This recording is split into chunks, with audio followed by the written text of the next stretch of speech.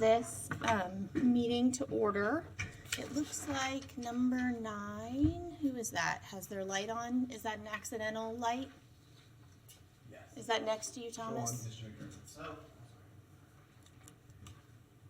Somebody bumped a light. Okay. We will go ahead and jump into the roll call, Mr. Casillo, if you're ready. Sure. Stephanie Sutton, Here? Bob Ackerman, Here. Thomas Hawkins, Here. James Blythe, Here. Sophia Corruguero, Here. Jason Hurst, Joshua Ney, Here. and Tina Certain. Okay, and then do I have a motion to adopt the agenda? So moved. Okay, a second? I apologize. I second. Okay. I thought it was disappointing Mr. Ney wanted to make a comment, but Yeah, he's going to take the next one. All those in favor of adopting the agenda, please say aye. Aye. Any opposed? Okay. Can we get a motion to approve the previous minutes from the April 22nd meeting? I'd like to approve the minutes with one correction. Sorry, it's the first time. I'd like to approve the minutes with one change. I showed up late to the last meeting, I don't know if you recall, and I was not here for the discussion. I arrived, but I didn't end up voting for that, so I just want to make it that noted that I did not vote for the agenda last time. Okay. Mr. Casillo, can you make a note of that? And is there a second to the motion with the amended minutes? second. Okay, second by Mr. Ackerman. All those in favor, please say aye. Aye. Any opposed? Okay, great. Mr. Casillo, can you read the announcement into the record, please? Section 30-3.3 of the Land Development Code establishes the Plan Board, including its membership, rules of procedure, and functions, powers, and duties. The Plan Board is advisory to the City Commission on most planning petitions. Appeals of Plan Board decisions concerning special use permits are to a hearing officer within 30 calendar days of the decision. See Section 30-3.58C of the Land Development Code. The procedure for an appeal is set forth in Section 30-3.58. Thank you. And then we'll go into public comment for items not on the agenda this evening. I do have a card from Mr. Mounts, if you want to step up first, and then we'll open it up to anyone else. Can do, and just like last time, I have a handout for you.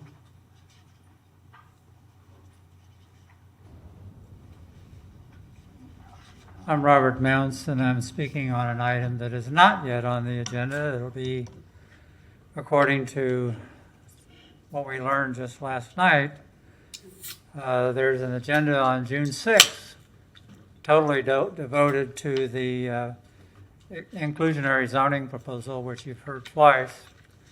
And what I learned this afternoon at the general policy meeting, Madam Chairman, is that despite your call for more workshops, the City Commission approved just one on this topic. It's postponed from earlier this month because of COVID, but it is now scheduled for June 1st, the only workshop. And the only other thing they did do is encourage the staff to reach out to the neighborhood associations in particular and interact with them.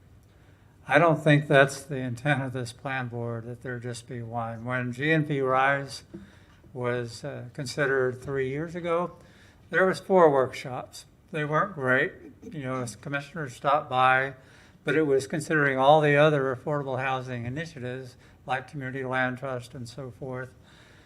One table with Andrew Persons, explaining what the GNV-RISE program was all about. And then, of course, that was tabled. And when it was tabled on motion of Commissioner Ariola and seconded by Hayes Santos, they also said, you guys need to do much better community engagement. So what did they do? They hired a 6-figure staff person, a very nice lady who's been talking to a lot of people. But what's needed, and I told them this afternoon, there's 5 districts. Each one of the commissioners should hold a town hall in their district and get the neighborhood associations and folks in and explain this proposal to them, and then see the blowback they're going to get. They're not if they're expecting you to approve it on June 6th, I sincerely hope that you cancel that meeting because they need to do a lot more community engagement on that subject. People don't really know what it's all about. I've tried to explain it in 2 columns already, which haven't been refuted, by the way, by anyone, as to the impact on those neighborhoods close to the campus. In context, as I said last time, is very important. You know, we have to consider the 70,000 plus students that are competing for market rate housing, and the things that are built are not affordable. And the assumption is, okay, we'll build all this extra rooms that'll free up their places. And to some extent, maybe that's true. But the impact on the University Park neighborhood, where I was president for 4 years, is immense. You know, and if Hayes Santos, that's in his district, District 4, if he went and met with them, he would hear all the objections from them. So I encourage you to insist on more engagement and more direct outreach by the commissioners in each of their districts before sending this on for an ordinance on first reading. And what I've done in this handout here, the Gainesville Sun asked several of us that contribute regularly to the Sun to write about what things do we think would work? What solutions can we suggest for affordable housing? And the intent of this is to describe some of them, not all, focusing on the desperately poor. And I lead with what John DeCarmine's doing at Grace Marketplace, with the goal of getting homeless people into housing within 60 days. And then what the county is doing to try to keep them there and get them, stable, after that. And then all the private organizations like Habitat for Humanity and Weatherization Coalition that are helping to lower the cost of housing overall. Those things work. They just need more funding. Thank you. Thank you. Is there anyone else that would like to speak to an item not on the agenda this evening? Okay. This is for one of the items on the agenda. Yeah, so we'll get to Mr. Hill when we get to that item. Sure, step right up if you'd like to speak to something not on the agenda.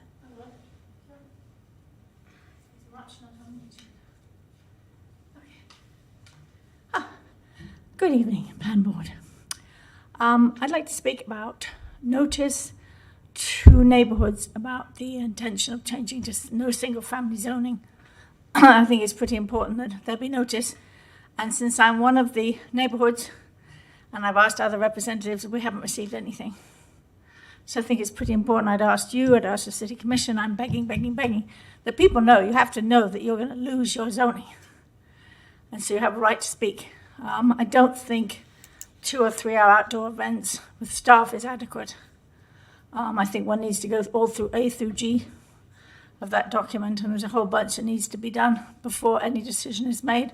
And ideally, I would like it not be made until after the election. We have fresh people, and that's quite obvious.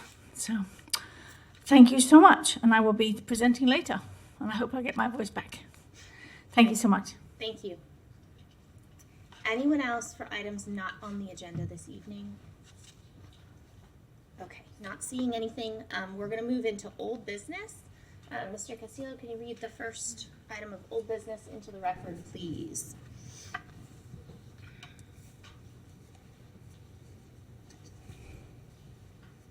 Item number 210572, petition PB-21-00167, City of Gainesville Public Works requests to amend and update the City of Gainesville Engineering Design and Construction Manual, as well as amend the City of Gainesville Land Development Code to allow future updates of the Engineering Design and Construction Manual to be adopted by resolution instead of by ordinance.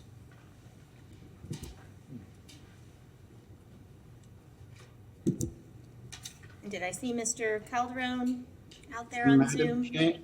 Yes, Madam Hello. Chair, can you hear me? Yes, we can hear you now. And we Thank see you. your Good evening, screen. Madam Chair. Members of the City Plan Board, good evening. Lawrence Calderon with the Department of Sustainable Development. This petition before you is to request an amendment to the city's design and construction manual, as well as to enable future modifications to be addressed via a resolution instead of ordinance as listed. Madam Chair, on October the 28th, 2021, the City Plan Board reviewed this petition, and the board had some questions which led to a continuation of the petition. Tonight, we are here to address the questions that the board had in October, and we will be presenting the discussions to you. Madam Chair, I apologize that your packet did not include the full address of staff, but tonight we are here to present a detailed analysis and to answer the questions that you had. We have a full staff present, and I will now turn it over to Brian Singleton to make the full presentation, and I will advance the slides. Great, thank you. Welcome, Mr. Singleton and the Public Works team that's here with you. Good evening. I'm Brian Singleton. I'm the City Engineering Acting Public Works Director. I'm here to kind of give the introduction to the EDCM update. We have a team here from both Public Works and the city's Department of Transportation. We did work with the Sustainable Development Department as well as the Department of Transportation for these updates, as well as the local engineering community. And as Lawrence alluded to, this is a follow-up presentation from October to address some of the questions and concerns from the plan board, specifically regarding stormwater and then interconnectivity, gridded street network, and Vision Zero. Gail Murray, engineer with the department, led the effort for the update. She will be giving the majority of the presentation, and then Scott Wright with the Transportation Department will discuss the interconnectivity and Vision Zero elements. We're really here to kind of discuss how the comprehensive plan and the land development code and the EDCM tie together. The EDCM is not really intended to repeat what's in the code or in the comp plan or in other manuals such as Complete Streets, but we incorporate all those elements via reference. And then the comp plan and the code primarily cover what, when, and where, kind of the look and feel of our public infrastructure. And then the EDCM covers kind of the how, like the technical aspects of it. So for example, sidewalks, the comp plan requires sidewalks essentially everywhere except industrial districts. And then the code covers width and location of those sidewalks. And then the EDCM covers like running slope, cross slope, concrete specifications, how we inspect concrete, what goes in the concrete, et cetera, et cetera. So with that, I'll turn it over to Gail. She'll kind of go over the history and then start going through the different chapters and the elements of what's covered in the EDCM.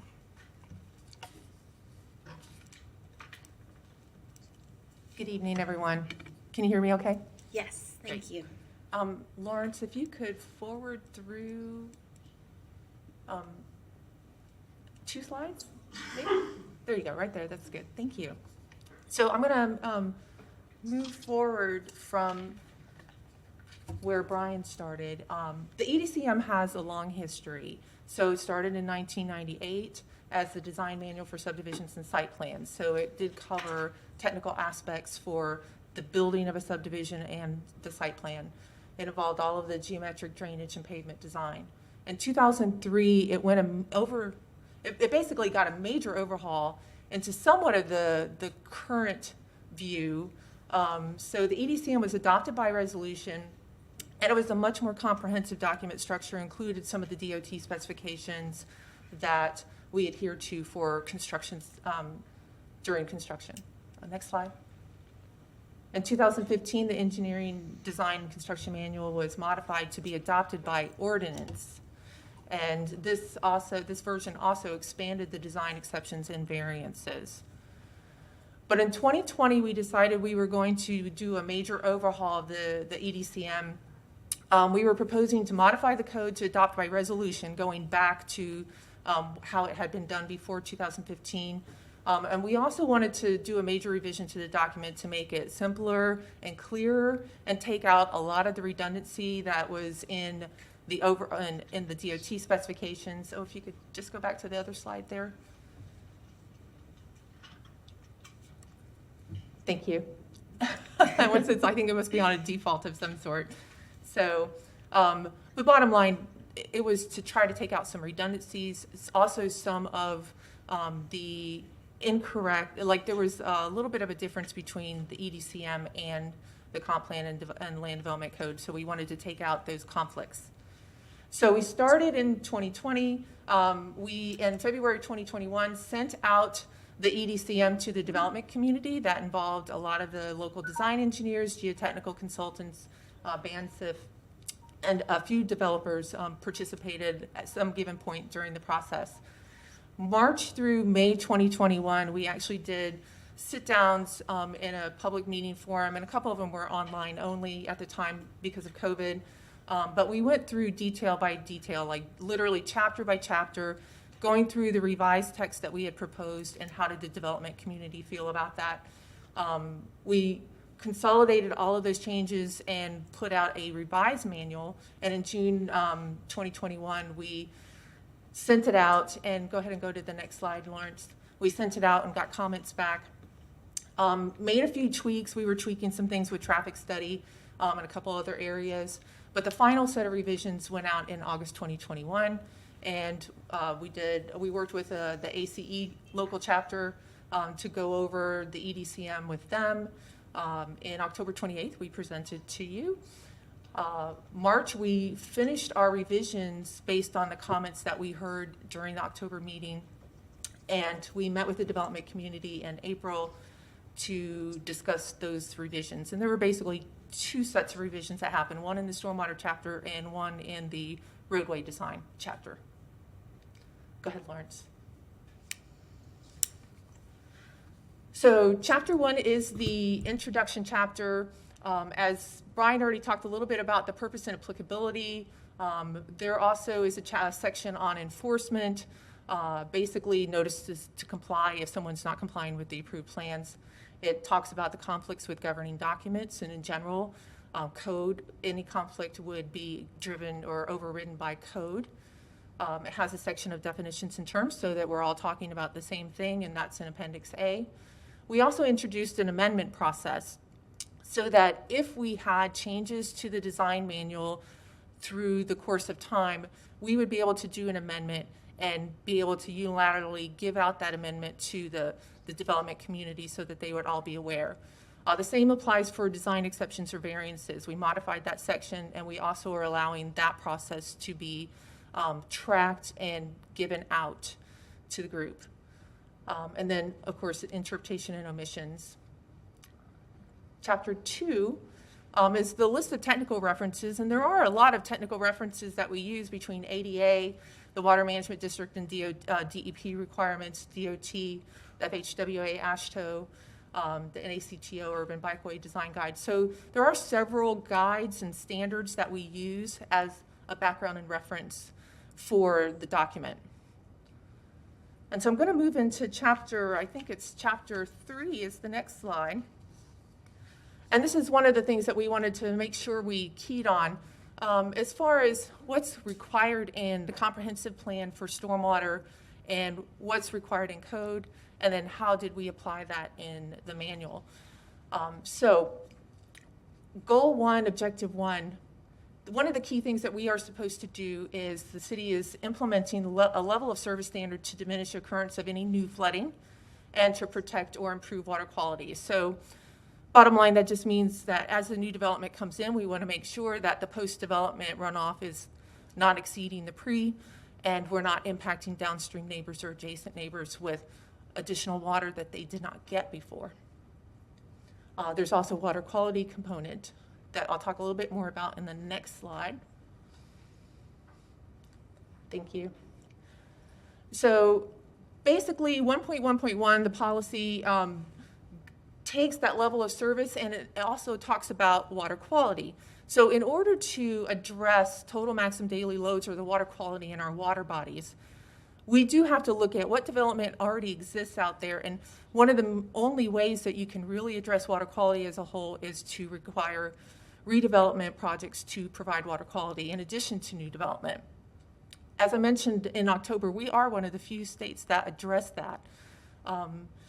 And any exemptions or exceptions that is provided in the Florida Administrative Code, which would govern the Water Management District or DEP, those do not necessarily apply. So you might actually be eligible for an exemption through the Water Management District, but it would not necessarily apply to the city's code through the Comp Plan Land Development Code in the manual.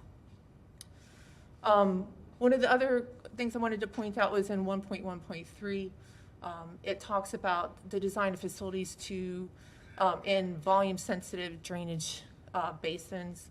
That's what we call a closed drainage basin. Hogtown Creek, basically all of the water flows into Hail Sink, which is an underground discharge. So when you think about development in Hogtown Creek, we have to pay attention to not increasing overall runoff from the site just because it will impact the downstream. Flooding is volume sensitive, and even though if it's little increments, it will ultimately add up. Objective 1.3, the city shall continue to require future development to pay for its capital improvements that are required to maintain adopted level of service. And so this is where we get into specifics for establishing stormwater quantity and quality standards for the development of the existing sites that have substandard or no sites. And we do have quite an extensive amount of sites that were built before 1982, built before there was any state water quality criteria. Next slide. And then the city has to, again, continue to comply with the adopted stormwater quality and quality design standards for the redevelopment of existing sites. So again, this is another reference to addressing development and redevelopment for sites. And 1.3.9 talks about the pre-development condition can't be exceeded in the post-development condition. Next slide. 1.5 talks about having an integrated stormwater management system, and this is where we offer a little bit of flexibility as far as being able to maybe do joint ventures, things like the credit basins, and we have 6 credit basins. The 2 active ones right now are Depot Park and Tumbling Creek, and we do have, we sold out with Southwest 5th Avenue, all of the credits have been sold, but we do have the other 2 still available. And Depot Park serves in Sweetwater Branch, Tumbling Creek, obviously Tumbling Creek. So next slide. And then the last objective that I'm going to mention that deals with the water quality and quantity component. If you look at 1.6.1, it talks specifically about water quality level of service standards in all the basins. And this is where it ties in the water management criteria. Water Management District criteria is incorporated into the manual, and when somebody applies for a permit with us, they also provide to us a demonstration that they are meeting the level of service for the Water Management District. And so that's the code, or the comp plan section, and then we're going to move into the next slide, which is the code. Yes, ma'am. Sure.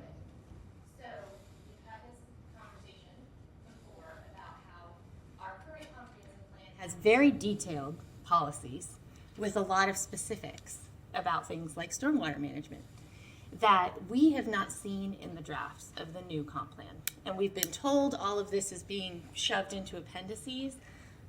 I just want certainty from planning staff, if someone can respond, that all of this is going to remain in the comprehensive plan, if anyone can answer that question.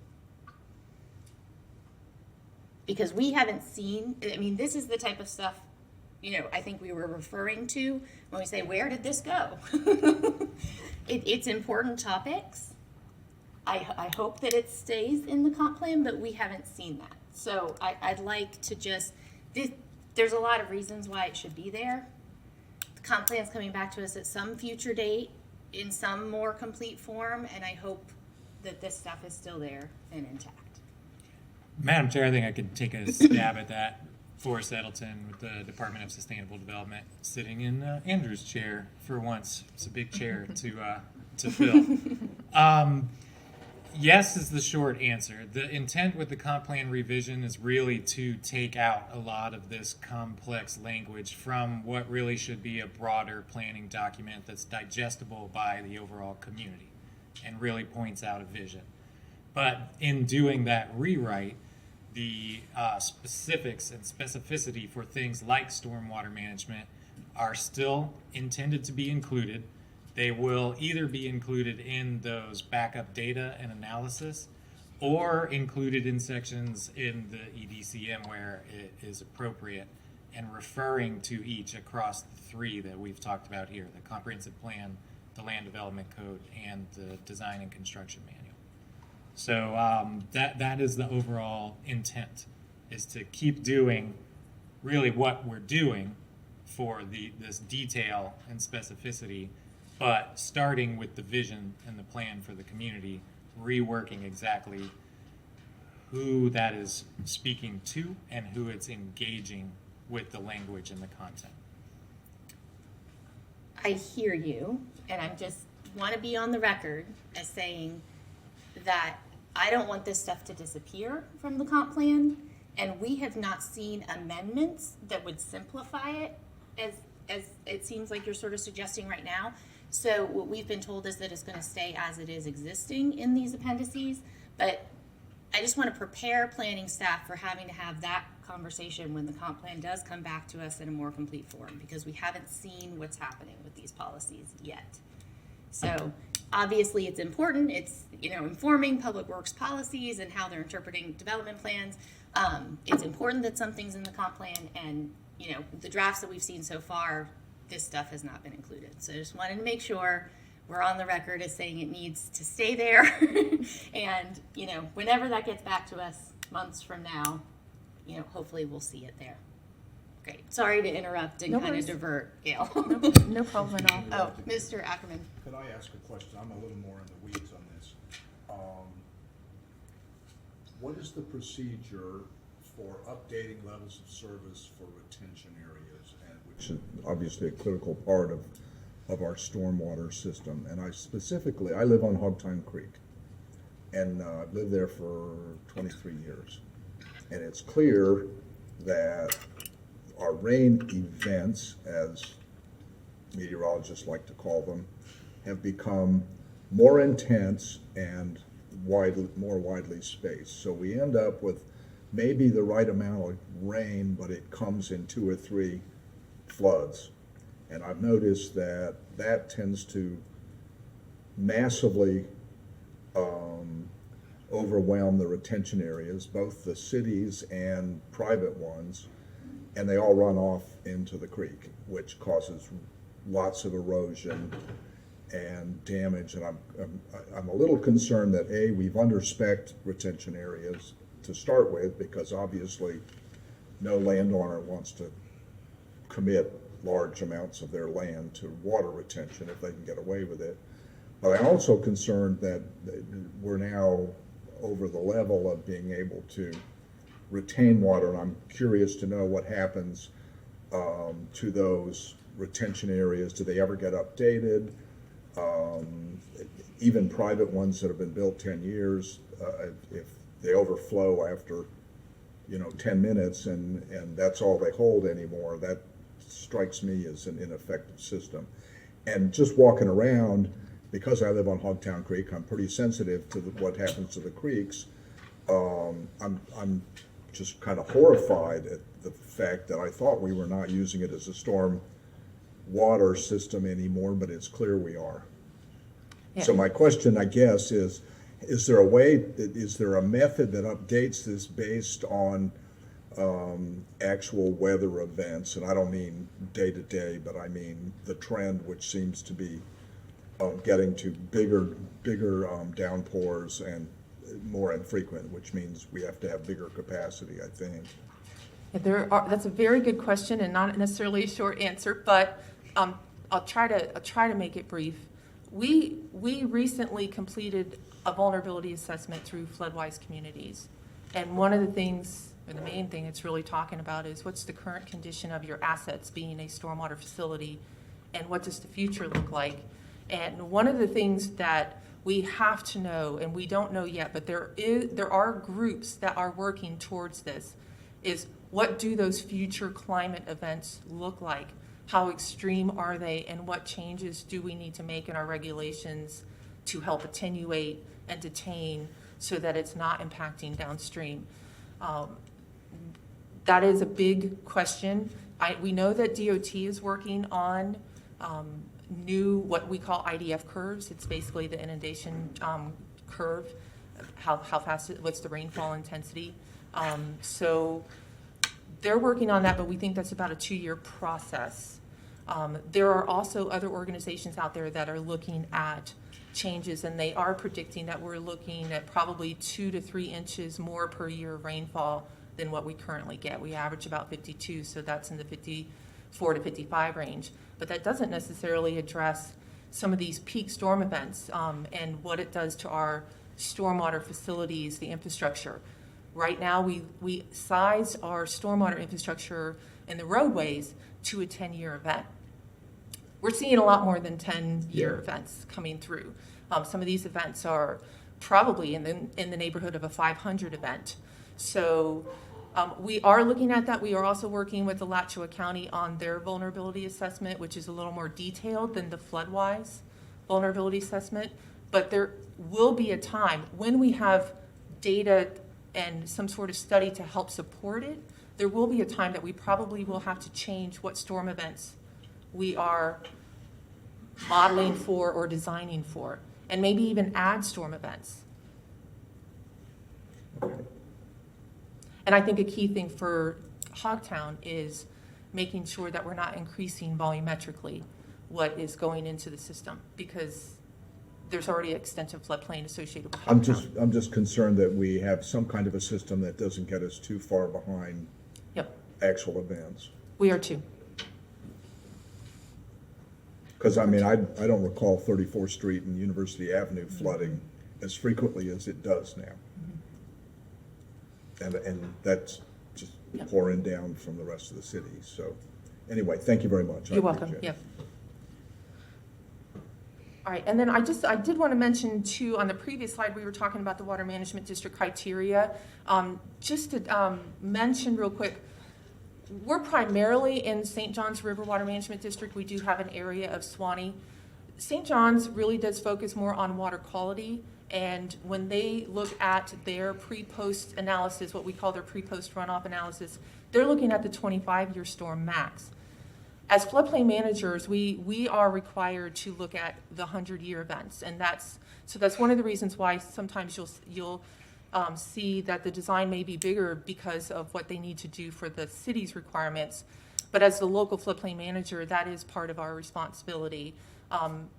The Water Management District has a different take on that. They're mostly water quality. They also don't own the infrastructure.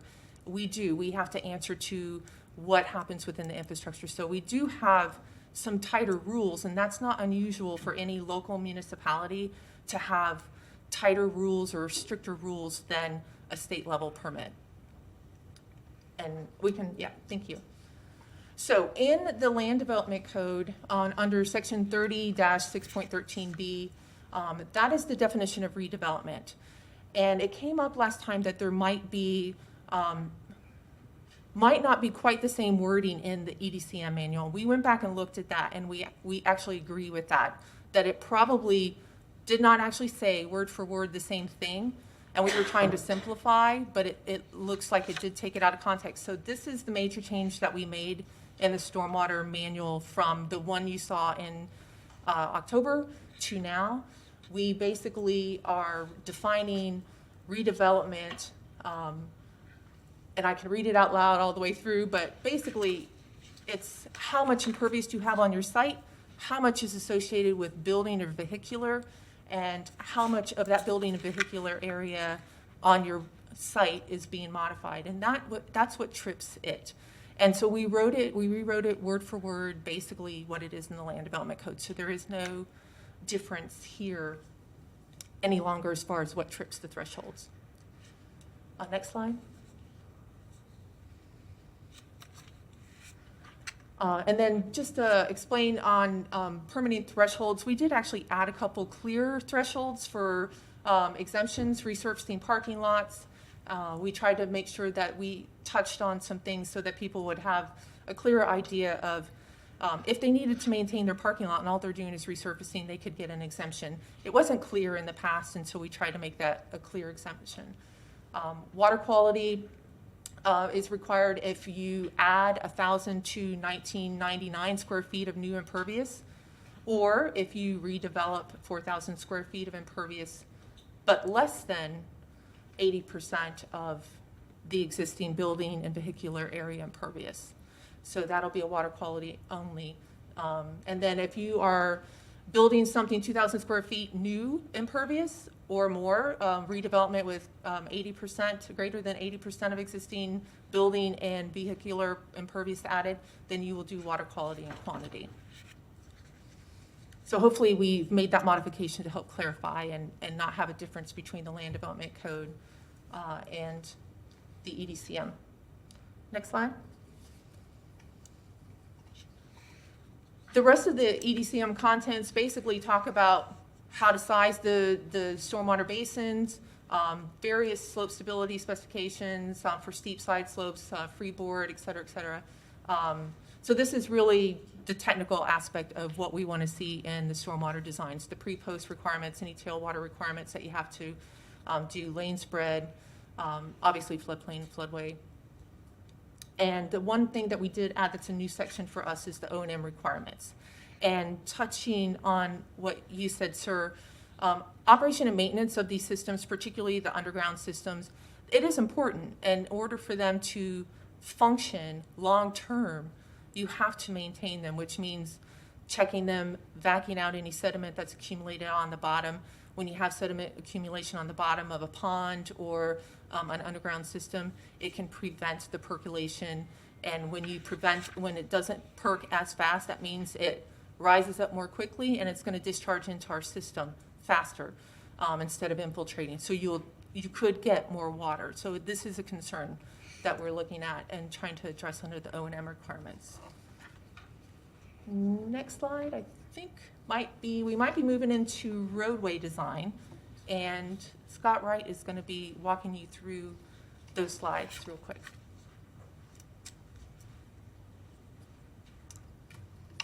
Okay, Scott Wright with the Department of Transportation. And I guess a good starting point is with the overall goal of the transportation mobility element, which is shown here. And it's one long run-on sentence. I won't read the whole thing, but basically it's touching on themes that you find throughout the document, and that is land use, transportation, connection, building the right type of transportation system to serve the right type of development that we want in the comp plan.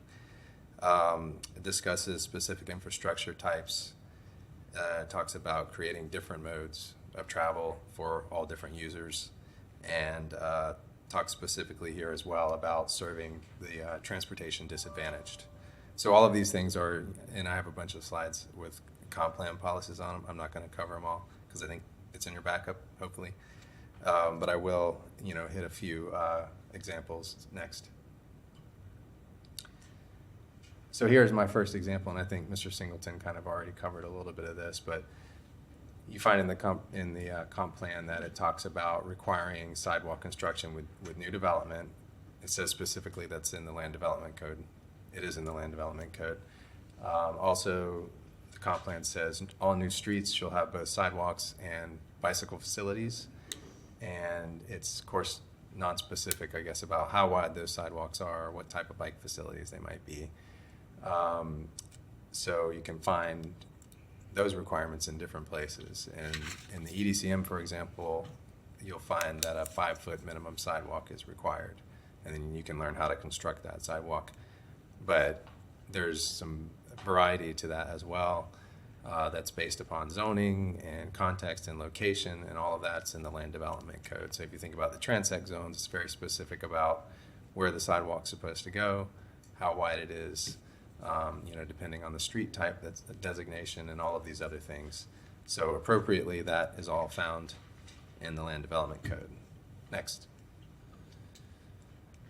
There's a lot in here about complete streets, and I think we probably know what that is, but I mean, basically you can just think about that as designing streets to serve all different types of modes, all different types of users to fit into whatever the context is. Next. Okay, next. More complete streets. Next. Okay, so there's some specific things in the comprehensive plan as well that talk about building infrastructure that supports transit. For example, sidewalks that connect to transit stops and things like that. Next. Okay, this is important. I'll talk about this. So we want to develop an interconnected trails network throughout the urban area. And, not everything that's in the comp plan is specifically carried over through our other documents. This is sort of an ongoing effort of the city to build this network. We're building about 10 miles through wild spaces, public places, of new multi-use trails around the city. And anytime we see opportunities, we're building other trails where it makes sense. But obviously that's not something that's in either the Land Development Code or the design manual. What you will find in the design manual now is a minimum width for a multi-use trail. So that's something that we've actually just added, and that's a 10-foot minimum width for something to be considered a multi-use trail serving both bicyclists and pedestrians. Next. All right, more on complete streets and context-sensitive streets. I should mention there's, the stormwater element, pretty specific in terms of the requirements. The transportation mobility element, for the most part, is more thematic, and it's saying like, here's the type of things we want to do. So you see a lot of these recurring themes throughout it, sliced in different ways. Next. Okay, next.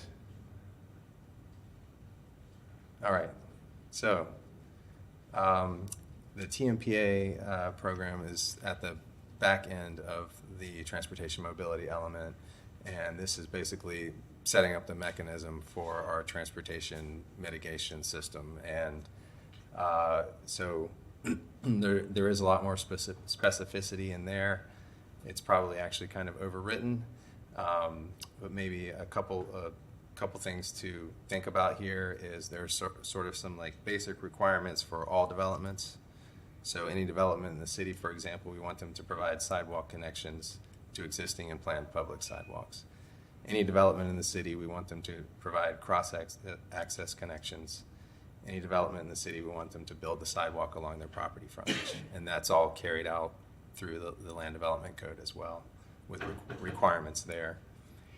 Some of the other things that are more, I guess, optional requirements for development can be used to offset the required transportation mitigation fees. And so there's a whole, laundry list of things that development can do to do that. For example, deeding right of way for a new roadway, extending a sidewalk beyond their property line. We see that, fairly often. So just examples of that. And next. So now to the Land Development Code. I think we talked about this already, but there's some more specificity about sidewalks here based upon, or depending upon land use.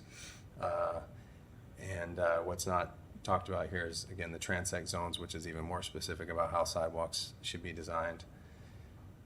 And again, the design manual basically just says, here's how you construct it. It should be at least 5 foot wide minimum. This is carried over from the comp plan. Bike facilities are required for all new streets. And connectivity is a big kind of common theme in the comp plan. Where you see that implemented in the Land Development Code is in a couple of different ways, and you can kind of think of it as internal connectivity and external connectivity. So for larger developments in certain parts of the city, we have block size requirements. And so when these larger developments come in, over a certain size, they have to break their development up into blocks by building new streets. And then other external connectivity examples would be, if there's a street next to a development on two sides, we would like that development to connect to both sides. And if there's either undeveloped or potential redeveloped property next door, we ask for stub out connections to that, so then that when that property redevelops, then we create that interconnectivity. And there's plenty of examples around the city where that's actually been successful as redevelopment occurs. Next. Okay, so finally, what we're here to talk about, the design manual. These are just a few things that we've added since the last time this came to you. Some specificity on travel lane widths that wasn't in the code before. The important thing about, I guess, getting the right lane width is that if you create lanes that are too wide, cars tend to drive more quickly. So we're trying to provide the minimum width lanes that make sense given the context. There's now some language in there about a preference for roundabouts for new intersections. And the reason for that is because of the safety benefits that you get from roundabouts. In some cases, you may have more accidents in a roundabout, but they tend to be less serious than at a signalized intersection. So there's an undercurrent here of safety with some of these new things that we've added, and that's because of, in part, the city's focus on Vision Zero. And I should mention that, Vision Zero is, of course, it's an entire program. It's a multidisciplinary approach, and so we can't really cover that completely in either the design manual or the code or anywhere else really. It's a very research-based kind of targeted approach, and so what we're doing now in our department is we're looking all around the city at where we have dangerous intersections, dangerous roadway segments, and focusing on trying to address those problems. It's not necessarily something you can write a regulation to address. It's more nuanced than that, I suppose. But what we have done then with bike facilities and some traffic calming language is hopefully bolster at least the standards for new development, so that when a new roadway is built, we get a certain type of bike facility that makes sense. For example, if it's over a certain speed roadway, we want not just a bike lane, but a buffered bike lane or a protected bike lane if it's over 35 miles an hour.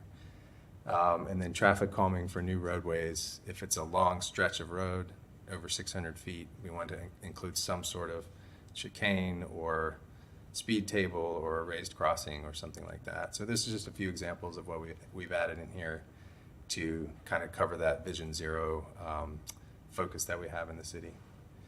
And I think, this is just a summary of everything that's in Chapter 4, some of which we touched on, some of which I know was discussed last time. And I believe Gail is coming back up now. Oh, yes, she is.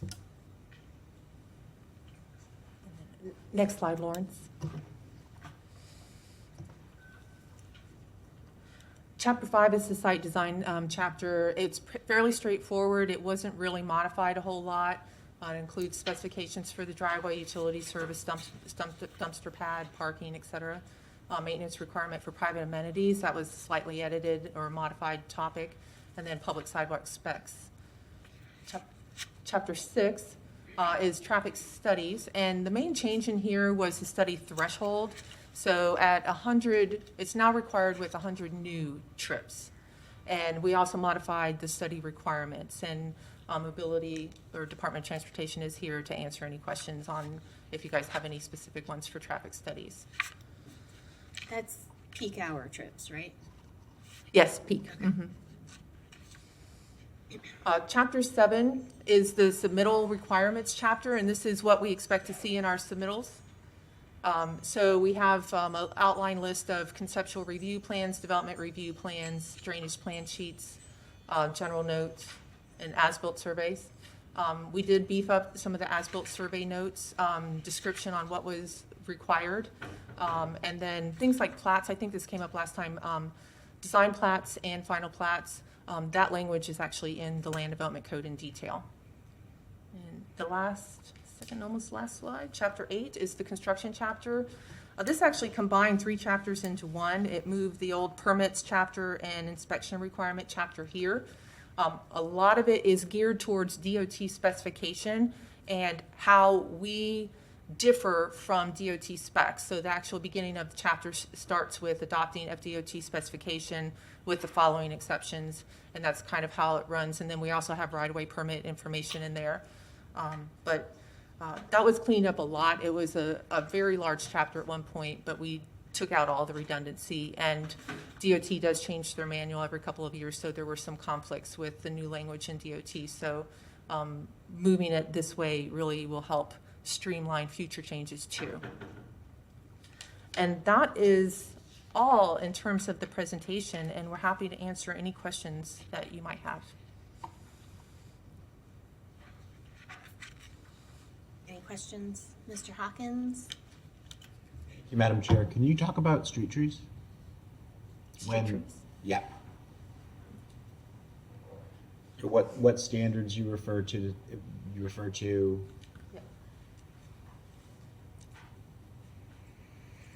So I'll try with street trees. I believe it's all in the code, and the street tree requirements are every 35 to 50 foot is the spacing. Can you show us the provisions? Because I've looked and I can't find them. I know some of the zoning designations have standards for street trees, but I don't know of standards for street trees that apply, that are generally applicable. Lawrence, is that something you can pull up quickly? I can try. I know it's in chapter 8 under the environmental chapter, and it is handled by the urban forester, and it talks about street buffers and landscaping requirements and street trees within the right of way. But if you want me to bring it up, I'll have to go to Unicode and I can try. Mr. Singleton has a hard copy. Mr. Calderon. It's in chapter 8. Let me see if I can reach it also.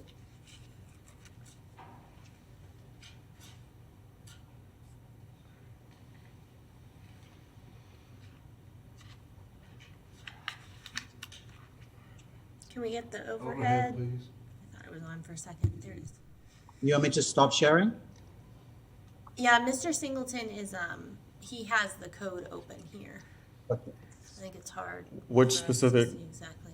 Are you worried about the distance between them or the species? I don't know what the standards are, and I've looked for them. And so the comp plan says we're supposed to have street trees, and then the land development code has standards for street trees for private, when we issue private development permits.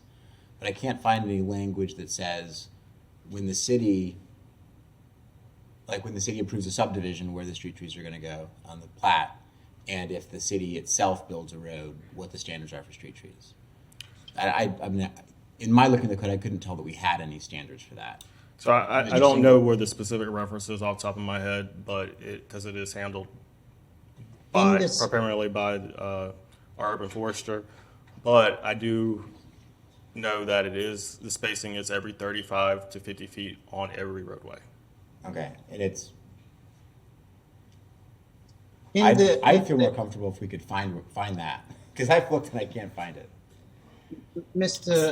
Madam Chair, this section, I'm looking to find it, but specifically in the subdivision ordinance, when you talk about the roadways, it requires that you have street trees placed along there, because during the construction, we sometimes make sure that the trees are actually filled place so that they do not conflict with some of the other requirements, such as placing of sidewalks. And usually that's kind of the last thing to go.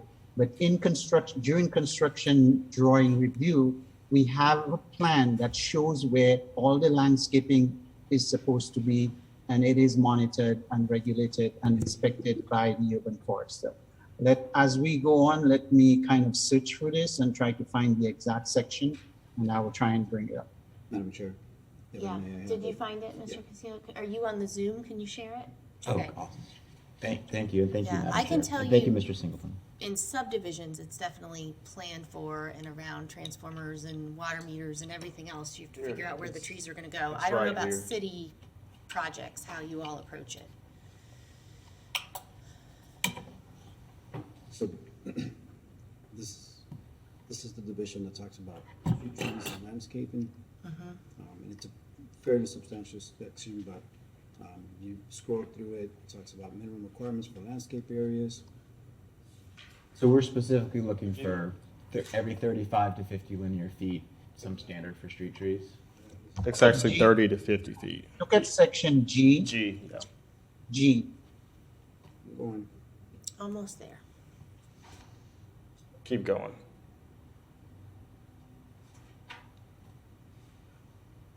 Keep going. I can share my screen and show you. You have Keep it going. here. One. There we go. There you There go. it is. So you got it? Yep. Yeah, 30 to 50. So this applies within a development.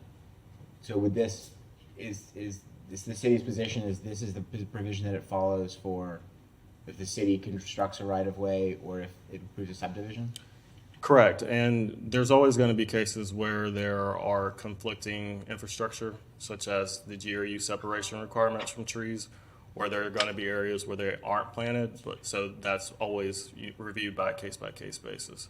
Okay. But overall, in greenfield development, yes, you will see the street tree spacing. The redevelopment, it gets a little tricky sometimes depending on where the existing infrastructure is. Okay. Thank you, Mr. Singleton. I appreciate that very much. The other thing that I wanted to ask about, I don't know if there's an appropriate staff person. If there is, it's probably Mr. Wright, but there might not be. We all know we have a crisis in the community of safety in traffic. And simply put, it's dangerous to walk or to ride a bike in the city. And we had a lot of really good, I think, newspaper coverage that's brought some more heightened attention to that in the recent years. In the draft for crosswalk markings, we default to the MUTCD to decide whether to mark crosswalks. And the MUTCD on this topic is a pretty backwards document. It discourages marking crosswalks and adopts the position that crosswalks ought to be unmarked. And if you ask people with a driver's license what an unmarked crosswalk is, they don't know what you're talking about. Most people don't even, if they don't see lines on the road, don't know that a crosswalk exists.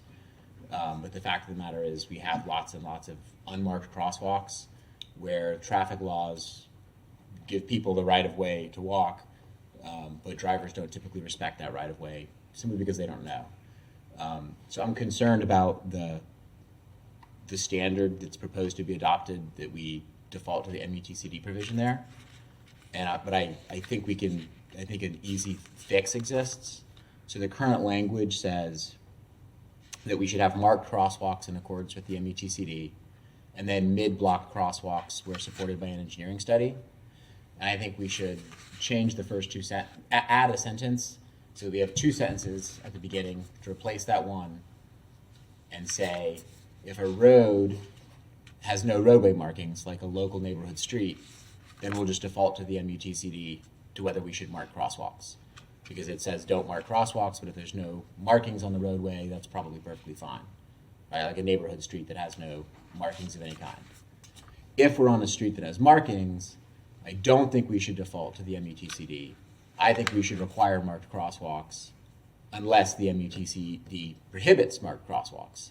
Unless the MUTCD says your crosswalks have to be unmarked, which in some circumstances it does, and I don't think we should violate the MUTCD. I just think where the MUTCD gives any flexibility at all, we should put frickin' lines on the crosswalks. It's kind of a no-brainer. And then have the third sentence say essentially the same thing, that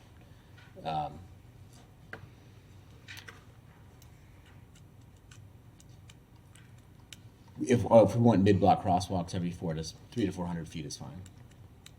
And I wrote out what I just described. I wrote out, so if we want to add that to our motion, we make a motion, I'd be happy to.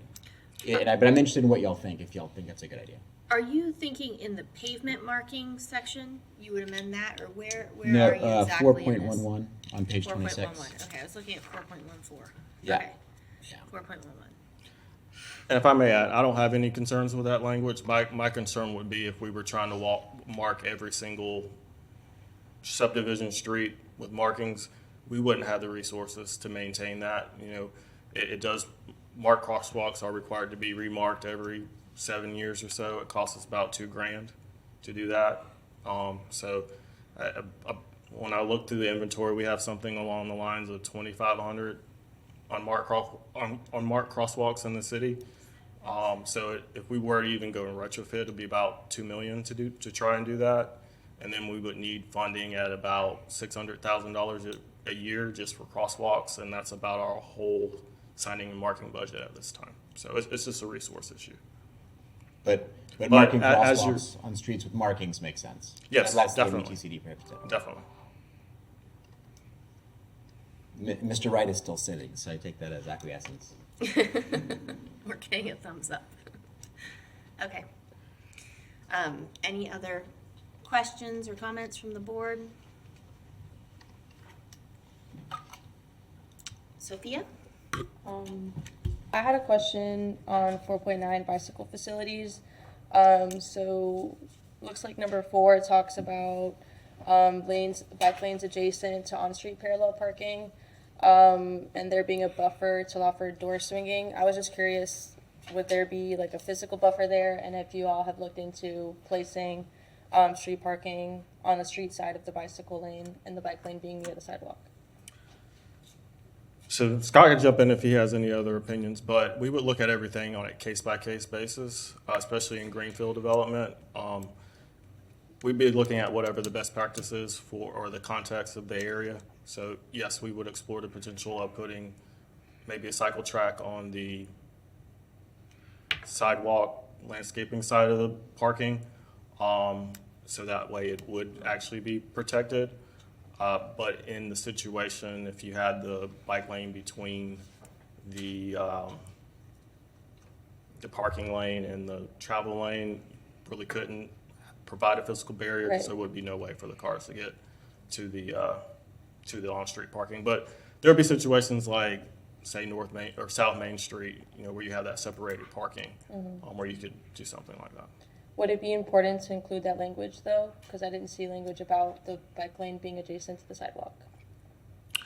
Like I said, it would depend on the context. Okay. So I don't feel like it's something you should do everywhere, and we would like the flexibility to design based on the context. Great.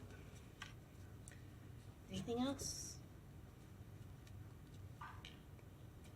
I know you all weren't thrilled to have to come back to us again, but I really do appreciate this presentation. I think you did a great job.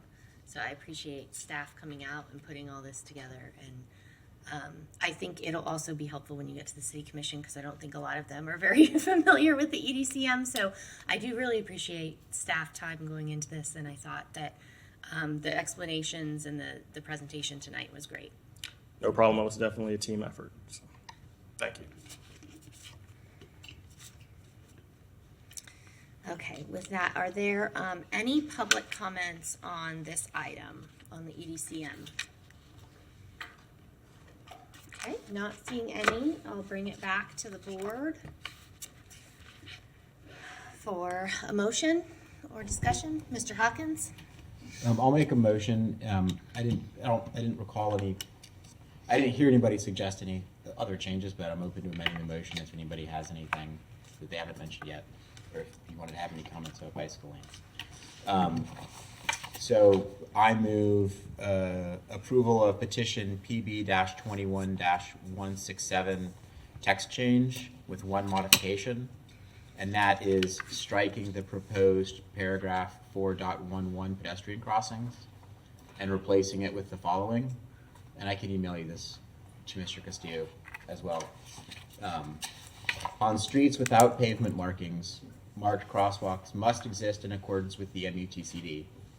On streets with pavement markings, all crosswalks must be marked crosswalks unless the MUTCD requires a crosswalk to be an unmarked crosswalk.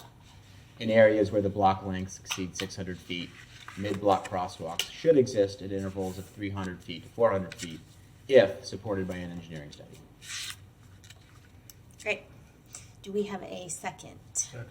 Second from Mr. Ackerman. All those in favor, please say aye. Aye. Any opposed? Okay, passes unanimously. Thank you all.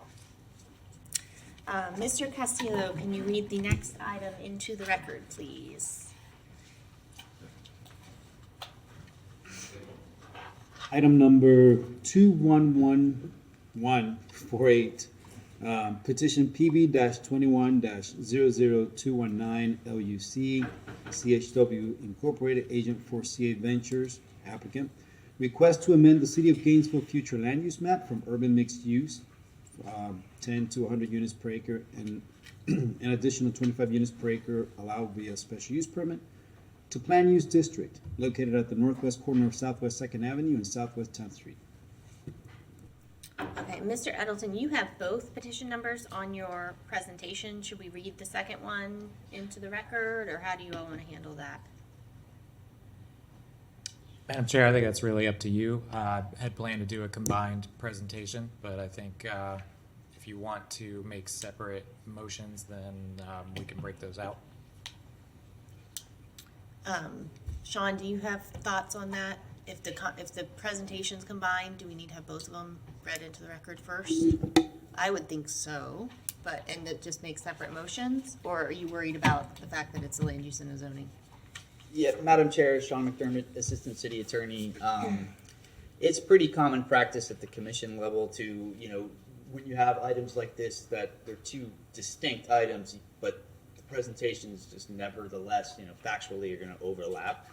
That planning will just do their, a presentation up front, and and that's fine if it, obviously has some factual overlap, like I mentioned. But the most important thing for you to remember is just to, to just keep the land use item, which is first. That's what's being, considered by the board now. So I would just do that cleanly. Okay. Finish with that. And then, proceed with the quasi-judicial item as applicable after that. Okay. Even though they're present, don't worry about the overlap factually, because that's just inevitable, stuff like this. Okay, got it. So we'll wait. Okay. All right, go ahead, Mr. Edelton. Thank you. Good evening, Plan Board members. My name is Forrest Edelton, a planner with the Department of Sustainable Development, and I'll be presenting these petitions, PB 21-219 and 220 when we get to it. The request is by CHW on behalf of CA Ventures. The petitions before you this evening are land use change from urban mixed use high to plan use development, coupled with an associated rezoning from urban 9 to planned district, or PD. And as you all are aware, the PUD and PD designations are intended to provide a means for property owners to propose unique or innovative designs that existing comp plan or land development code language may not have contemplated or addressed directly. This proposal requests relief from several criteria and regulations in order to facilitate providing workforce rate housing in perpetuity. The workforce rate, in this case, is defined as households earning 50 to 80% of the area median income. Specifically, this proposal is requesting an increase to allowable height, an increase to allowable density, changes to the building placement requirements from the standard zoning, and modifications to compatibility requirements related to historic districts, which I'll describe in more detail on some following slides.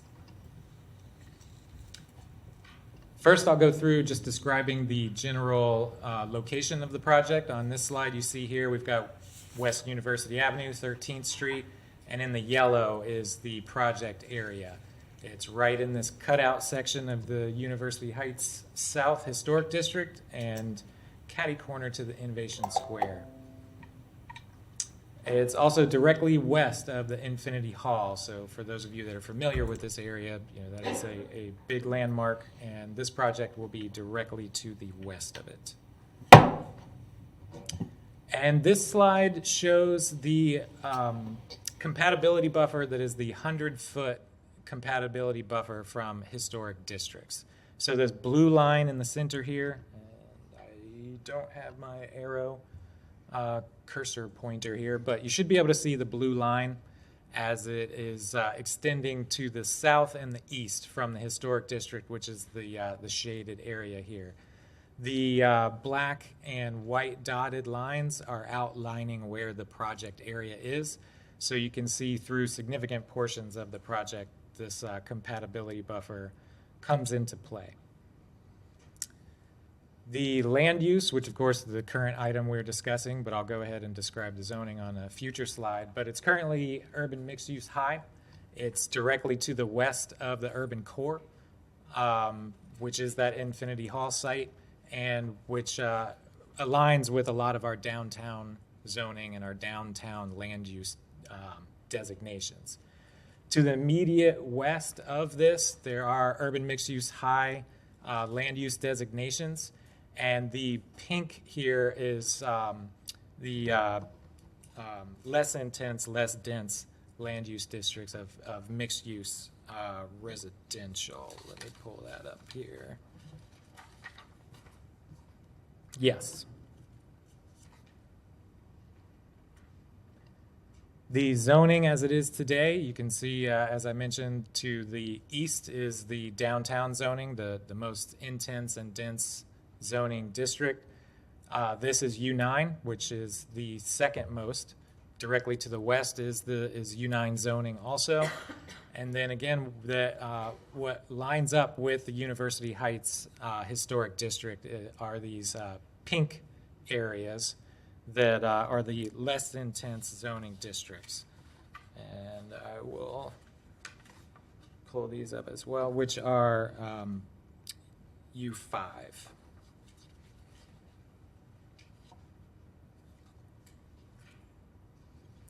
I will just go through some of the building details here in general. I'll leave a lot of the description and explanation to the applicant, should you choose to hear their presentation. But this is an image of the east elevation. As you see, this would be looking from Infinity Hall. Thank you.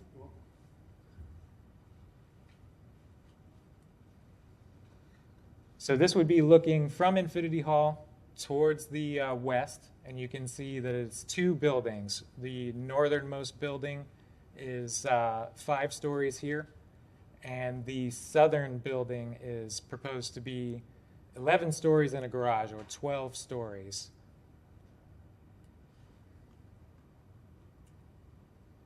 This is from the south looking towards the north. This is Southwest 2nd Avenue. And the most prominent facade of the building here. You can see along Southwest 2nd, it has, as we were discussing in the earlier petition, the street trees placed. And this is direct access to units and pedestrian access directly onto the streetscape here.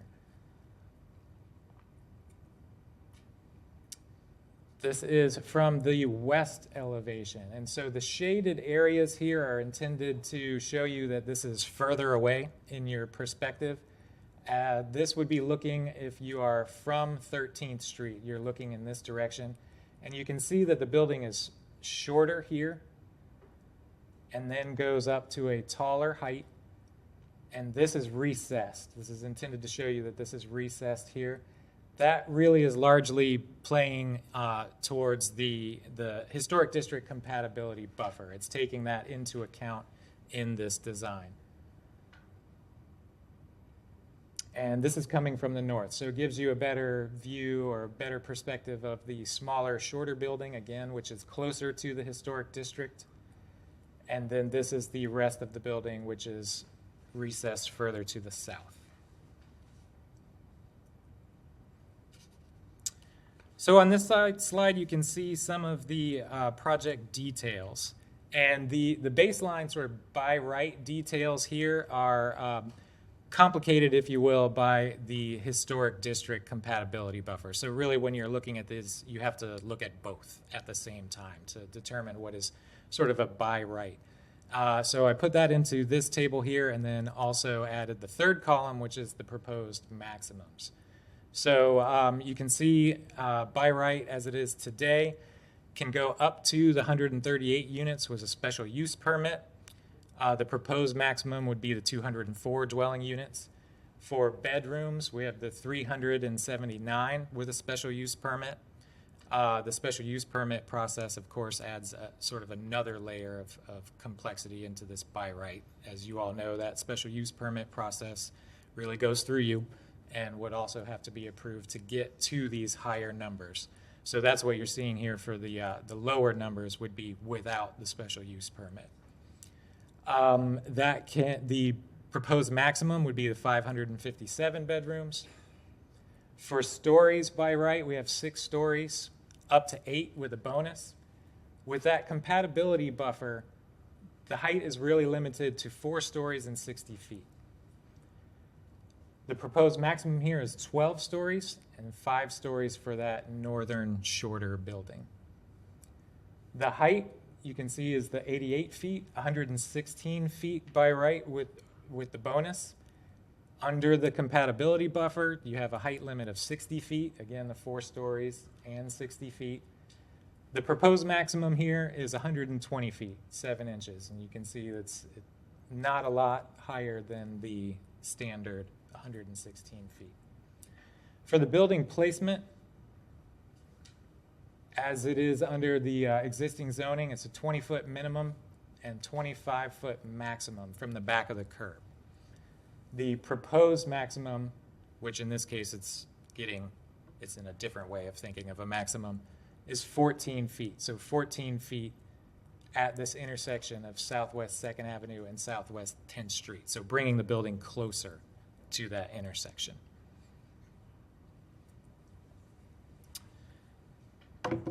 So we have on this slide the criteria for the comp plan, which outlines the criteria for changes in the future land use. Typically, I wouldn't go item by item here since a larger discussion is included in the staff report, but I'm happy to do so at the board's request. Generally speaking, staff has found that the proposal is consistent with the comprehensive plan in that it directly addresses several goals and policies of the comp plan, including the future land use element, the housing element, and the transportation element. More specifically, and speaking directly to the land development code section, here I've got 30-3.17. The proposal is consistent in that it provides multiple housing options, including workforce rate and student housing. It adds increased density into a mixed-use area. It protects and promotes transit options through closing curb cuts, reducing those vehicle and pedestrian conflicts as they are today, and adds or increases street access, certainly at the pedestrian or cycling scale. The proposal conforms to the PD purpose by offering an innovative and unique development in that 10% of the units will be dedicated to workforce rate housing in perpetuity. And this will include equal access to amenities and finishes. Staff has provided an analysis of the existing code and comp plan language and requirements. However, whether a proposal is unique or innovative enough to meet a threshold is largely the purview of the Plan Board and the City Commission. By offering workforce rate housing in perpetuity, staff believe the threshold of innovative has been met, as that our land development code and comprehensive plan do not speak directly to the inclusion or requirement of inclusion for housing or for workforce rate housing. The internal compatibility largely refers to how uses and the use of the site operates internally, to itself.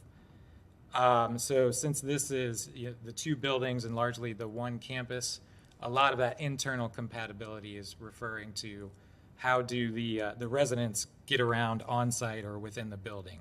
And we believe that's largely been accounted for in requiring the equal access to amenities and to the finishes.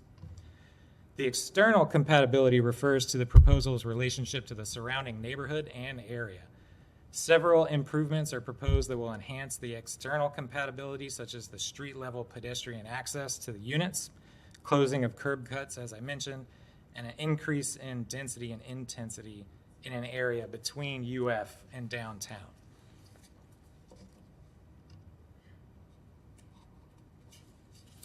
However, there are significant concerns with the proposal's compatibility, massing, and scale with the surrounding properties, particularly within the historic district compatibility buffer.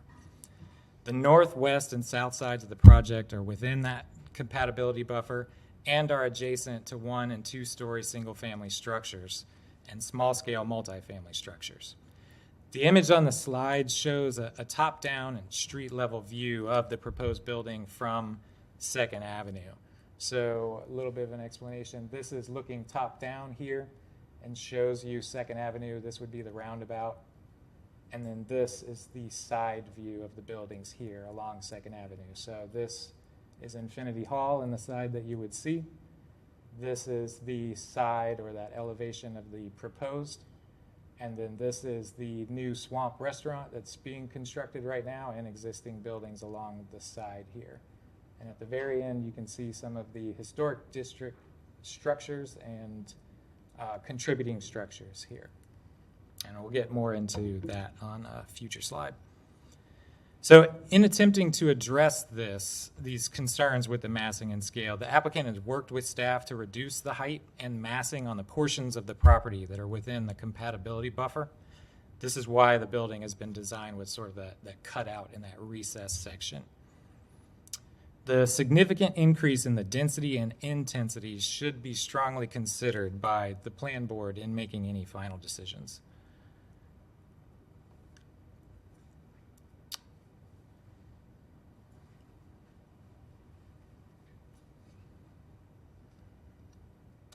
The project's located at the meeting point between the Innovation Square District and the University Heights South Historic District, with the primary entrance and at the prominent roundabout of 2nd Avenue and 10th Street.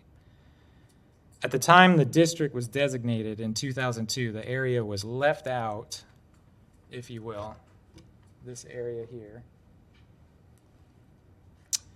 due to the buildings in that area not being historically significant and as non-contributing structures would have resulted in a weaker proposal for the historic district designation. So again, that's this section here that has been left out of the larger district. Today, the district contains 150 contributing structures and 32 non-contributing structures. By establishing the district, the City Commission found that the area is significant to city planning, architecture, and local history. The staff report goes into much greater detail on the district, and we have the city's historic preservation planner here to answer any specific questions that you may have about the district itself or its establishment. On this slide, you can see the project area, and just to give you some detail, the green here are the contributing structures, blue are non-contributing structures, and you can see along the avenue here, these and directly across are contributing structures. A little bit more detail to the north here. The numbers go along with some pictures on slides that I am going to go through in just a minute. So again, just to keep this in mind, we have the 100-foot buffer here, and this site, this L-shaped site, is the project area. So these images are what correspond with the numbers that you saw on the previous image. And I won't go into describing each of these structures in detail, but do want to bring them to your attention and to give a little bit more of a visual feel of the district.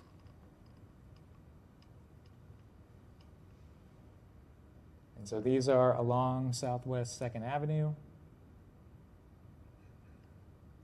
and our contributing structures. Some more along Southwest 2nd here. And you can see in this structure the brick, certainly, which is mimicked, if you will, on the building design, at least on that first floor, which is clad in brick for the proposed building. We have some of the structures that have office uses or some more of that mixed use here, but still, of course, have the design character of smaller single-family structures or small multifamily. And again, you can see here on the bottom picture some more of the images of the buildings clad in the brick.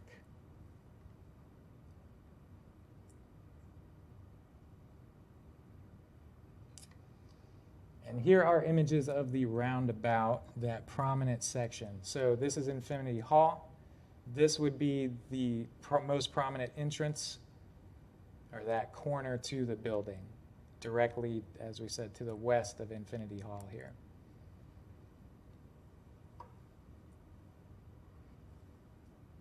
Some more close-ups. On the bottom image here, you can see the new Swamp 2.0 location being constructed.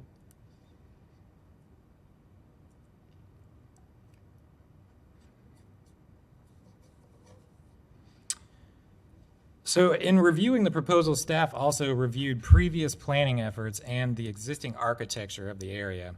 As you can see or have seen from the images, the existing character of the primary corridors and the innovation district is largely that of 3 to 5 story buildings with more modern materials. And I'll click through some of the images here.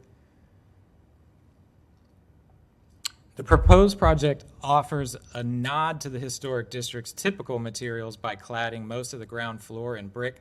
However, above that ground floor, the majority of the facade is clad in materials that are not typically found within the district, but may be or are found in the innovation district.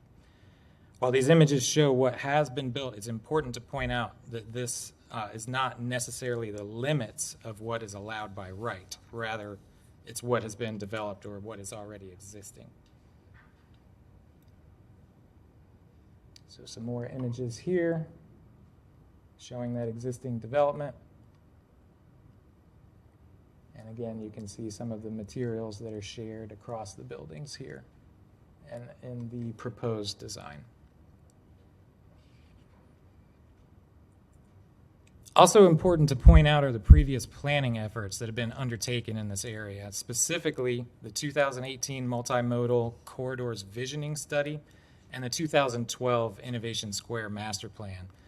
The visioning study was largely geared towards planning for creating ideal conditions along the corridors, but also analyzed existing densities and recommendations for potential infill. The study recommended providing careful infill developments with residential neighborhoods that, or with the advice that the development take care to not provide development that will overwhelm existing neighborhoods. For the 2012 Innovation Square Master Plan, it focused on the area's potential for the collision of strong community and the innovative research community. The goal here was to combine the two motivations to provide a highly walkable and livable neighborhood. And it's important to point out that previous planning efforts do not carry the weight of law or code or regulation. However, these efforts provide an insight as to a long-term vision for the area. These are planning tools, but should not be construed as sources of requirements or restrictions.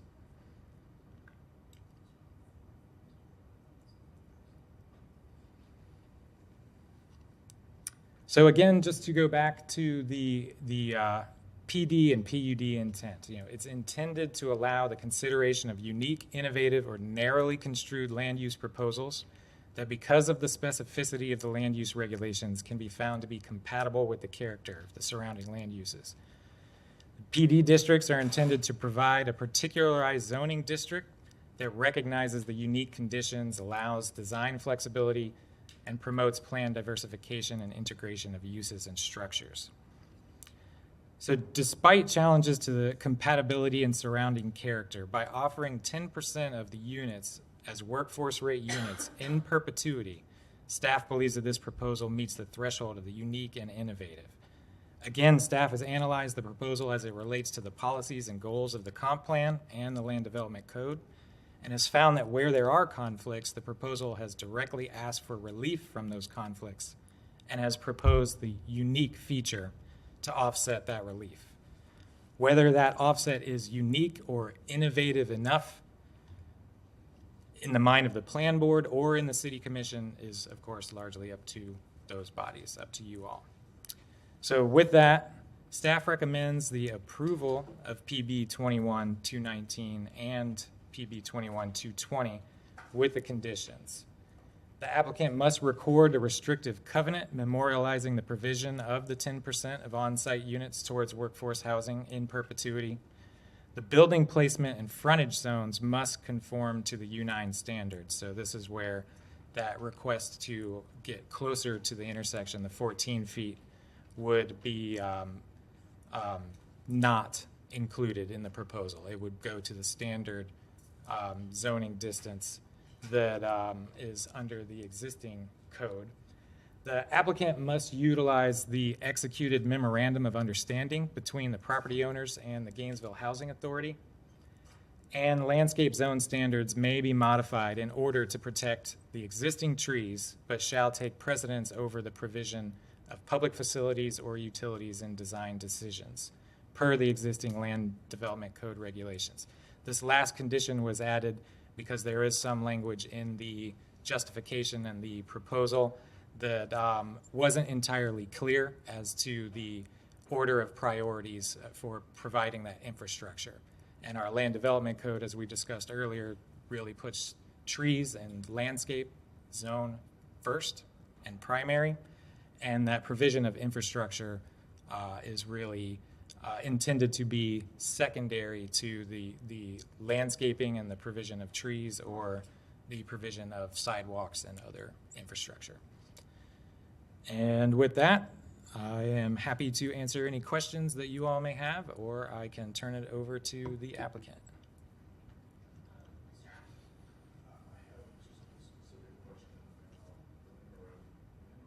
Understanding related to the 10% set aside. And I guess I'm really asking Mr. McDermott about, I assume we've now executed several of these already? At least one that I can remember, maybe two. I know we've approved 3 projects that have it, so I would like to think we had some more. Well, we've approved projects that we have established the mold. In fact, my office, one of the projects that I had the pleasure of working on in the last couple of years is drafting a deed covenant for to establish perpetual affordable housing on property. So we have that mold, and we have worked with the developers to implement that. The question always becomes who's, it's kind of the hot potato, so to speak, but who's going to manage the affordable housing and ensure that those perpetual restrictions are in fact applied and enforced. So that can happen in a variety of ways. This is only one of those ways that it, where it's done by an agreement with essentially a nonprofit, this authority to do just that and enforce that covenant. I guess my concern is, one, that the units be the same as everybody else's, so that we don't have, the low-class people in the back, so that we have the same fits and finishes. But I'm also concerned about the legislature has demonstrated a certain amount of hostility to affordable housing in general. What are the chances that the legislature could invalidate this, and so now we have a building and the developer says, screw you, we're not going to do it? And the reason I bring this up is because we had a gas station we just approved last year, and one of the things we discussed was removing of a billboard at 6th and 13th, and I understand we're now being sued to prevent that billboard from moving. And I would like to know what the chances are we could be sued and lose, what basically is the unique feature of this. I guess I could just say, there's a lot to your question and concern. In the state of Florida, there certainly has been the pattern over the last 10 or 15 years of increasing preemption of local home rule authority. that our Florida legislature has, asserted, and they have, of course, the authority under a home rule setup, such as the state of Florida, to do. So there, one answer to your question is certainly the legislature has that authority to. And my question is, can we frame the memorandum in such a fashion it would survive that? Meaning it would be, basically a obligation in exchange for the ability to build this building. Well, I guess your question kind of comes down to the distinction whether, there are mechanisms, legal mechanisms in place to ensure that these restrictions apply in perpetuity. Yes. Rather than, voluntary mechanisms where just, by the will of the property owner, even if legally they don't have to. Yeah, no, I'd say that, I'm not interested in that. I want something that's absolutely legally binding. And that gets complicated just because there's different ways to try to attempt to ensure that there's perpetual affordable housing. The extent that that involves the city as a municipal corporation using our home rule authority to ensure that there's legal mechanisms in place, that is what could be preempted.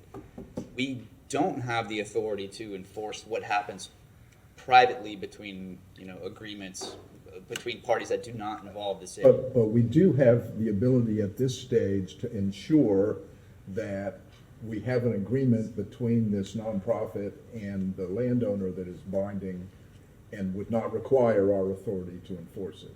Right, but I think the larger question there is the extent that that will in fact be a perpetual agreement, that it can be enforceable for, in perpetuity. Right. We would have no, I understand. no standing with that. Yeah, I understand. I'm more interested in the outcome that is an effective perpetual agreement that ensures this happens, whether it's being enforced by the city, but that is the landowner is bound to do it, to the nonprofit. I guess we could, I don't think we have the authority to ensure that that would be perpetual. Because say they enter into a perpetual agreement, theoretically, and then, if the place is built and whatever, then who's to say that they voluntarily agree to not do it anymore? And then we would have, if that's the mechanism alone, that, is. I guess my concern is that this is both maybe smoke and mirrors, and I don't like that feeling. Well, I think you're just recognizing the difficulty of the home rule reality under the state of Florida and the difficulty that the legislature imposes, in those instances. And that's a very valid concern. I don't know, other than recognizing that that's a valid concern in taking part in the political process at the state level. I don't know, I got you. from a city standpoint, there's only a certain extent of what we can do under I our understand. authority. Thank you. So along those lines, I have a similar but different question. So say this project gets built, 10 years from now, they sell it to a different property owner. So we mentioned two things. You mentioned a deed covenant, the restricted covenant, and then there's also this agreement, the MOU. Would both of those transfer to a new property owner? Would the restrictive covenant would stay, but the MOU, is it your understanding that that would transfer to a new property owner as well, or they would have to find their own organization to source the people? The restrictive covenant is the legal document that gets recorded and runs with the land. Mm-hmm. And I guess my question is the MOU. Right, but I guess what I'm saying is that with the deed covenant, it just asserts that this is a duty on the property owner themselves. And that runs with the land, meaning that would continue even if the ownership has changed in the future. So the mechanism that they, and by the way, that deed restriction, the city does have an enforcement right for that. The mechanism that it's in practice, applied in practice, the income verifications and all the administrative stuff that comes along with that, that could, this agreement, it just accomplishes, it just shows who it's going to be for now. Whether that agreement will be perpetual or the housing authority, stops, doing it or whatever, that's almost notwithstanding the legal mechanism that ensures that it has to be done. So whether it's the They would just authority have or to somebody figure out else, their it own would thing have if to they be don't done. stay with the MOU. Right. Okay. Now, whether, and that's probably good for, the deed restriction, whether that's in fact perpetual, that's a question of law that is unsettled, I would say. But we certainly have done the fullest extent under the law that we can to ensure it's perpetual, notwithstanding whatever may happen in the legislature or in the courts in the enforceability of this deed covenant, say 75 years from now. But it's certainly a move to as perpetual as we could possibly can make it, over and above the vast majority of affordable housing programs that are very time limited, with the exception of federal programs like LIHTC or other state programs. But on a local level, most affordable mechanisms are very time limited. We're talking 10 years, and then it's just another market rate housing unit. So this is not that, and it does, within the extent of municipal authority, attempts to make it as perpetual as legally possible. Okay. Mr. Hawkins. Thank you, Madam Chair. I was just going to add, I think this is a really interesting topic, and Mr. McDermott knows a lot about it. I don't have anything to necessarily add or comment on anything that he said. One thing I'd like to add is this interesting characteristic of this is that even though we add these provisions in a land use hearing, once they exist, they become real estate rights, and they're privately held. And whereas if somebody changes PD zoning, they have to come and do one of these hearings all over again, right? Like we did the other week with the people on 441. So no matter how small the change is, with a very small set of exceptions, they come and we have a hearing, we talk about it, members of the community come talk about it.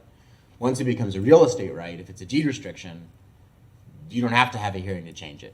If the parties to the restriction come to an agreement, they can go down to the courthouse and delete it or change it, or it could be subject to disappearing because of the Marketable Record Title Act.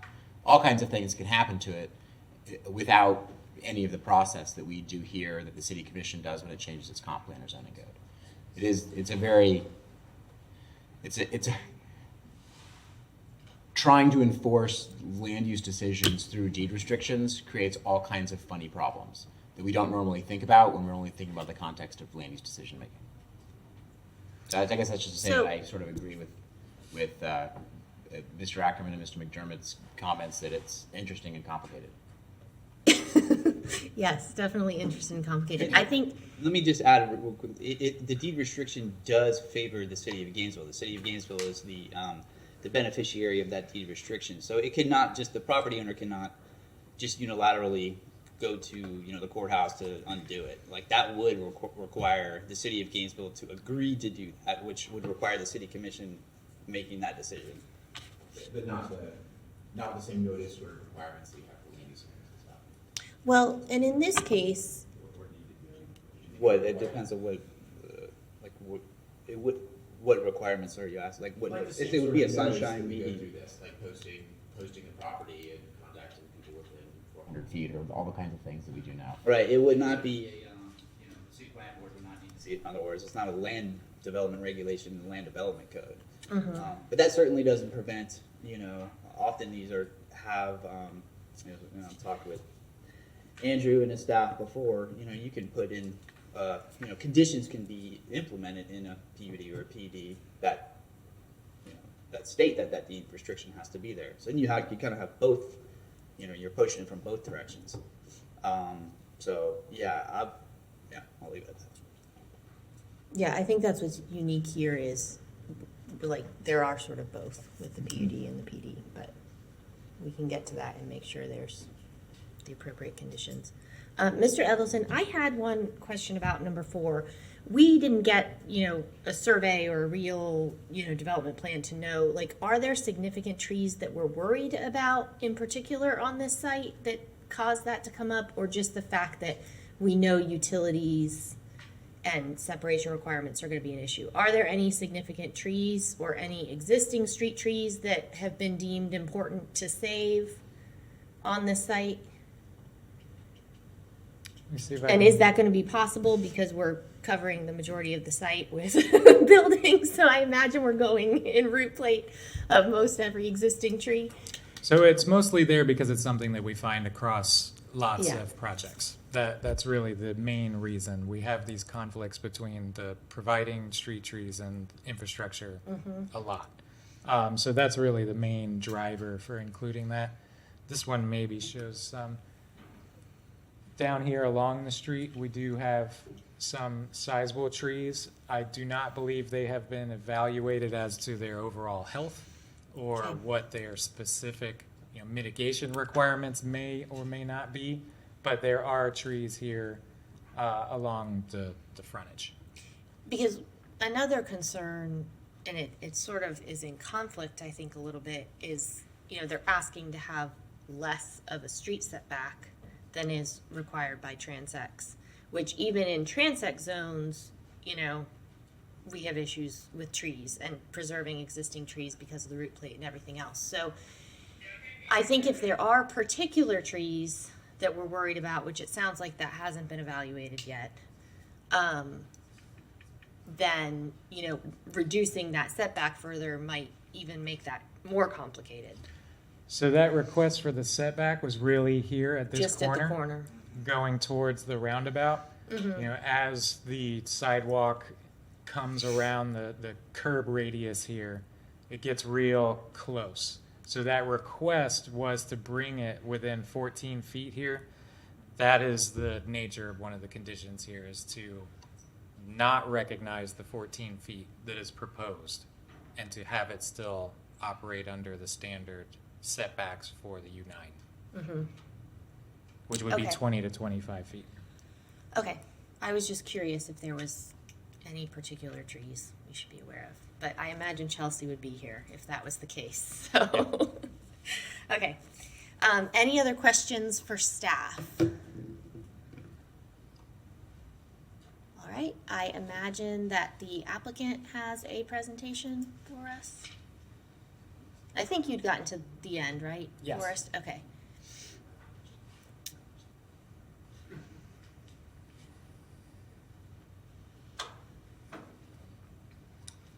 I just hope Mr. Edelton's battery lasts here for the evening. I hope you have your charger with you. You're about 50%. We'll do our best. We'll do our best. We are going to address this as the land use component first. Okay. And just as a bit of housekeeping, you all know who I am. I'm Jerry Diedenbach, CHW. And with us tonight, I wanted to introduce the members of our design team, as well as our client and Ms. Patrice Boyce. So Tommy Sinnott from CA Ventures here is our project manager and our client. He's in charge of, obviously, the project that's on the opposite kitty corner to this, that's on University Avenue, that has resumed construction now that they can get steel. Behind Tommy are Jay Silverman from Dwell Design and Pierangeli Simeon Pietri, or Simon Petrie, in plain terms. And she is our project architect. She is the individual and professional who has been down here several times meeting with the City of Gainesville staff, the City of Gainesville's architect and historic preservation planner. And most of you always know Ms. Patrice Boyce at the end here, who is our project attorney. I think because of the complexity of the discussion that predicated my presentation here, I think we should talk a little bit about the deed restriction, since we were the first to craft this with the Gainesville Housing Authority. And I think Ms. Boyce would like to talk about how it is buttressed, as Sean was saying, from both sides, with the city being a party of that. Good evening, Madam Chair, board members, Mr. McDermott. I know Mr. McDermott's workload is like mine, and he probably forgets that I had to remember that we've drafted the deed covenant for the other project, for which there is a mirror memo of understanding. And so what we've done is we've provided several handcuffs on the requirement to provide workforce housing, which are going to be replicated in this project. First of all, because it's PD zoning, we can add conditions. So that's why we're going for PD zoning, in addition to the other relief requested. So if I recall correctly, and Mr. McDermott might help me remember, the conditions in the PD zoning for the other project laid out the amenities will all be equitably accessible, same finishes, we had pictures. So we nailed that down in the PD zoning. So if anybody ever reneges on that, you have a code enforcement or zoning enforcement, just like any other zoning condition. And that's well within your police powers. The second way we handcuffed that requirement was to do, obviously, the MOU, which became an exhibit to the deed restriction that is to be recorded. And the deed restriction specifically adopts and incorporates and reflects, and it's all tied up in one package. So when that gets recorded, it does become an encumbrance on the title as a matter of real estate, just like any other encumbrance. You frequently require easements to be given a GRU. You require, et cetera, et cetera. All of those easements, just like this deed restriction, are subject to the speculative what-if world.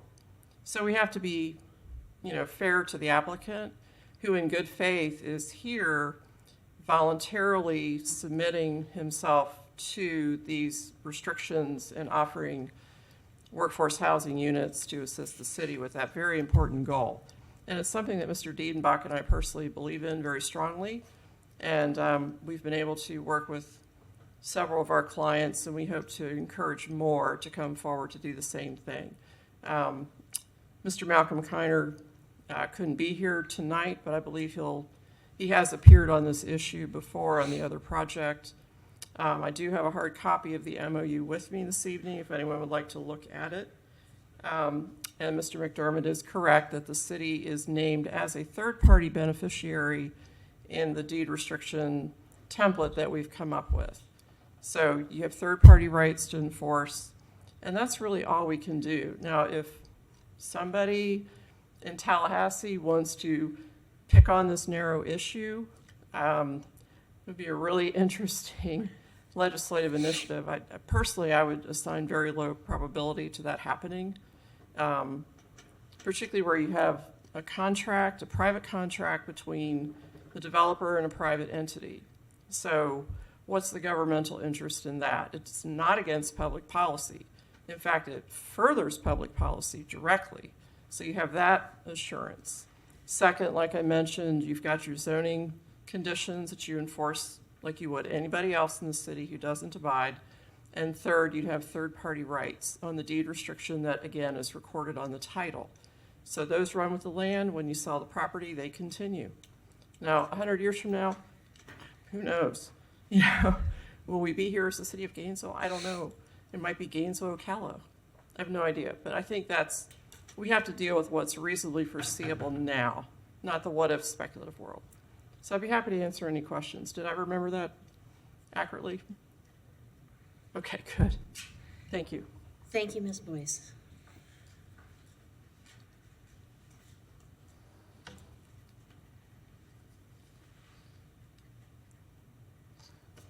Okay, so I'll do my best for us to go through this quickly. We're happy to be here tonight because we've spent a fairly long amount of time trying to figure out how to develop this property and create this redevelopment opportunity in the city of Gainesville. This project began in 2021 during the pandemic, and we had looked at several options for this property. And most importantly, I think the option that is before you here today shows a collaborative effort of our staff, our architects and team, working with the Gainesville Housing Authority and working with City of Gainesville staff to come up with a building program that works on this site and is an appropriate scale project for this portion of the downtown and the I-District area. As I stated, we started back in October of 21, and we held our required neighborhood workshop. We had 2 people that attended that. Trevor from the University of Florida attended because, of course, we're kitty corner to the I district, and he and Linda and staff at the university wanted to know what was being proposed on this corner. And also we had one individual who is a lawyer who occupies one of the historic properties across the street. And he said, good, it's not commercial, it's residential, and I'm happy to see that there will be residents placed there at the street level to liven this up. So, an interesting slide that I saw when you're sitting here and looking at the city staff presentation, this is Infinity Hall, and you see how it makes kind of like an upside down L here. Our property represents similarly an L-shaped piece of property, and as Forrest stated, this is the location of the Swamp 2.0 that's going to go in here. We're requesting the PUD mechanism, or the planned use district, because of the uniqueness of this. And it's not just the inclusion voluntarily of workforce housing in here, but this location right here represents a parking lot, 2 aged medical offices that are single-story, look like 1960s, 70s, construction. And this is the opportunity right across the street from the Innovation District and the core of that district. As Mr. Ackerman asked during the beginning of this is very similar in form to the project that we brought forward that you all approved recently, Lincoln Ventures. This is a project that will bring exemplary residential amenities and opportunities for everybody that lives in the building, equitably across the board. It will enhance, most importantly, the urban pedestrian realm and the safety of this area by putting residential door fronts and reducing curb cuts in this particular area of 2nd Avenue and 10th as it transitions down from University Avenue. It will add to the urban housing supply and diversity. And I think this is the point that kind of gets lost sometimes out there in the conversation. This 1.11 acre site equates to what would be a traditional apartment complex. And I'm sure, Madam Chair, you know, working in your office, when you're doing traditional apartments in Gainesville, you generally will take somewhere between 14 to 16 acres to put the volume of people on a site. That's extremely consumptive. This is 1/14 or 1/18 the size of this. It is a parking lot and 2 medical buildings, effectively. And I recall previous City of Gainesville Commission saying that parking lots in our city are placeholders. They're placeholders for people to live as our community develops. And what this does in the long term is by bringing both market rate student housing and workforce housing together, it creates a natural relationship between people, a mentorship and a kinship between the residents of this facility.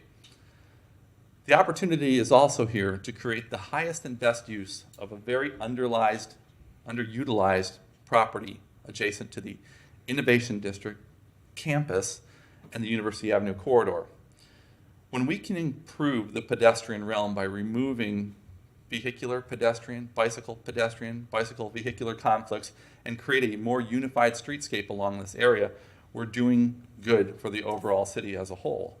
And I often hear that people come and try to state, well, you know, these developers are getting all these things, but what are they giving back? What they're giving back is hundreds of millions of dollars of infrastructure and residential and commercial real estate that boosts the overall tax basis of the city of Gainesville. They also are increasing the diversity of this housing supply in the redeveloping core, and they're providing workforce housing directly on existing transit routes where there are bike lanes, where there are sidewalks, and close to our biggest job centers, downtown, the University of Florida, UF Health, and the associated businesses in the area. And this leads to an important consideration of being able to be employed and work in an area where you live and live in an area where you might work, as opposed to being underemployed and living on the west side of town and working in retail or a service type job. So when looking at this site, it's really key, and the reason that we're presenting this is because this is how close this project is to the University of Florida. We are literally 2 blocks away at the furthest point. Over the last several years, there has been quite a bit of urban infill between the innovation hub University Avenue and the University and along this 13th Street corridor. And this L shape complements this L shape of Infinity Hall. Mr. Sinnott brought an interesting perspective when we were talking as a team. We looked at this new walkability score that rates communities across the nation, and it showed Gainesville rates as a 37 for a walk score and a 69 for a bike score. But most interestingly, when you look not just at Gainesville, but when you zero in on this context area, this site is a 93 as a walker's paradise and a 99 as a biker's paradise.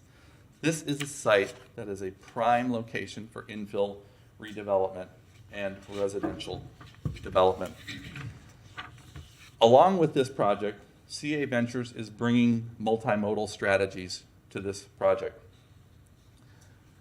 In an area where we are scoring 93 out of 100 in a walk score, where the community as a whole is a 37, we have the opportunity to bring additional mobility options in with this project. Specifically, CA Ventures will bring shared car parking and shared car sharing through like Zipcar or Car2Go as a part of this. So if somebody moves here, they don't necessarily need to bring their own car or have a car, because within the building, and it's going to have a structured mechanical lift inside for double stacking cars. We're not building a garage per se, but we're building a mechanical structure inside to lift and double stack a limited number of vehicles in here. This will promote ride sharing, and it'll also decrease the need for vehicle ownership in the core area of our town. We're also going to create preferred parking in here for green vehicles with charging spaces, with scooter, shared parking and charging, and then also bicycle amenities here. And we are on the existing transit route. So there will be a facility in here for the residents to work on their bike. If they need to get air in their tires, they need to make adjustments, it's brought into the building just like they did on their other building, kitty corner to this. So let's look at this site a little bit. There was a good question that was brought forward by Madam Chair. The reason that we're asking for that relief is you can see as this radius widens out here, the reason that we had asked for a little bit of relief from the transect zones is because the roundabout creates, with its tapers, a dimensional challenge here, because if we stick to the 20 to 25 foot setback, that would make that building have to have an arc to it that would match fairly close to the radius of this curve. Also, there's an area here where you can on-street parking. And as you know, the building setback is judged from the back of curb. So that would make kind of a zigzag building with a curve in it. So we need some minor relaxation, but we are going to make a continuous street frontage along here, which I'll show you. And then here, that will have a residential character to it for its entirety. So here is the existing condition today, and you can see, and again to Madam Chair's questions earlier, there are trees that are on this side of the sidewalk, between the curb and the sidewalk, and then there are some smaller trees and some palm trees that are back here on this side. Not every tree will be saved, but if we have some relaxation, certainly these larger trees that are out here today, they can be saved. As you know from the transect zoning, you know, you have your landscape zone, your sidewalk zone, and your building frontage zone. It is our intention to save as much as we can that's existing out there today, as opposed to tearing that up. And a lot of it is already over existing utilities, so we don't have to get into the conflicts later with GRU of trying to do street tree placement over the existing line. So there's a definite benefit for saving what's out here. And you can see how many of them. This is 2nd Avenue here. Here's the bike lane. There's the single-story medical building, and you can see how many of those trees already exist out there that we have the ability to save. Looking at 10th Street and westerly down the alley, University of Florida would be here in the background. You can see some of those palm trees in there. They're probably not going to be saved because they're of a lower value, and they're interspersed in the parking lot here. But for the most part, this parking lot is pretty devoid of any sort of shade tree or any other tree. Now, looking the reverse angle of this from the alleyway back, you can see that in the alley there's just a lot of shrubbery, and there are overhead utilities in here too, which will be brought underground with this project, which is one of the opportunities that are presented in the transect zoning code. The north smaller block, which is just about a quarter of an acre, again, has a single story, kind of older medical building on it, a couple sagos out here, not much tree cover, but there are some spots where there are trees in between the back of curb and sidewalk. So we don't need any relief here because this is an easy, straight geometric corner. And then looking down the alley again with the University of Florida in the background, you can see those utilities, and you can see these larger trees that are proximate to the project property line right here. Those have the opportunity to be saved here, as do those in the far background here. This is the western edge of the property, and there's nothing that is existing here. Here's the one tree that's sitting out here on First Avenue facing south, looking into the parking lot. So these aged medical buildings will obviously be replaced by a much more vibrant infill project. So today, this has urban mixed use, high intensity land use. If we had the urban core, which is across the street, we probably wouldn't be here. Effectively, what we are asking for in intensity increase equates to 10 residential units, not 10 dwelling units per acre, but 10 more units than you could get if you had this urban core. And very innovatively, Pierangeli and staff have worked together to do our best to keep the height ask at a minimum. So on this property here, we are within the height limitation of the historic district, which is 60 feet. We would like to put 5 floors into that 60 feet, and today it's 4 floors and 60 feet, but because of the type of construction that we're choosing to use, that has a smaller interstitial layer in it because it's a steel construction, we can actually get a 5th floor in there and still stay within the 60 foot of the historic district. That's why we have chosen to come to you with the planned use district, because all of these things allow the innovative use of building materials, site form, and of course the workforce housing in here to create something different than has been historically done in just singular massing of buildings on a site. We are not asking to remove any of the right-of-way here. In fact, we'll be rebuilding portions of this in association with the project as we underground utilities through this area. And later, we'll be talking about the PD aspect of this. But the actual reason that we're here is because this blue line, which is the 100-foot projection off of this district, really scallops into this. And so this is an important drawing to look at because the massing of the building, or the area where the building is at full height, is outside the district. And Pierre and team have worked to make the building portions that are here within the 100-foot compliant with the 60 feet. They have 5 stories in them as opposed to 4, but they are within the height of the historic district overlay here. And then this building totally scales down to be within that 60 feet. So as a bit of comparison, Forrest had a good table. I tried to do the same thing. Today, the building height in the U9 would allow us 116 feet with performance bonuses on there, and we're hitting several of those that are in the code. We're here to ask you today, and there's only one thing that differs from your application materials and from the staff report. Over the last several months, and most recently this week, we've been speaking with CA Ventures and Dwell, and we would like to ask for a range between 127 inches and 126 1-inch because there are different types of metal that can be used in this, and we don't want to get caught in a situation where we have about 5.5 feet that would negate the PD and we'd have to come back to you. So depending on the availability of the steel, we would like a little bit of flexibility. As I stated, today, 4 stories and 60 feet within 100 feet of the historic district is the rule.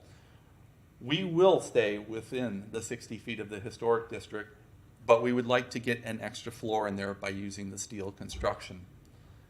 The density that would be allowed on the site today would be 137, and we would like to have 204. Basically the same density that is available across the street in the DT, and the reason that we want that is because we're right across the street from the Innovation District. We're keeping that in a blade, if you will, along 2nd Avenue and 10th, and it really does not have a deleterious effect on the back north side of this. This still falls within the 2.75 bedroom per unit limit of the city's code, so we are not asking for any relaxation there. And we are also bringing in here the 10% affordable workforce housing at 50 to 80% AMI in perpetuity. One other thing I would like to add in here that really can't be shown well is you all have recently updated the architectural standards and material standards for buildings. We are actually complying with that, even though that is not in full force yet. And so during the iterative design process between our staff and Dwell and the city, this building does meet the city's new materials code. So what's the real ask again? Here we have a parking lot today. There's Infinity Hall. If we had DT, okay, we probably wouldn't be here. But the PUD request is approximately the density allowed right across the street on 10th Street. In other words, if we had DT zoning, we'd be allowed 194 units with 1.1 acres of land. We're asking for 10 more residential units and a density that matches what's across the street. And similarly, as I stated a few times, the PD is requesting a relaxation when we talk about zoning from 30-4.8D1 that states, generally, multifamily development shall contain no more than 6 dwelling units per building and shall be in the form of single-family attached dwellings or small-scale multifamily when located within 100 feet. We would like relaxation of that 6 units per building. And a perfect example is on the block north of us here on First, here's a historic property that has been done and had multiple different pieces added to the backside of it. And you can see this is the back of the hub. While they scaled down their building on the alley, they are clearly within 100 feet of the district. So there is certainly a precedent for if you scale down and you match in materials and form, I'm not saying that they do because they look very monochromatic in their building, there is a good reason why bringing the height and scale of that building down should allow us to have that compatibility met and allow us more people in the building with no detriment to the historic district. We'll talk about during the zoning, the development standards, but I don't want to get into that now while we're talking about land use, because what we're asking for in land use is a higher density. As stated during staff's presentation, what this means is that at 50% of the area median income, that a 1-bedroom unit will cost $686. That is tremendously less than what market rate is out there. And a 2-bedroom unit will be $823. Again, significantly less than what we're seeing out in the market. As a matter of fact, I saw a local realtor selling a piece of property on 4th Avenue that said that they were commanding somewhere in the neighborhood of $1,200 a bedroom and an additional $188 or $190 if you bring a car with you. So this is definitively about 50% of the cost of what housing is going for out on the street today. This workforce housing is dramatically needed, and we know because we've been working on this for months now, and over the last year when we did Lincoln Ventures project, we know that there are thousands of people in the city of Gainesville who do not have adequate housing. We are hoping with each one of these that we can bring forward that we'll take a bite out of that. This has the potential to bring 20 more units of workforce housing right on 2nd Avenue, proximate to campus and the Innovation District.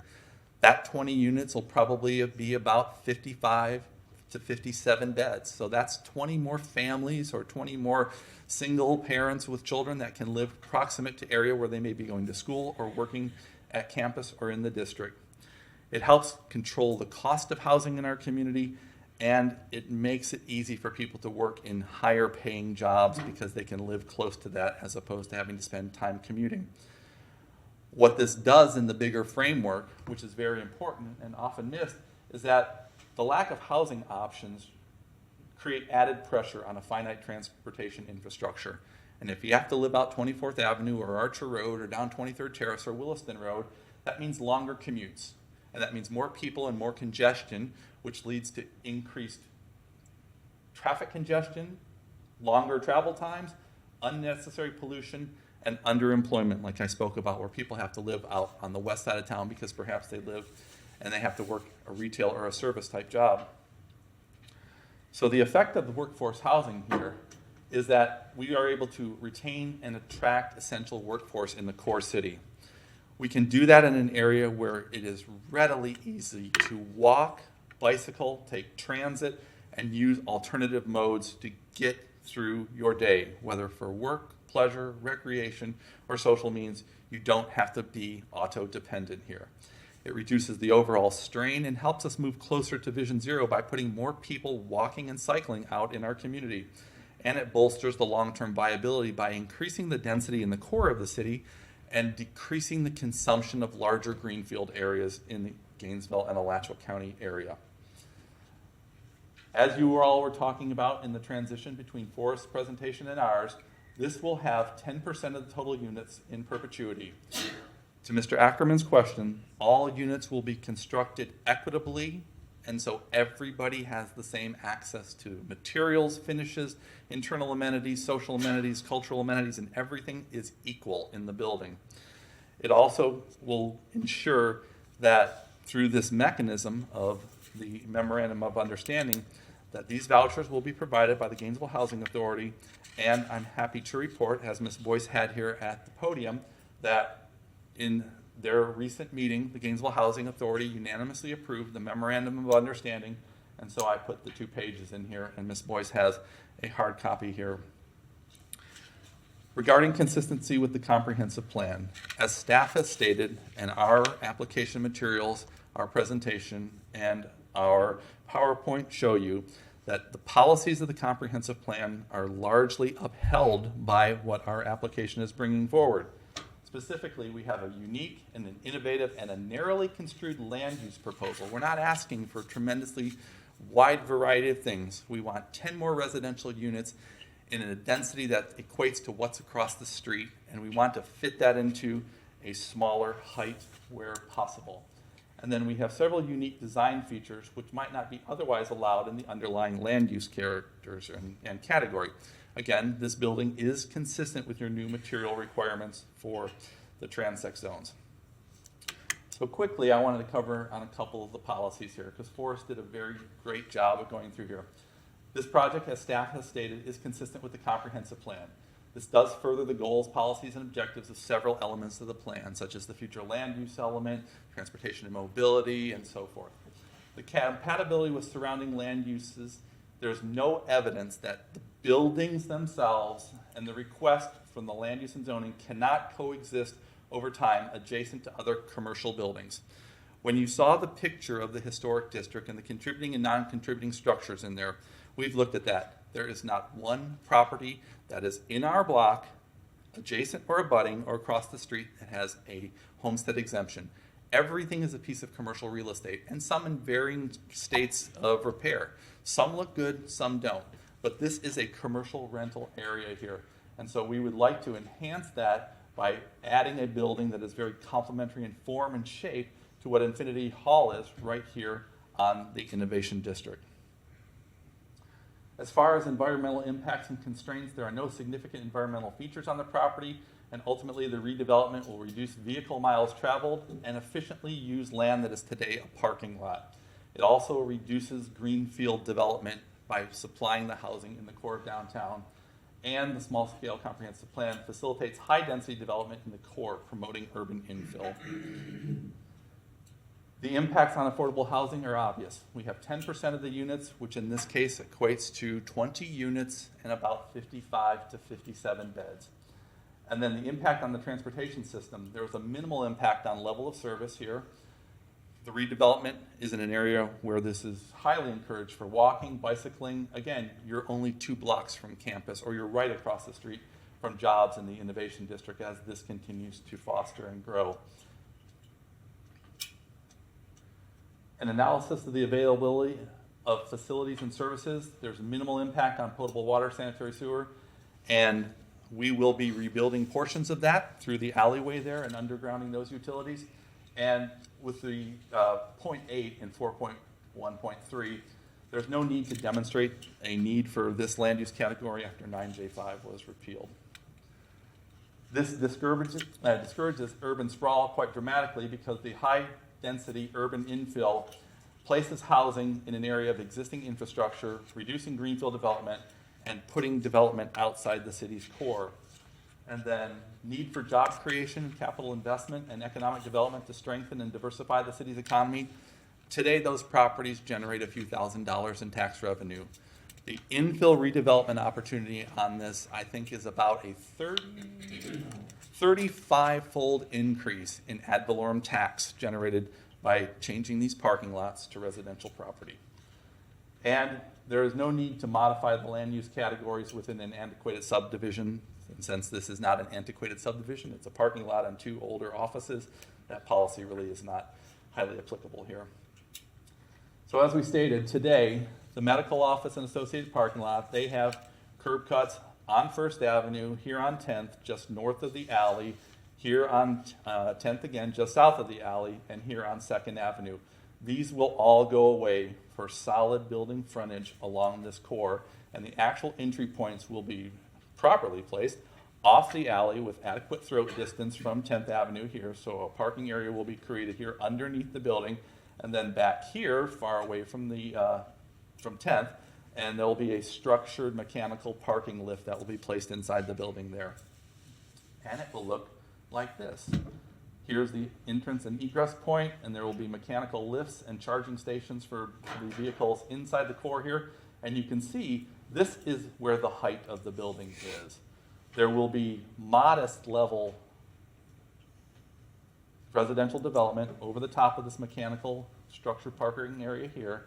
And this building here will have residential over the top of this parking area here. But all access, all refuse, all vehicular connection is done off the alley, and the entire street front along 1st, 10th, and then 2nd is continuous pedestrian realm. So as Forrest showed you, I have the color slides here. This shows you that, 2nd Avenue would be here, this is 10th. This building to the north can exist within the 60-foot height restriction of the district, but we would like to get an extra story in there based on the construction type. Along 2nd Avenue, this is the only place where the height is really exercised, here and then around 10th, but that stays out of that 100-foot scallop of the historic district. And as Forrest showed you, again with the shadowing in the back, the blade, if you will, of the residential units is right along 2nd Avenue here. And you see the building immediately comes down to height so that it is compliant with the 60-foot. The reason that these little dimension lines have a little stagger in them is because there's a little topography here. The northern portion of the property is actually a little bit higher than the southern portion, with 2nd Avenue being here and 1st Avenue being here. But you can see from the north that this area here is on 2nd Avenue. Everything within the 60-foot limit of the historic district is compliant with the height. We would just like an extra floor in there.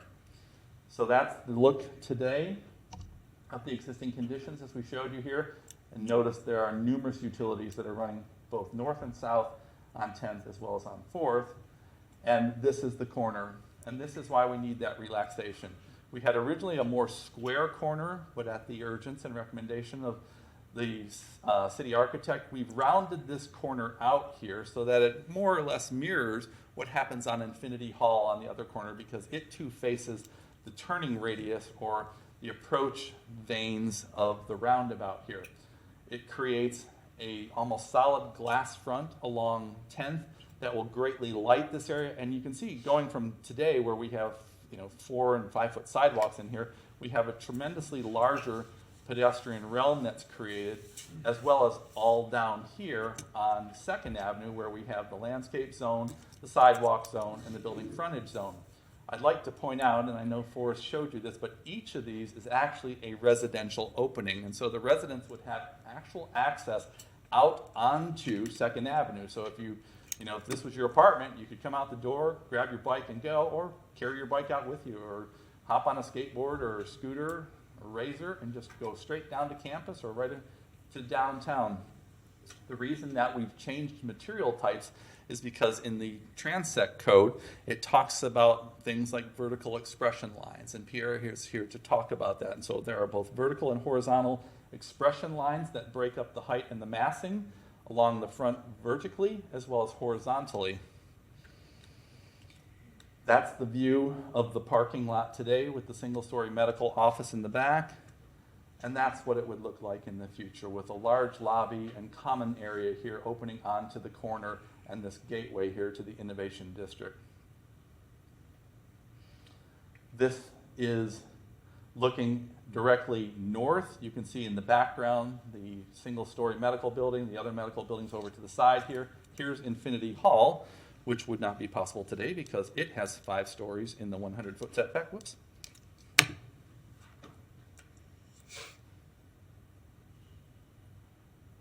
This shows you a better view than of the corner now looking into the residential units. There are tremendously large multi-paned or multi-mullioned glass doors and windows with canopies and awnings over them. And then you can see there are actually nooks and projections or recesses into the building where there are little study areas and gathering areas for residents and friends along 2nd Avenue here.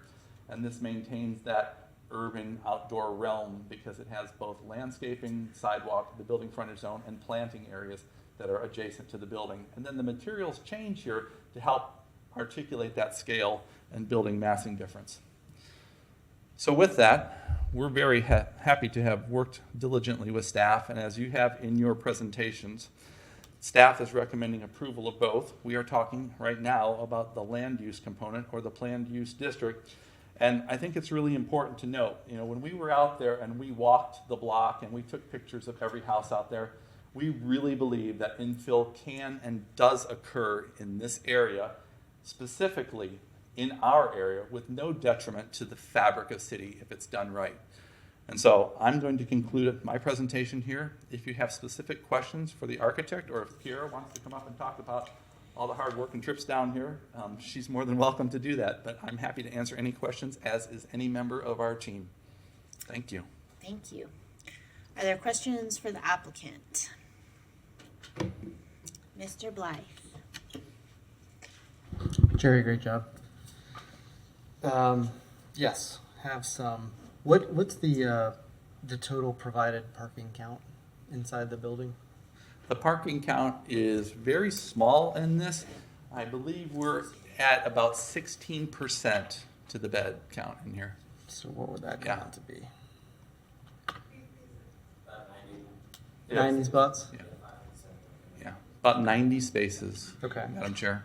And is that parking or is that scooter and car? No, that's parking. It's a mixture of car spaces as well as scooter spaces. Okay, got it. And the parking, the automobile parking is on a mechanical lift, so Right. it double stacks in there. Okay. So if there's 557 beds and there's 16% of that in parking, just a question. Let's see, what else did we have here? Can we get into, when the architect does the presentation, a little bit more information on the materials of the building? Absolutely. Okay. Yes, certainly, Madam Chair. I think that's got it. Thank you. Mm-hmm. Okay, any other questions for the applicant? Sophia, go ahead. So my first question is about the distribution of the workforce housing between 50 and 80% AMI. Is that going to be up to Gainesville Housing Authority? Or is that up to you guys? Do you know that number? I'm sorry, there was somebody clearing their throat at the time. The distribution of 50 to 80%, I noticed it was like almost double rent for 80% AMI versus those at 50%. So I was just curious, the distribution of those 20 units between the 50 to 80%. Yeah, that is up to the discretion of the GHA, Okay. the Gainesville Housing Authority. Sorry.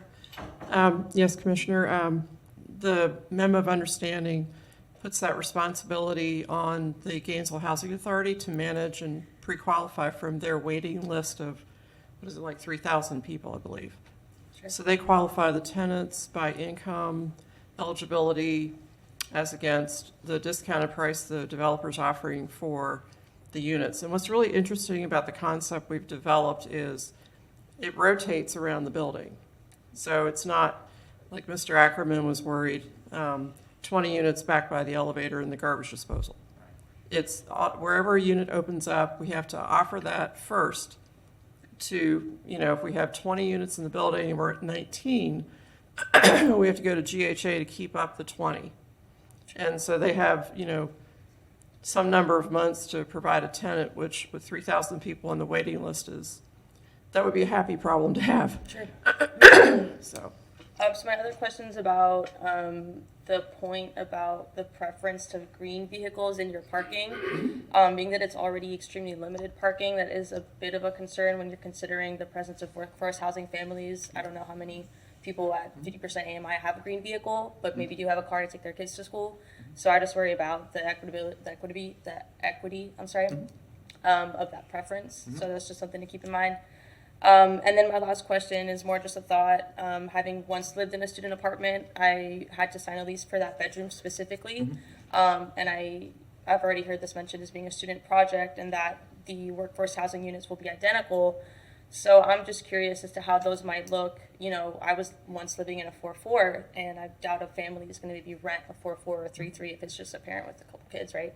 So I'm just curious about that aspect, and if there's examples of other inclusionary zoning projects that are specifically student housing. I understand, obviously, maybe not less than a year ago, we approved one of y'all's, although obviously it's not yet built. So I think for me, I'm struggling to see the proof of concept of inclusionary zoning on student housing projects when the layout is very different. And the leasing is very different. I understand this is a land use discussion, but still just curious about that aspect. Yeah, those are both good points. And I don't know, Tommy, if you want to address some of the, zip car or, smart car type programs. And, Madam Chair, when we start these projects, one of the fun parts about this is the fact that, we've had people and our clients that are developing all around the United States of America, obviously focusing in areas where there is a good opportunity, university towns. So CA had brought the idea of the charging stations in there as well as the zip car and smart car and share program. So I don't know, Tommy, if you want to talk to that specifically, how you're implementing that in other cities and other locales? Yeah, absolutely. And I would say, as you mentioned, equitability, Tommy said it. Equitability is obviously the main focus. So I think that's something we could work with the broader kind of group just to figure out the best path. So one is just provide electric chargers in, next to some of the spaces. So it's not only electric parking, if you will. You could have a normal car or an electric car. So that could be an option as well.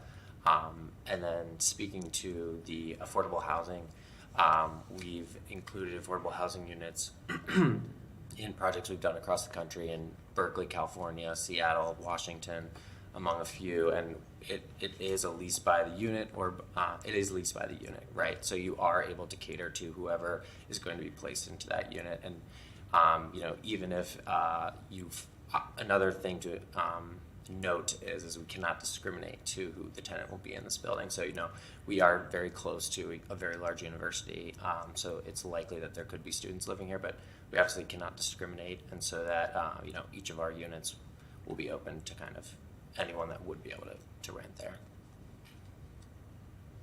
Thank you, Tommy. I think that's an interesting opportunity because, when I was going to school here too, Madam Chair, I knew people that were single parents that lived in garage apartments. I kind of jokingly tell you guys that most of the addresses that I lived in when I was in school here in the 80s had a 1/2 on them because I lived in a lot of garage apartments, 1221 and a half, 1103 and a half, and all up and down 4th Avenue in this area here. And I knew a lot of single parents, a lot of single moms with kids that were living in garage apartments proximate to me. And I think that it's cool that this doesn't, discriminate and allows somebody who may be a single parent, and maybe, following their higher education to live this close to campus, when ordinarily, they may have to look further out. And I know that a lot of good relationships. I used to live next to the Krishna House, and there were relationships that were there because while living in a half apartment there, the single mother who lived next to me, the Krishnas would take care of her kids during the days. And that was just how community starts to get rebuilt here. Thank you. Okay, I have one more question about utilities, which I realize the technical side of questions. Not typical little land use conversation, but are you thinking that your utilities are going to come off of first, and are you planning to have a notch out of the building there? Because it's hard to tell on the elevations if you're doing a notch for your transformer and where your water meter rooms and things are going to be. Yeah, and I'm really glad you asked that because in the meetings that we've had, and I can see Pierre is ready. She doesn't have sneakers on, but yes. This is the alleyway. There's two curb cuts, one here, one here.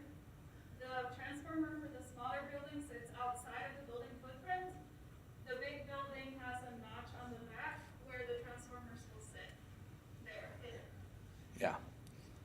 And because of the condensed building height, I guess, you're still gonna be able to work with the 28 feet that GRU is still requiring? Yes. Yeah.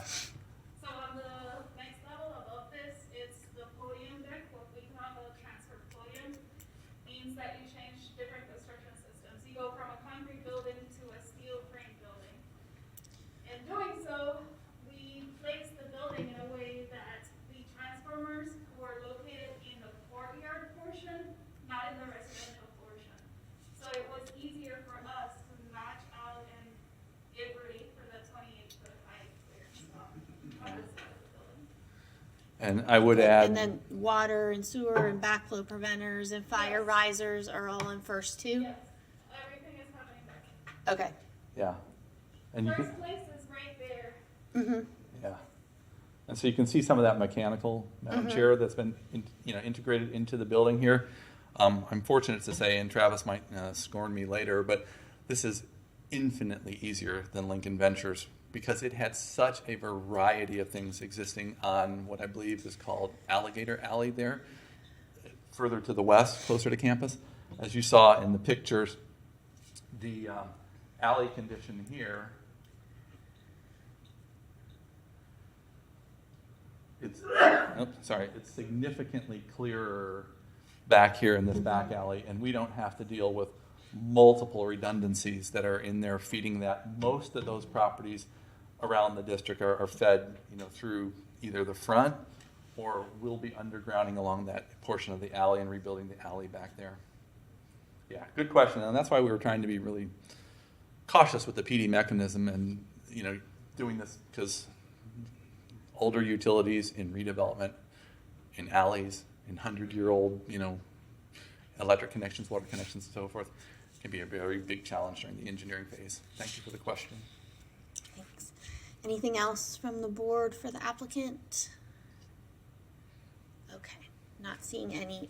We have had a request from an affected party to speak for a longer period of time. So Jane, if you'd like to come and speak at this point, and then we'll open it up to the, is it not this item?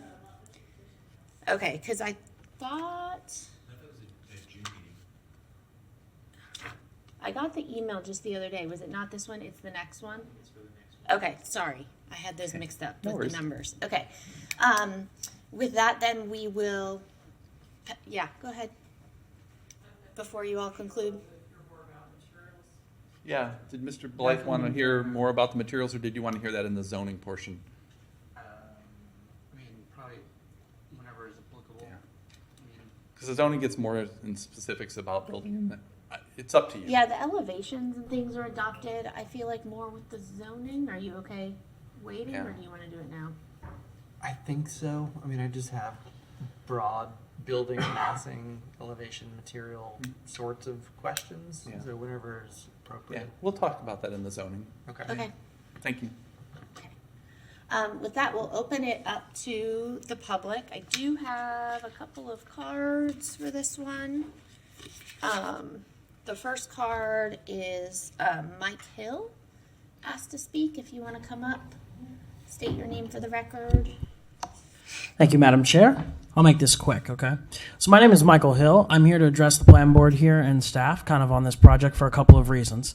I'm a board member for the City of Gainesville's Historic Preservation Board, and one thing I would like to basically address is kind of how close the project is to this thing. Here's the one thing about this entire area. If this building goes in, it will be the tallest building in the entire area unless you count the University of Florida. It'll look out of place, it'll look wonky, and it'll look weird.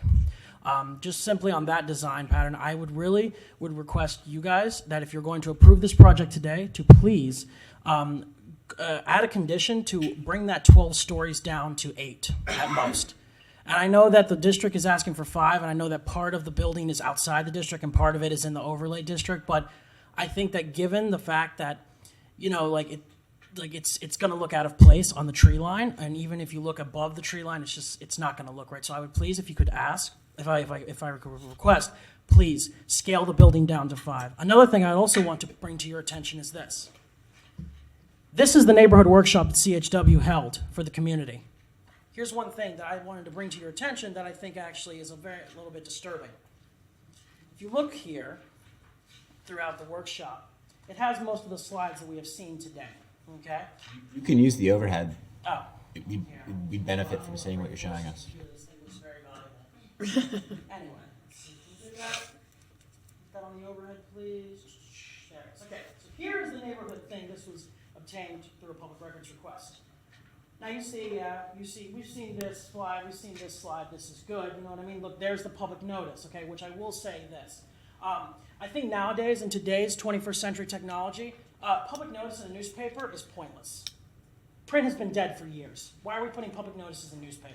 There needs to be a more effective way, and I'm sorry, but for a private company that has a lot of money, there should be more innovative ways to notify the public. That's just my opinion. But, like I said, to satisfy law, they did do the adequate thing, and I'm going to give them that. However, though, if you look here, you see we have more things. Here's something that I don't understand. Here's the sign-up list of 2 people. So obviously it looks like that the neighborhood was not notified. Here's what I want to ask in this neighborhood thing. Where was this? This was not in the neighborhood workshop. These design guidelines, none of this was brought up in the neighborhood workshop because this is the transcript from the neighborhood workshop. So in my opinion, when you look at this neighborhood workshop just talks about a zoning change and a land use change, okay? That's perfectly fine, you know what I mean? If we're here just discussing a land use change and a zoning change, that's perfectly fine. But really what we're doing here, we're discussing a land use change, a zoning change, and a development order. And I'm sorry, but in my opinion, you know, to the review guidelines of the Land Development Code in Chapter 30, I want to say it's 3.17, correct me if I'm wrong, there needs to be a neighborhood workshop for this, and this was not included in the neighborhood workshop, and so I personally believe that that's why this application should 100% be denied. Also, it would look weird in the historic district, and there are several letters of opposition that have been brought and sent to the City Commission and other members of this governing body that they do not want this project because it'll look weird, and these people will almost feel like they're being entrenched and swallowed up. Thank you. Thank you. Just for announcement purposes, it is in the process of being changed that you aren't going to have to put ads in the newspaper anymore. So there's some changes to that are going to take effect in October.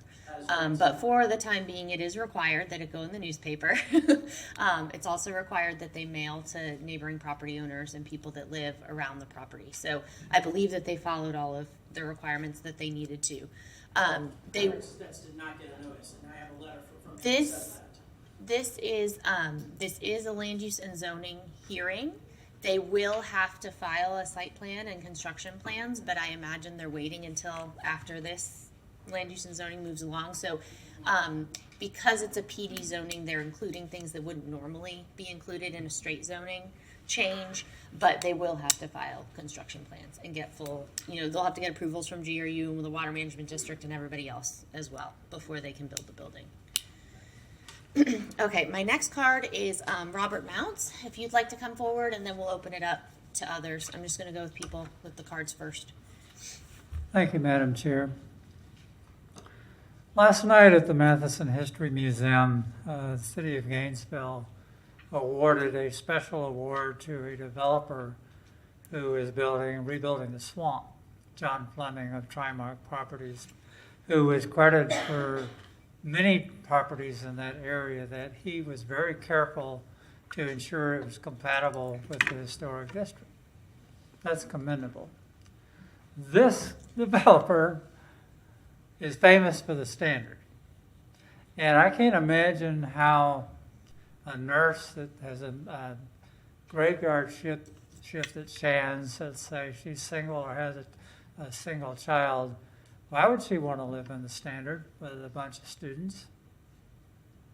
A lot has been said about workforce housing, but is it really compatible with market rate 90% students? And years ago, I had a brief stint with the Department of Health and Human Services in Tallahassee, looking at certificates of need for different types of hospitals and capabilities in an area, and you had to get approval to get, certain equipment, because not everybody need to have it. I wish there was a certificate of need process for yet another student apartment building. And then another thing, it's not compatible, if you remember, 2016, 2017, with the UF City of Gainesville Strategic Development Plan. We all talked about Innovation District and how connect the university to downtown and build out 2nd and 4th Avenue and all of that.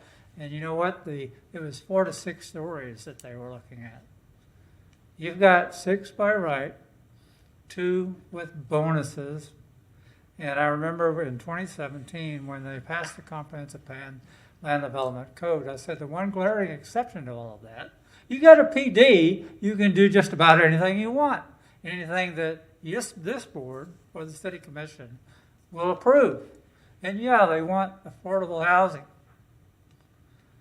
But I have a lot of questions about how that's going to work, and a student like a building like the Standard, and why do we need another one?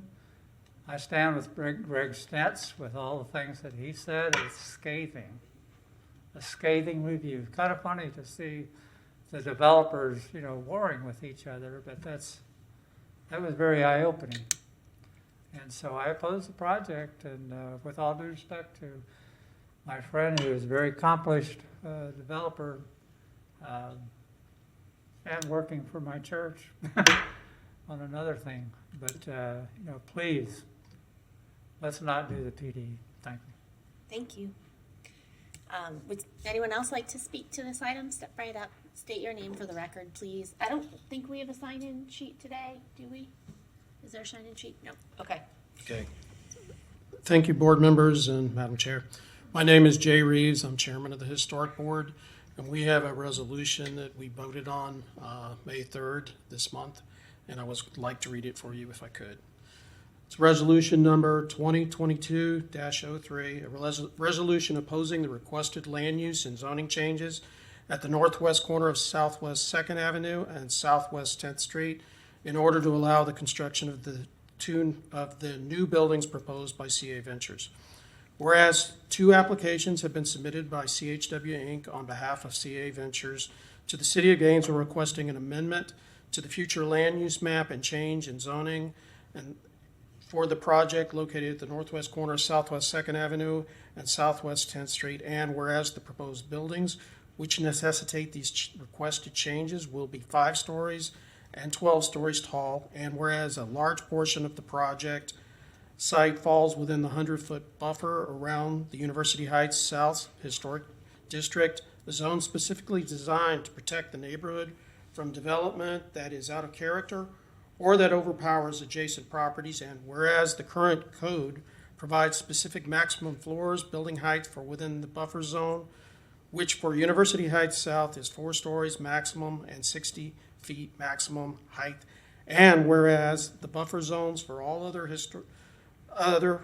historic districts in the city have a maximum story allowance of only 3 stories, University Heights South is the only district that increases this allowance to 4 stories. And whereas the University Heights South Historic District, which was created by the City of Gainesville on January 14, 2002, retains a wonderful mix of historic style showcasing a variety of excellent craftsmanship, design, materials, and whereas the district has been experiencing widespread reinvestment, including the restoration and rehabilitation of many of the historic structures, and whereas the Historic Preservation Board is extremely concerned that approving any change to the building height and maximum story allowances as provided for in the current code will set a dangerous precedent not only for the district but for all other historic districts within the City of Gainesville. Now, therefore, be it resolved that the Historic Preservation Board of the City of Gainesville, Florida, that the board unanimously opposes this proposed changes to the future land use map and zoning as requested, which would allow the construction of the 2 buildings that defy the special buffer zone protections and are incompatible with surrounding historic district in height, mass, and scale. Thank you very much. Thank you.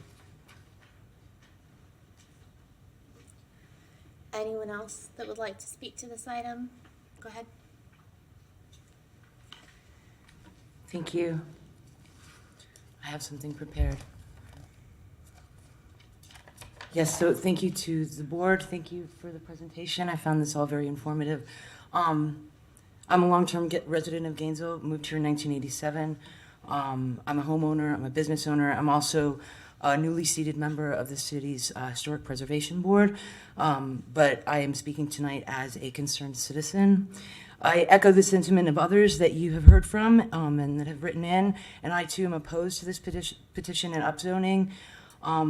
University Heights South District was established 20 years ago in anticipation of new development in order to preserve Gainesville heritage and the fundamental Gainesville character that exists in that area. That also lives in the memories of generations of students and parents, alumni, etc., but not just in memories, because historic districts serve to edify the lives and the experiences of community as a whole over time.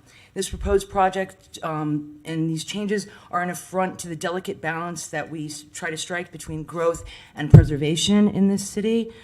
And many have worked very hard to establish and maintain these criteria. I'm not anti-growth, nor am I anti-development. Rather, I am pro-context. And the context in this case is clear. There are rules, there are regulations, there are guidelines that have been established for a reason, and they should be adhered to, as many property owners in this historic district have been bound by these regulations over these past 20 years, to which these proposed changes in zoning are wholly unfair, and I fear, if enacted, will most definitely set an ominous precedent for those other historic districts in our city.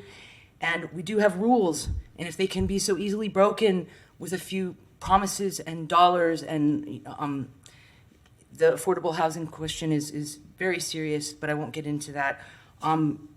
Go ahead, develop the property. You have the right to develop the property, but there are restrictions and guidelines there for a reason, and I think that it should be done within the regulations that are already established. Full stop. Thank you. Thank you. Anyone else?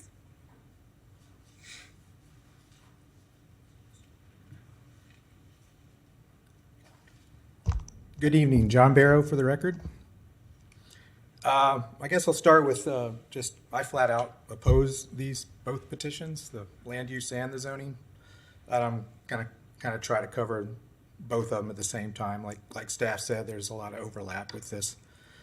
Well, to start with, you're in an unenviable position. I sat in your position a little over 20 years ago before my term on the city commission, and had to go over some things like this. And that kind of leads me to my first point, because when I was on the plan board and on the city commission, we talked a lot about PUDs and PDs and how that had been misused for many years as a way to basically circumvent and do an end run around our land development regs in the city.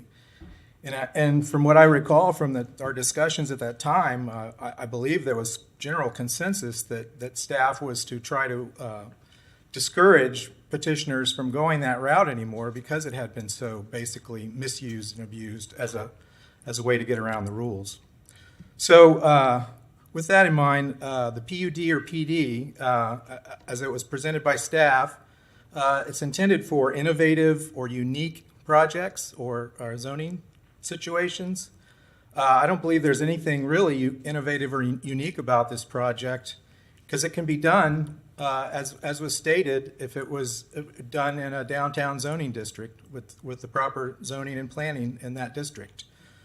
I also believe that in the staff report they said that part of applying a PUD or PD, establishing a PUD land use or a PD zoning requires that it's compatible with the character of surrounding land uses.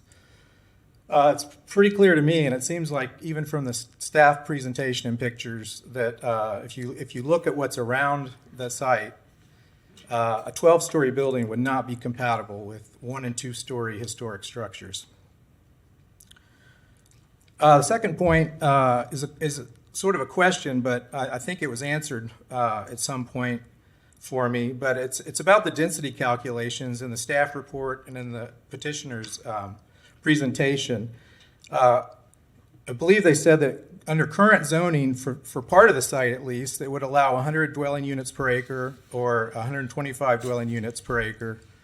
But that would be for only the part that's not in the 100-foot buffer from the historic district, I believe. And if at some point someone could bring back up the slide that shows the blue line that designates the buffer, I think you can see that the majority, at least half, if not more, of the site is actually in that buffer. So you can't use that 100 dwelling unit acre or 125 number and multiply that by the 1.11 acres for the whole site and come up with the 135 or whatever dwelling units as what would be allowed currently, because that's simply not true.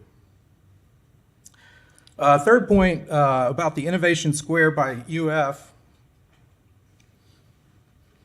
I believe it was also touched on that the master plan that University of Florida did in envisioning the Innovation Square, they actually talked about what would be the proper building heights for there. And there was a lot of discussion about it at the time. And their consultants, I forget the name of the firm, the urban design firm out of Baltimore or Boston, highly recommended, and the university adopted the restriction that the buildings would be limited to 4 and 5 stories. And I believe in the staff presentation there was a slide that showed sort of a rendering, an architect's or artist's rendering of the build out of the master plan for the Innovation Square, and it showed 4 and 5 story buildings.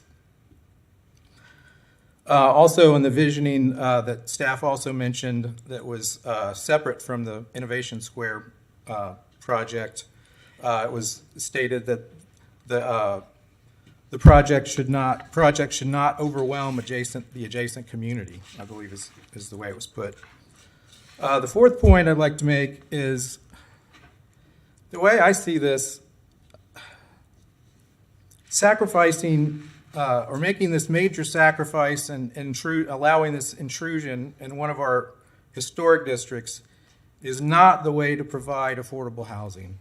We all recognize the need for affordable housing. We don't need presentations about how great it would be and how much it's needed. We all understand that and recognize that. I think, as was stated also along those lines, my daughter is a student at University of Florida. She lives in the university area, and I can't imagine a single mom or workforce housing folks wanting and desiring to live in and among a student-oriented complex. Based on my personal experience, and I think a lot of people can understand that and appreciate that too. Also, in terms of affordable housing, I think it's pretty clear that there's not a real clear agreement on our community's definition of what is really affordable housing. And there was some brief discussion, and Jerry showed us some numbers of at 50% what these units would go for, a 1-bedroom or a 2-bedroom. And then someone did ask the question of how many of the units would be at 50% or 60% or 70 or 80. And I believe the answer was, well, that's up to the housing authority. But I also heard that there would be an allowance, or I'm not sure how it's structured, but and maybe we can get some clarification on that. But it's still very unclear, I think, to me and probably most people, of what the true mix of those different ranges of affordable housing would be. Because I can agree that 50% affordable AMI is probably what we would all agree is affordable housing. But when you start talking about 70 and 80% of AMI, those numbers look pretty out of whack for what I think of, in my experience of being a rental owner and manager for many years. I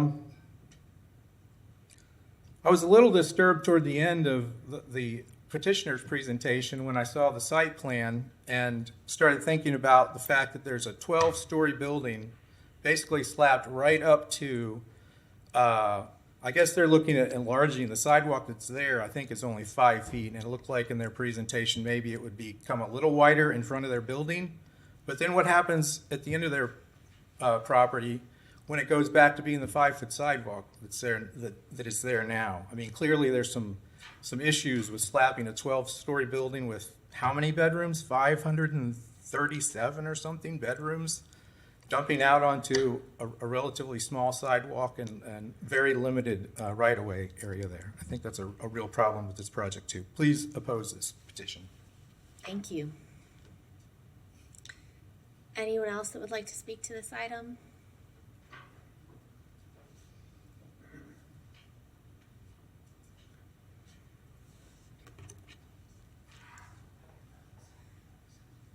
Good evening. Jane Berman-Holton. I feel for everybody in this room because I've dealt with planners and all of these new SROs or single room occupancy student developments that are coming up. They're mushrooming everywhere. It's not just Gainesville, it's all over America. And the sad thing is because of the way we have given and slid our comprehensive plan and land use and zoning and given away everything and said, well, we'll get rid of special area plans, we'll make this U9, U8, U6. Somebody sat with a pen and drew numbers on a map. We're stuck with it. So I feel sorry for every single one of you and every single planner in the city because you can't do anything. I, as a citizen, have gone and talked to people about these developments around town. And I've been told, it's allowed. It's allowed. It's allowed. No one is standing up and saying it's allowed, but it's wrong. We know that this comes out of opportunity zoning from Trump programs, continued on, where people made an awful lot of money on real estate. So these are everywhere. We have to forgive them because they want to get the most bang for the buck that they can get out of their high buildings. And we as a city and the people who represent us, you and the commission, go with it. So it's like a giveaway, and it's so frustrating as a citizen to see this happening. Staff's hands are tied. We've given away the comp plan. We really need to take back that comp plan and those land use and zoning. Take it all back. Because you're now going to, the next step is to try and take away my single family zoning, which I heard someone say today, changing in zoning is all right. Well, where's my protection? So I'm very, very frustrated. I know all of you, you sit and look at me and I come and speak to you all the time. But can you imagine how we all feel, everybody feels? Because we're stuck in like a quagmire. They want the most bang for the bucks for their investors. They actually don't care if they lose money or make money because it's a tax write-off. So they don't care. And then we here say, everything you can have, everything you want, we'll give it to you. Yep, why not? Have it. And our planning allows it. So how do we get back? How do we as a city get back to where we used to be? How do we get more control over what's developed here? Instead of saying, it's allowed, it's allowed, it's allowed, it's allowed. It's very, very, very sad. I mean, the lady came here and cried the last couple of meetings because she was so emotional about it. And I mean, I had guests come recently and they're astounded by how horrible this city is. Because none of us really want to walk by great big high-rises where we feel like this. Now, in New York City, you've got wide sidewalks, you've got wide streets. So people like walking along, you don't notice they're up there. But in Gainesville, you're like, they're right in your face. I mean, it's really nerve-wracking. And then when I heard the other one about the first presentation, that was about roadways and construction. Where were trees? Where was shade? Where was landscaping? Where were the things that would help protect us from this heat? Because heat we have. So I don't know what to say to all of you because it's so frustrating. I know some of you work quite relatively well. Where do we get out of this hole? How do we get out of this hole? We've got to get out. The city is absolutely drowning in what's called now single room occupancy. They're everywhere. And I mean, they're not doing anyone any good. They're not going to be converted into anything. They're not convertible. They're expensive. And they're dragging up the price for the poor people. And poor is definitely under 50%. 50% under. Those are the people that really need help. Not people 50 to 80. Because they can still find something. But those that have so little can't. And these are no ways to get there. No way to get there whatsoever. So, I mean, I'm thoroughly frustrated. I know we all are. But we got to find a way out. So everyone in the room should be forgiven for going for what they can get.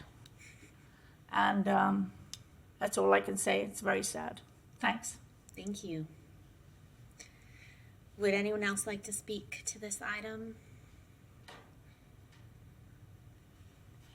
Okay, I'm not seeing anybody. So I'm going to bring it back to the board. Mr. Hawkins. Thank you, Madam Chair. Mr. Edelton, could you show us the slide with the 3 columns that shows straight zoning, if it wasn't adjacent to an historic district, the standards because it's an adjacent to an historic district, and then what the applicant's asking for?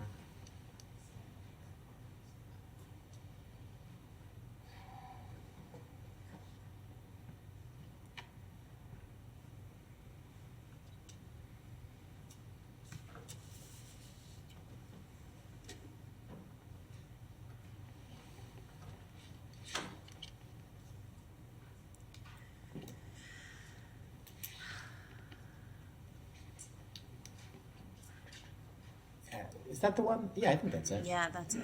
So we heard a couple times from the applicant that it's just an extra floor or it's just a few more units, and that's not true. The difference between the center column and the right-hand column is massive. And the biggest distinction is in the top row, where when we put together the form-based code and we went through a long community process and we tried to figure out how we were going to have urban development, which we all want. I think we all agree that that's a desirable outcome. And how are we going to transition from that kind of urban development to adjacent existing development? One of the standards that we came up with, and there's a lot of these compatibility standards, but the one that applies to this property is, well, because this development is within 100 feet of an historic district, the maximum number of units per building is 6 units. So we really break down that massing.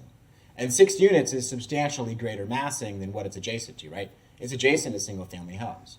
So you've got to transition across 3 properties from single-family home to 6 units per building to Infinity Square across the street, which is a multi-story building. And so you have a logical transition that makes sense. And I think we got it right. Like, the existing zoning does that right. And this is not a tiny change from that. It's completely annihilating those standards to go for something very different. And I voted in favor of big urban buildings on University Avenue and on 13th Street. I voted against some of them too because I didn't think we had good design. But where the design is relatively good and we're on a main corridor, that's the direction that we want to go. But when we're adjacent to a single family house or to a duplex or to just existing historical architecture, the current plan calls for a transition, and that's right. The words that we heard, like compatibility and context, are spot on. There's a huge difference between a 12-story building where the Siegel building is located and a 12-story building adjacent to a single-family house on Southwest 2nd Avenue. The right transition in form is to have something like 4 stories, 6 units per building, and a transition from the lower density to the higher density. We want both. In getting the great urbanism that we can get with a good form-based code, we don't want to lose the great urbanism that already exists in University Heights. There's a lot of great stuff in that neighborhood. Somebody mentioned Trimark. They've done a lot of great stuff in that neighborhood, in part because when Dee Hendricks was the historic preservation planner, she made them. And we got good outcomes because of that. So that's my 2 cents. I'm ready to make a motion, but I want to hear what everybody thinks, obviously, before we get there. Sophia, go ahead. Thank you. Yeah, I mean, I really kind of want to echo some of the things I heard from the community. I think the word that stuck out to me was precedent. I feel like we've kind of already stepped away from acknowledging the boundaries of historic preservation layers and overlays, but I feel like if there's an opportunity to do so in the present moment, that would be fruitful, because what's been also sticking in my mind is what are we gaining from this strikingly high difference in density, and that's, unless I'm wrong, 7 affordable housing units. So I'm trying to think if that's going to be something substantially significant when you consider what you're kind of giving up in return for the project.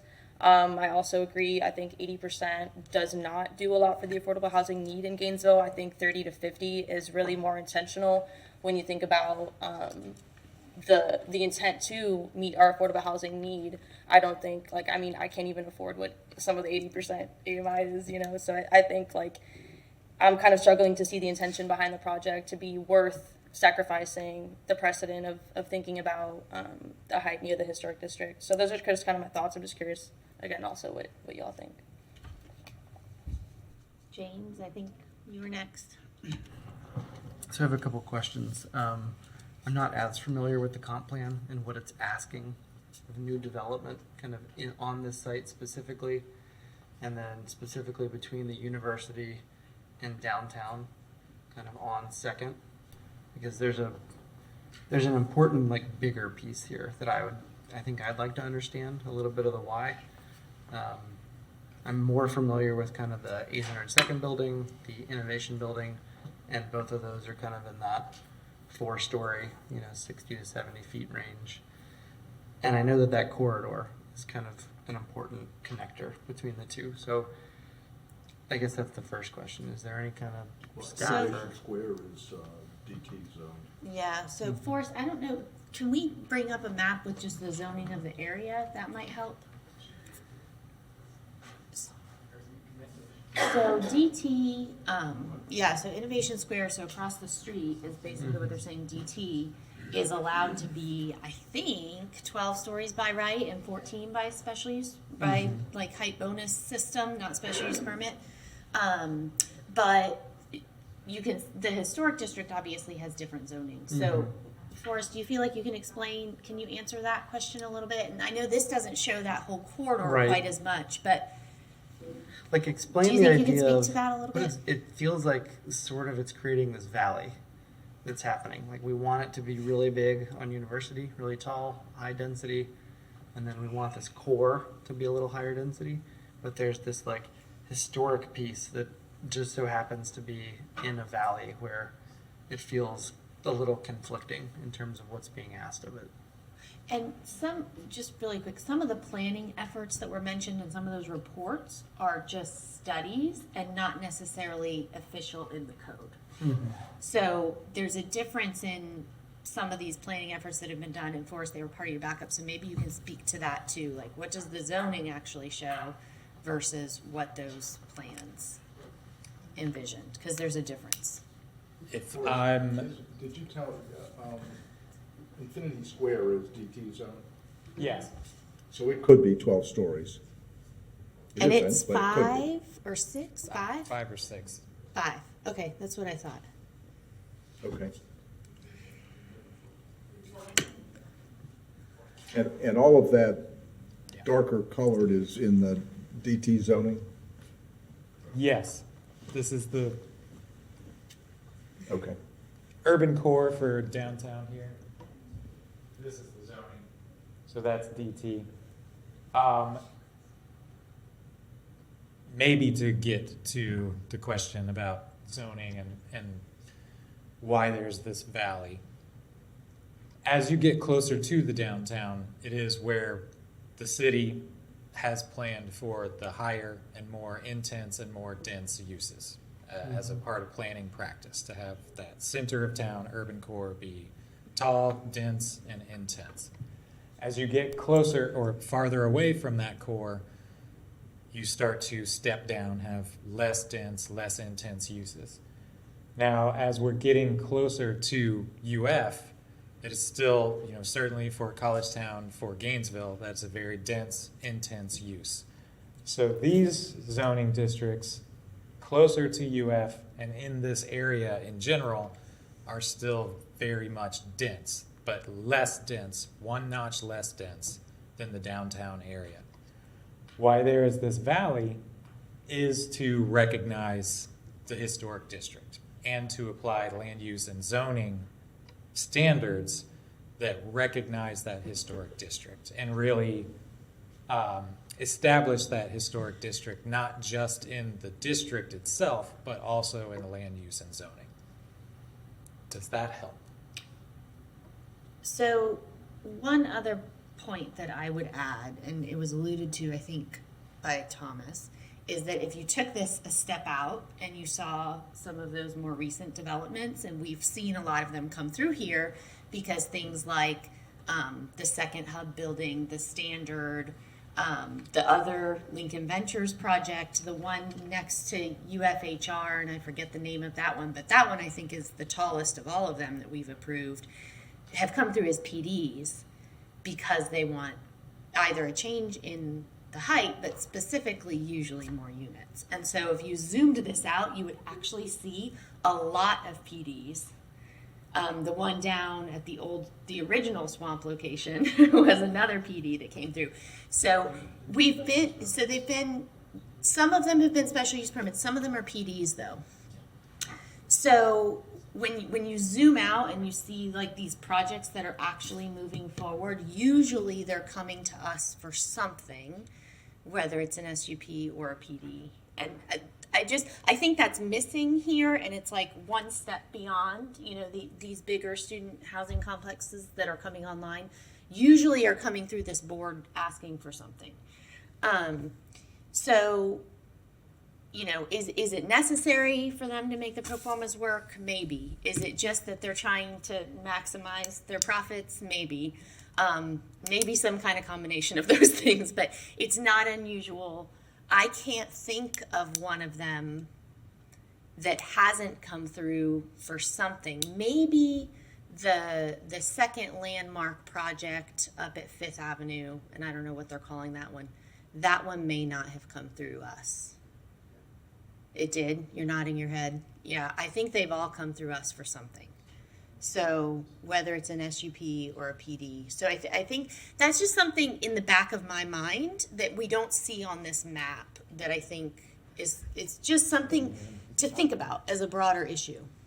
And I agree with a lot of the points that Mr. Hawkins made about proximity to the historic district and the importance of those transitions. I think we spent a lot of time on that. But there's something that these projects are all coming through us. And I think it's just a thought to process. Why is that happening? Is it necessary for them to work, or are people just, going for everything they can get? What's the cause there? So for the number that I've worked on, it's really the special use permits for the increase to density. Mhm. And so in the comp plan, we have sections that allow applicants to come before this board and specifically request for an increase to that density. And of course, if you can get the increase to density, you can make your project work a lot more for your business model. Mhm. So that's the one thing I would add, James, but I think you can see sort of the transition. Madam Chair, could we have this page of the code put up on the top camera for a second? It's showing the building heights for the zones. Yeah, again, this is Jerry Dietmar. Here's the section from the transect zones, and you can see, whoops. Yeah, thank you, Scott. We're right there, perfect. We're U9, which I highlighted a little bit here in the orange color. The allowed height in the U9 is 116 feet. And so the ask that we're before the board for is really between 4 and 10 feet. We're able to get more floors in there. That's not true. It is absolutely true, because the PD we're requesting, Madam Chair, is asking for 126.1, which would be 10 feet more than 116, because the U9 allows this. Now, it only allows it in the area outside the historic district, and we've kept within the height inside the historic district, but in the blade portion along 2nd Avenue and 10th, that narrow L, we're asking to be just slightly outside of the 116. Across the street in the DT, they could be 172 to 100. So the reason that's not true is because what limits the massing and height for these buildings is the proximity to the historic district, not the underlying zone. But Madam Chair, not to create a debate, the area outside of the historic district buffer is allowed this height. We're not asking for a change inside the buffer. Yeah, less than Yeah. half of the property. You're asking, in both areas, you're asking for a change to the stories. Right. And when this code came through, and Mr. Ackerman and I can remember, there was a lot of debate over stories and roof lines and this and that, and can you have 2.5, and can you have a pitched roof or a flat roof, or I mean, we spent a lot of time on this. We spent a lot of time on all these numbers.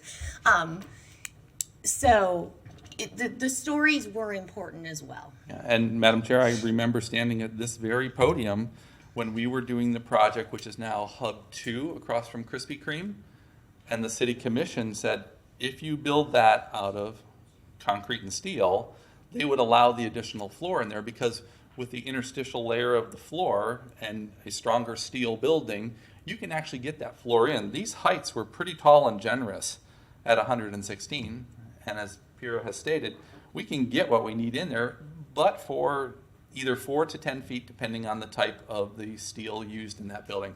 So we're not asking for a large swing outside of the district. And inside the district, we're asking to stay at the 60 feet, but we can squeeze an additional floor in there because we can build it out of steel as opposed to stick frame. Okay. That's the delta. Before Mr. Diedenbach goes, would you show us where the district sweeps through your building? Yeah, I think Forrest had a slide here. The like overhead view one, yeah, that was really helpful. Well, because I think I'm misunderstanding it. It's hard for me to see what you're asking for. You're not asking for 12 stories in the district. That's correct. Where that swishes through, you've kept it at 60 feet. Is that accurate? Yes, Madam Chair. Okay, now this is the south elevation. Wait, what's showing here isn't what's showing Okay. there.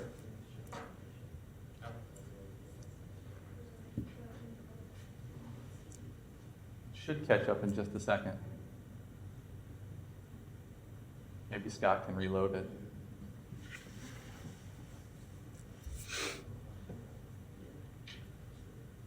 Oh, you crashed. Okay. No,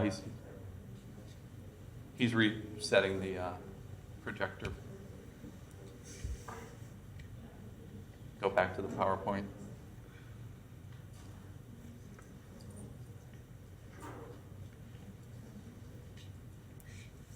One quick question while you're figuring this out, and it's just a simple answer, but we're squeezing a lot of stories into the same height that our code calls for fewer stories. What is the ceiling height in the floors of this building? Okay. Okay. All right, so to answer Mr. Ackerman's question, Madam Chair, this portion that's outside the district today, the portion on that is allowed at up to 116. This is where, it's outside the buffer.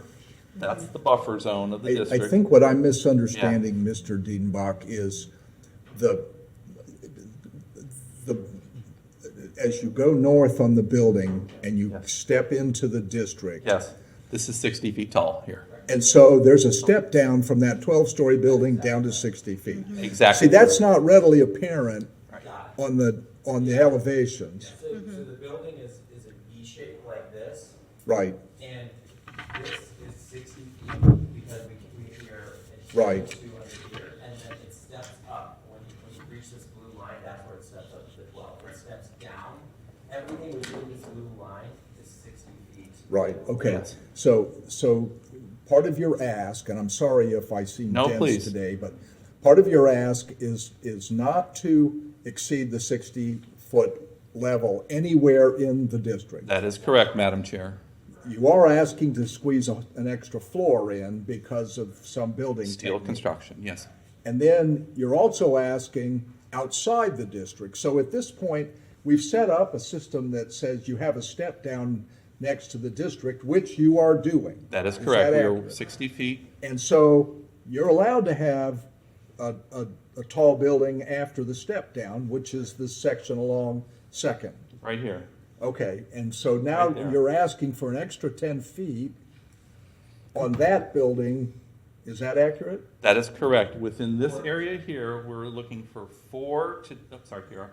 We're looking between 4 and 10 feet right here. And the only reason that there's a difference there, we should just say the 10, is depending on the type of steel. Yeah, that's fine. That is a blade right Yeah. there. And that is only 4 to 10 feet taller than what is natively allowed in the U9. Everything that's within the buffer is at 60 feet. Okay. Yeah. I And so- didn't completely appreciate that. Yeah. Yeah. You did, because you're brilliant. Because the Well, building is shaped really, like... the elevations you can't hardly tell. No, except you for this can't. one. This one's like you can see that it's faded back, but it's Yeah. hard to Yeah. interpret on the elevations. Scott, It's- turn the dot it camera is on. We hard. have a jelly model, I think. Yeah. It could be jam. It's a translucent It's preserved. volumetric There you go. representation of the body of the Okay. So there you can see the line, and there it steps So down you to got the 60 step feet. down. And this building is 60 feet. Well, you can't say you can never build where you told him you could build forever. Well, I mean, there's gonna be they got the step down. I'm interested now in the other things. So here's one of 6 Mr. units Stett's per properties building. here. The limit in this area here is 60 feet and no more than 6 units per building. So this meets the height requirement. We can put an extra floor in there if you allow, but we're not really talking about that at PUD. And here, where that blue line swipes through, here, all this is stepped down to 60 feet on the back of that massing. The only height area that needs anything outside of what the code allows is this last bit up here. And there are 20 total units in here. I think the number was bandied around, but there's 20 units, it's 10%. So 20 units, about 55 to 57 bedrooms. So- But that's the step down. How many units are in the separate smaller building as compared to the Ooh, larger here? building? Just the north standalone, it's about 64 beds. How many units? 64 beds. I didn't hear that. Divide that by 2.75. There's 23. Yeah. There's 23 units in that building? The north building has 23 units in it total. And the southern building? The north building, that's the 60-foot Has building. 64 beds and 23 units. 23 So the units in the remainder is total in the big building. And the southern building? The balance, 204 minus 23 would be 181. Yeah, and you were out of the room. There's 20 total affordable units in here. Yeah, it's 10, yeah, not 7. You know, I'm saying the difference between what's allowed now, if I understood correctly, what's allowed now would be 138 with a special use permit, so 10% of that would be about 13 affordable. It wouldn't be required. It wouldn't be required. Right, I mean, assuming you did that, right? Just assuming. Yeah, yes. So 20 units are being And proposed. the issue of 50 to 80% of AMI, I mean, I've been on the board for Grace Marketplace for 8 years, and I can tell you the Gainesville Housing Authority has an almost unlimited supply of people at 50% of AMI. Correct. And with all, I'm sorry, Patrice Boyce, with all respect, the Gainesville Housing Authority chose that range, 50 to 80. 80 to 120 is more or less, roost. The private sector can provide units, given additional density to underwrite the cost of providing the discounted units at the 50 to 80%. We're finding from the literature and what we've looked at that below 50% and actually 30 to 50, the public sector has to deal with that. The need is so great. Thank you. Thank you. Okay, Mr. Ackerman, did you have anything else? You were next up. I've forgotten now if I did. My key thing was I was trying to figure out exactly what the ask is as far as the historic district, and at least it appears we've met the requirement for the step down adjacent to the whole historic district. Keeping in mind, this is not in the historic district. This is a step down from it.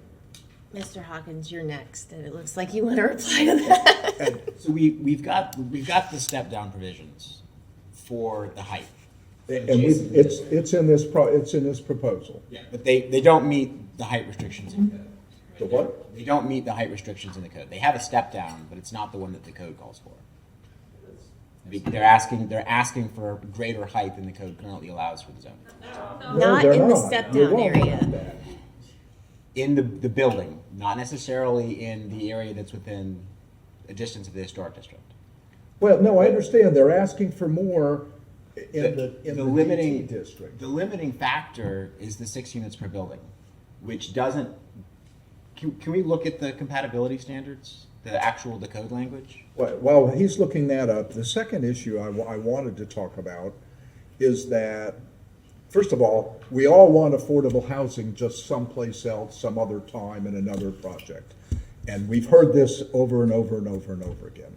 Nobody ever needs affordable housing here. But at some point, we got to start doing some. Second, these are not the people for Grace Marketplace. This is workforce housing. These are people that will work at the University of Florida and be able to not drive in from Levy County, and husband and wife have to have 2 cars. They can give up a car. They get a 10,000 raise right there if they can cut from 2 cars to 1 car. And they can walk downtown. They can walk to the University of Florida. They can take a bike. That's the concept of trying to get close-in workforce housing. And this meets that requirement. You don't have to be a homeless person to get in there. We're working on that, and I don't think it's impossible that a homeless person would get in there, but I think it's going to be people that have jobs but can't afford to live in Gainesville. And there's a whole ton of them, and a whole ton of them work at the University of Florida. And that's, they've got tens of thousands of jobs there every day.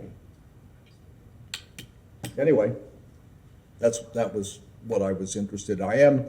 I mean, I'll just say, I don't object to the asks on the tall part of the building, just so long as we're meeting the height requirement for the step down for the historic district, which I think we pretty much just have to do. And since we're doing that, I'm pretty much okay with the rest of it. This is actually great. Go up for a second. So the height limitation, the step back within a buffer is something that the code accounts for. If you go down to the 6 units per building standard, the standard is for the multifamily development. So the development as a whole, if it's within 100 feet of the district, meets the 6 units per building standard. So that's the limiting factor that gets us a transition in massing from the historic district to whatever's on the other side of the development that's subject to the provision. And it doesn't have a standard for step backs. That's my point on the step back, is it doesn't really make a whole lot of sense, because what we're looking at is units per building to get comparable massing. And if you're standing on 2nd Avenue, you're going to see the elevation that they've showed, right? You're not going to see the 12-story building. Exactly. I wanted That's to. not in the historic district. No, it's not. It's adjacent to the historic district. Yeah. Yeah. None of this project is in the historic district. That's right. We're just doing a setback because of the 100-foot adjacency. I wanted to respond to your comment earlier on whether the comprehensive plan provides a vision for this area, and I don't think it does. The most compelling parts of code that do are the historic district standards, and I actually think they're one of Gainesville's greatest development success stories. If you look at the way this neighborhood's changed over the last 25 years, it's got completely different sorts of folks living in it. It caters to, it's housing for folks that use the university. The density is skyrocketed, but it still has the great feel. And it's these kinds of design standards that was able to pull off that balance. So it's not, the historic standards don't mean it's frozen in time, in other words. Like it's, fully accepting that it will change over time. It used to have a special area plan too, prior to the form-based code. So that embedded a lot of those standards too, that don't exist anymore. James, you were next. I will finish. So I think we've talked a little bit about surrounding character, and I don't know if there's an exact definition, but I mean, it sounds like there's some debate here on whether that meets the surrounding character. I think the biggest things that I always ask are, what does the community gain by an increase in density? And in this case, it's a really unique challenge, and I want to compliment Dwell and their work. I've seen your work outside of Gainesville, and as a fellow architect, I can really appreciate it. And I think a lot of what I see as the success of the project is within the first 2 stories. I mean, I think everybody, it's like, I didn't hear one person say, wow, I don't really love that. What have you done at the street? Most of the argument we're hearing is for above a certain height or a certain density or the number of stories within a box. And to be honest, if the box can stay 60 feet, I don't really have a big problem with it being 5 stories within that box. So I'm listening, and God, this is like how far away to be. I keep hearing that everybody loves what's happening kind of at the street. It's got a really nice kind of connecting fabric that's happening, or maybe loves is a strong word that I'm using, but I didn't hear any debate on that. All I'm hearing is there's a big problem with the height. There's a big problem with the adjacency to something that's meaningful, and that we're trying to look at how this fits into an overall context area where there's a lot of really bigger goals here. Bringing density near the university, I think, is really important. Bringing connectivity, certainly affordable housing. I don't think a project that's this big, the fact that we're talking, and again, I'm coming from a very privileged standpoint, but we've been focusing a lot on the potential for 10 units and whether that's like a deal breaker or not. Yes, that's a huge deal. But also, it's a huge deal to have a really massive building that it is a very also big deal.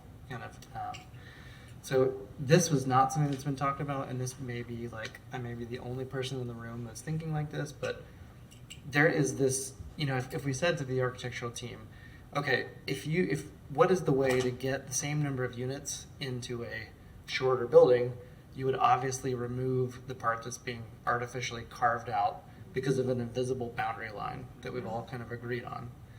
So I'm not weighing in on whether this is right or wrong, but I didn't like that it was so tall. I don't like that it's so massive from the one facade. I think if you look at it from the other facades, the massing gets carved up. You get a little bit more, daylight and things. So I thought, well, as I'm listening, God, wouldn't it be nice if we could just squunch down that 12-story height to 8 stories and spread some of it out? So the issue we have here is that, yes, there is actually code language that says you need to abide by an invisible boundary line that respects something that matters. But if we're not looking at it in the context of saying, well, if we can just ramp up the rest to 12 stories and kind of still achieve the same end result, but we've met the rules, I don't know that the rules here are actually going to create a better product. I think, unfortunately, we've got this one boundary on the one side that's kind of controlling a certain thing, and we've got allowances on the other side that's making it go way up, when it may actually be better for the whole community as a whole if the whole thing could just even out. Because I hate to say it, but if they can go up 12 stories, it's not going to matter if it's 50 feet farther away from a historic boundary. It's still going to be a pretty big wall. And if they can do that within right, everybody really needs to realize kind of what we're asking here. And if this is meant to be innovative, I think we need to talk about the innovative strategy to come up with a better community building that serves what's on both sides of the property. So I would be interested in that kind of discussion, because it's like you're being handcuffed on the one side to be lower, but you can create a wall to the sun on the other side by right. It's just like a weird. I think their building would benefit if it wasn't being artificially chopped. Can I ask a question on this point, Madam Chair? Mm-hmm. What would you think about something that was closer to the code intent instead of the building with the width that's 6 or 7 times as wide as the lot width adjacent to the district, a series of buildings that had those fewer units per building, variations in style. I think one of the issues is that how monolithic it is compared to its surroundings. Mhm. That massing seems like a bigger deal than just the height. I mean, I would What do say you think even about at that? 8 stories, and I don't think the design team would disagree, but it is a very massive facade on the one side. And really, realistically, we're bound within sort of economic constraints, usually, of how far any kind of like insets can be.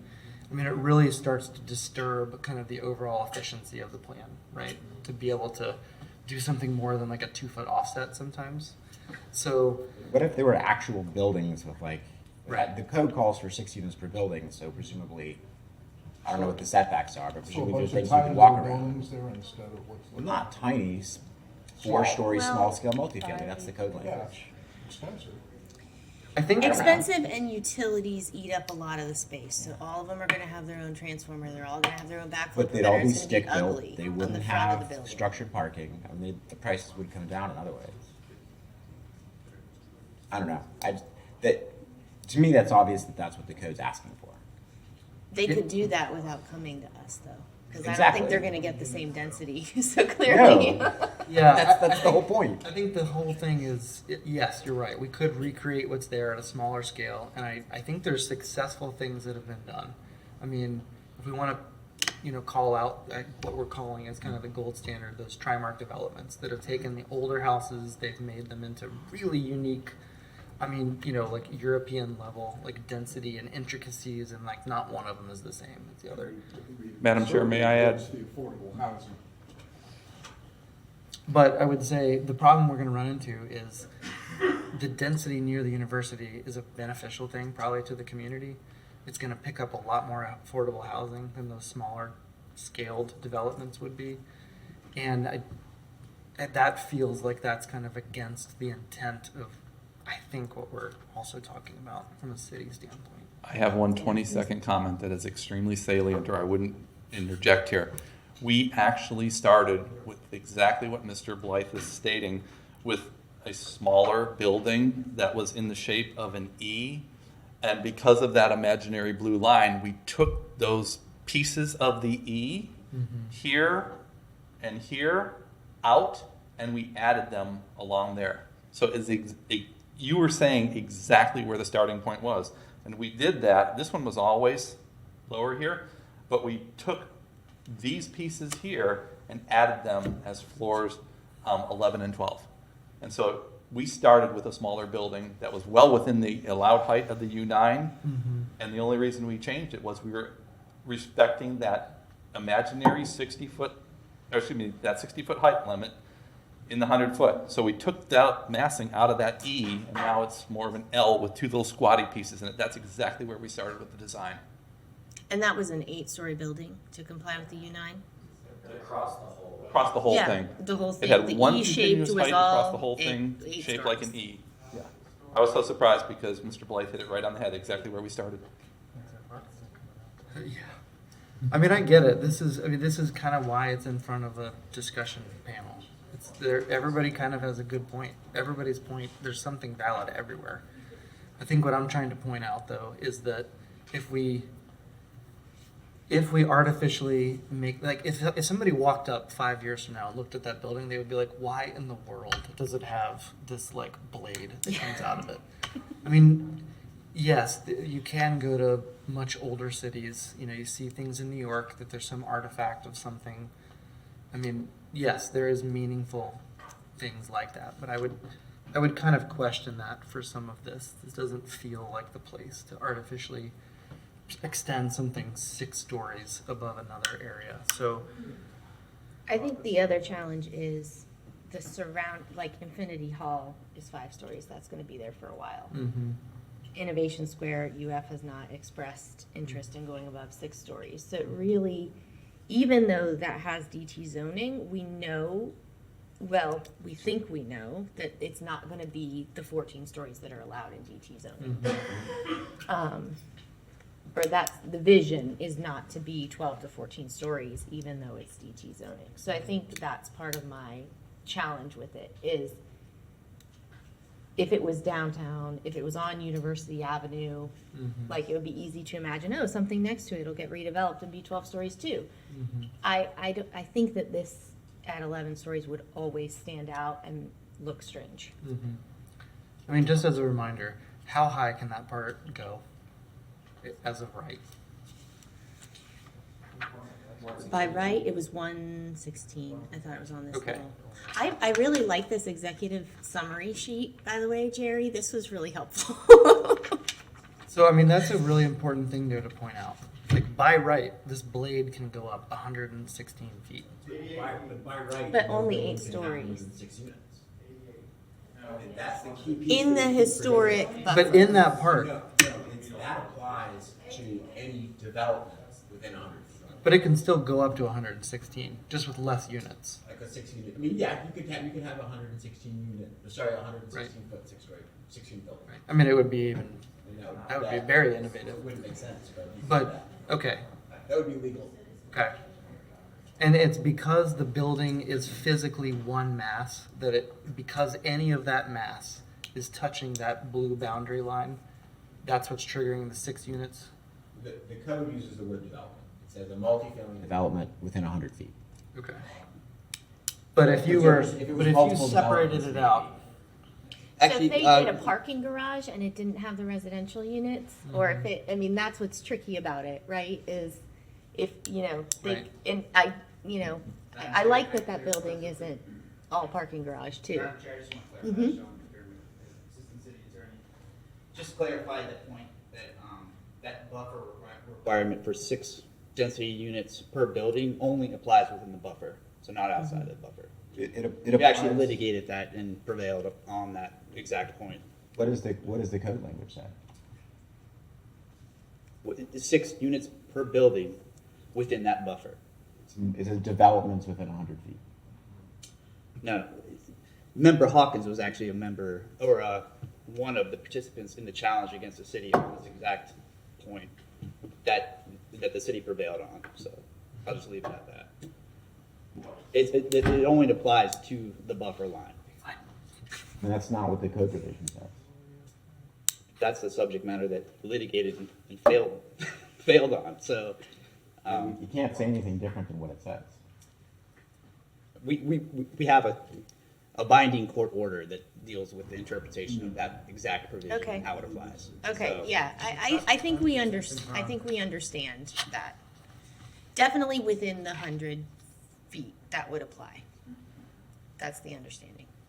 Everybody up here agrees that within the 100 feet, outside the 100 feet, maybe there's disagreement, but even within the 100 feet, we know that this project has a problem with that. So I think we just need to deal with the fact that we've got 23 units clearly in a building within the 100 feet. So let's just. The PD allows us to get out from under that. To get out from under that.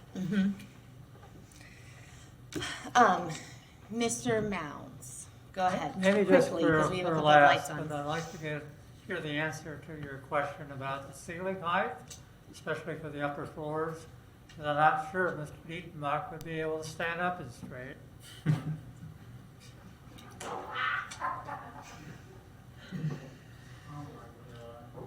Good evening, Madam Chair, members of the board. My name is Pierangeli Simon Petrie.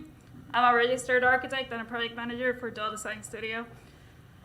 We have had a really big challenge with this site, and I'm sure, James, you understand that it's a difficult site. The conditions to it are very difficult. To answer your question about the ceiling heights, the ask to increase the height limit from what was applied with the PUD application that Mr. Dietenbach mentioned, it's because we want to make it livable and pleasant for the end user. If we go with a traditional joist framing system, the ceiling heights would be at 9 foot tall, which is your standard for this type of project.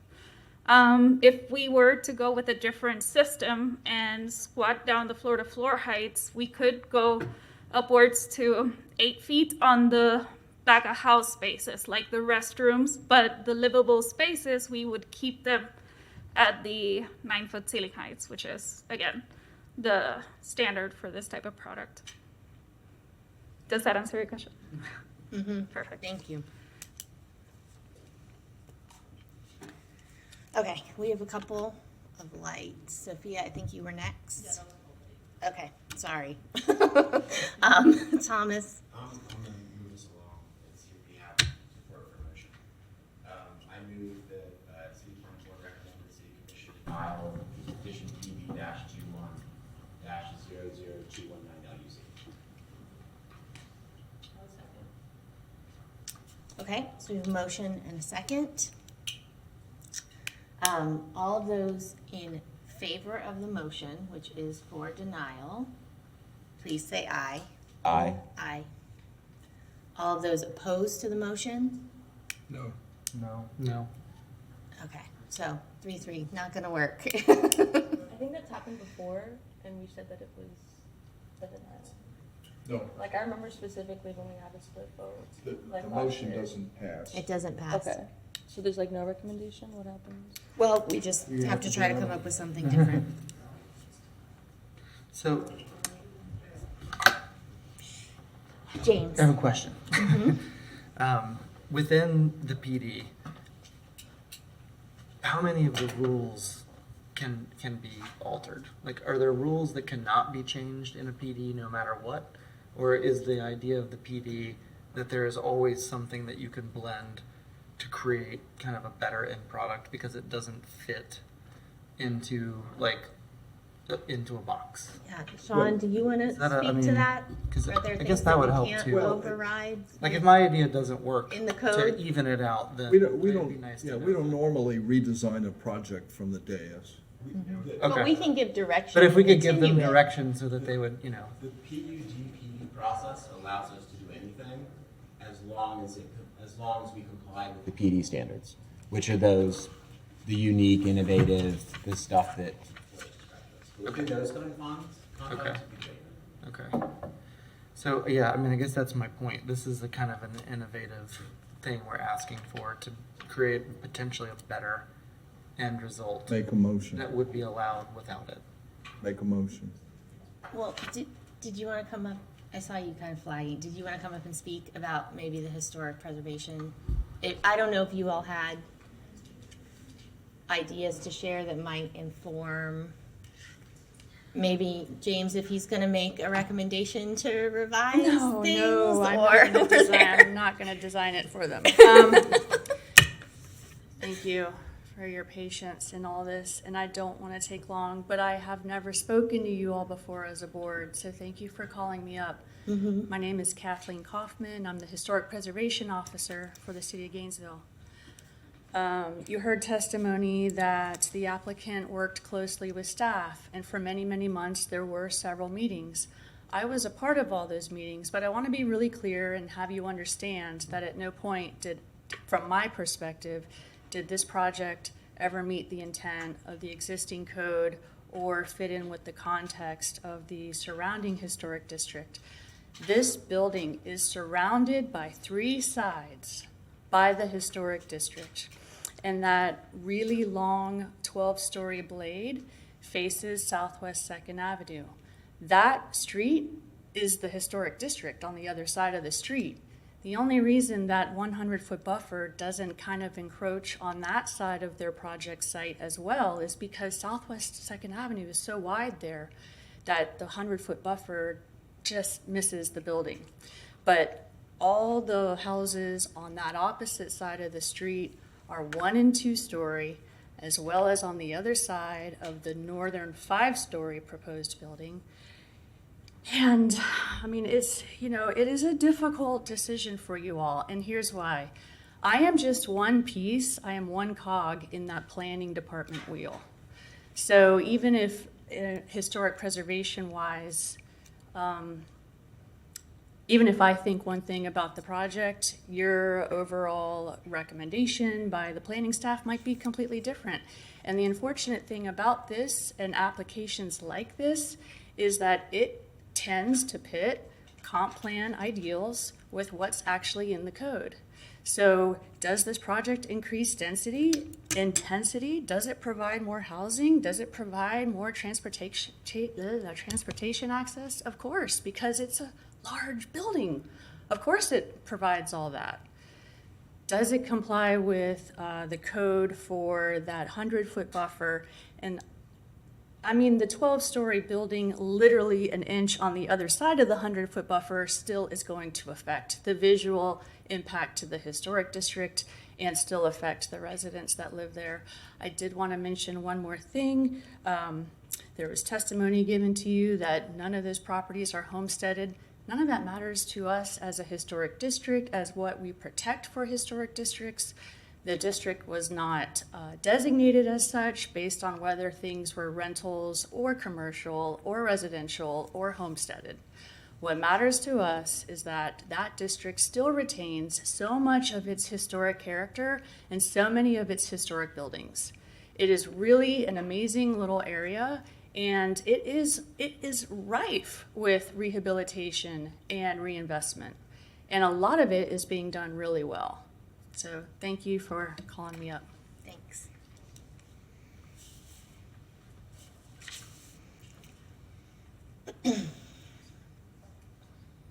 So, back to you all if somebody wants to take a stab. Mr. Diedenbach? To Mr. Blythe's point earlier, we would be happy with a lower building, but we were trying to appease that imaginary blue line. And I think several of you knew that there is more efficiency with a lower building than the Blade. The Blade is not inexpensive to build because you only have a single loaded hallway. So, if there was a middle ground in there and you said, take it back, and take that and put that back down there, you have a more efficient building that's more economical to build. It's lower overall over the massing, and that's, honestly, that's where we started. Yeah. I mean, is it appropriate to say if you dropped it to 8 stories and increased more affordable housing, that it's... I mean, someone can attempt a motion to that effect and see if you have the votes. I don't know if they would be open to that or I not. don't know. I will add one thing I don't really want to quickly, design it for you. Madam Chair, about affordable housing. In both the investigatory work that Lincoln Ventures did, they cannot get underwriting, and I know that CA has the same thing. If they push above 10%, underwriting is really sketchy because they start to worry about the percentage of the building that is coming from vouchers. And so 10% is the limit of what any of the capital markets will underwrite, or the banks will underwrite, until this really starts taking off in a few years and they see the success of it. But yeah, please don't ask us to go above 10 because 10% is... Yeah, that's good to know. That's the first time I've heard that. Infeasible financially. Bob? Yes. Did your light's on? You're next. I would make a motion that we defer this project for a date certain. Madam Boyes says absolutely not. Well, then you're going to get a denial instead. No, I don't want a denial. I was going to suggest that because the 8-story across is a less impact than the Blade, you could forward this on with your recommendation as an alternative to the City Commission, and we would be fine with that. But I don't know, and I'm speaking for myself, I don't know that I'm comfortable voting for 8 stories without seeing that. I know I don't like the 11 stories, and I'm very familiar. I drive this corridor every day, walk this corridor to lunch. Like, I'm very familiar, and I know that 11 stories will not fit there. Yeah. 8 stories, I have to think about a little bit. I'm not prepared to vote on 8 stories because we haven't seen Well, we're the not package. we're not at development plan, as you noted earlier. We're not at development plan review at this point, or construction plan review. Well, here in but city. the elevations and everything else, I mean, we could potentially vote on the land use with that. You could vote on but the I land don't use. feel comfortable doing the PD with that, for sure. You could vote on the land use tonight. And I'm We speaking could- for myself. We Yeah, can have it's late. discussion. I have a feeling we're going to get continued because of the late hour. But if you forwarded the land use and then we came back at a date certain on the rezoning, I think we could come back with revisions at that point. Does that work? Just give me one Does second. that really get you any advantage to run the land use ahead of time? I mean, it's not You a large can't- scale that you have to send to the state or anything. I Well, mean, does it get you any advantage to run that? It does on the density. It sets the density. And you really don't consider elevations as part of land use anyway. It's there Yeah. for illustration. So you could Yeah. forget about the elevations tonight. Just vote on the land use because that's the density ask that Mr. Diedenbach described. Give me 1 second to confirm. Can we come back with revisions? Date certain on rezoning? What would those revisions They'd have to revise the application. Go back to the drawing board.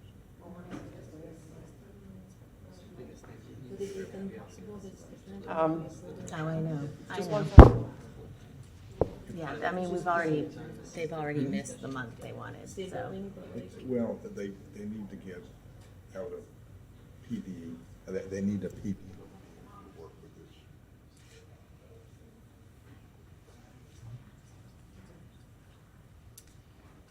So my client's requesting, with Mr. Diedenbach's advice, that you just take a vote tonight, recommend what you're going to recommend to City Commission, and we take up the zoning in short order this evening. So we need to move on the construction timeline. Sophia, your light was on from before. Yeah. Do you have something you'd like to say now, or? It was going to be a discussion on the 8-story, but I validate like your concern as well, and I hear that, so I wasn't going to push that forward. Okay, Thomas? Bob, I think you're headed in the right direction. I think that the way for us to be most useful to the city commission is to actually make a recommendation. And if we can provide guidance and have it continue to a date where we can actually give some kind of substantive commentary, it's more useful. That's my thought. And if I were sitting in the city commission seat, I know that would be more useful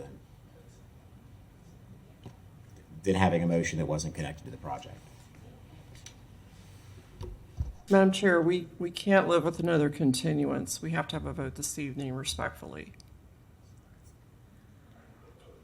I mean, I don't know that that's your decision to make. If I think we your can't rules- come to an agreement here, I mean, if we Then are asked- we ask City Commission to simply take the item and move forward. So you would rather move forward with the denial? I would rather have a vote this evening.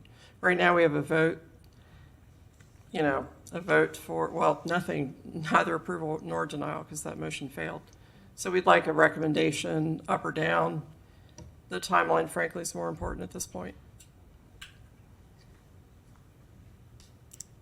Does someone want to make a motion to some effect?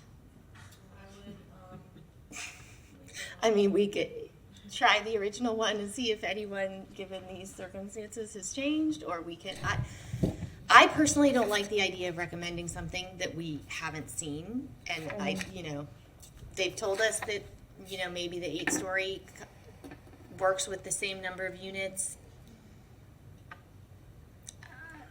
I don't know. I would make a motion that we deny petition PB-21-00219 LUC. Second. Okay, so a motion and a second. So all those in favor of denying this petition, please say aye. Aye. Okay, all of those opposed? Okay, so 4. All those opposed to denying it? Aye. Okay, so 4-2. Okay. So Got it. It's you move not- forward with a denial. So then we need to read the zoning into the record, please.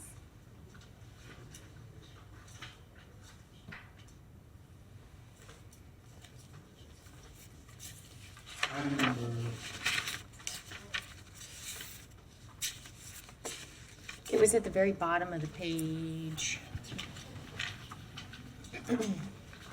Item number 211149, petition PB-21-00220 ZON CHW Incorporated, agent for Sea Adventures, the applicant, Request to rezone from urban transit zone U9, 100 units per acre by right, 125 with bonus system, to plan development located at the northwest corner of Southwest 2nd Avenue and Southwest 10th Street. Okay, staff has already given a presentation. Do you just want to make a comment, maybe to just put that in the record here as well? And if you had anything to add? Madam Chair, I do not have anything to add beyond the presentation and staff report that have been given. Okay, thank you, Mr. Edelton. Would the applicant like to come up and share anything additional at this time?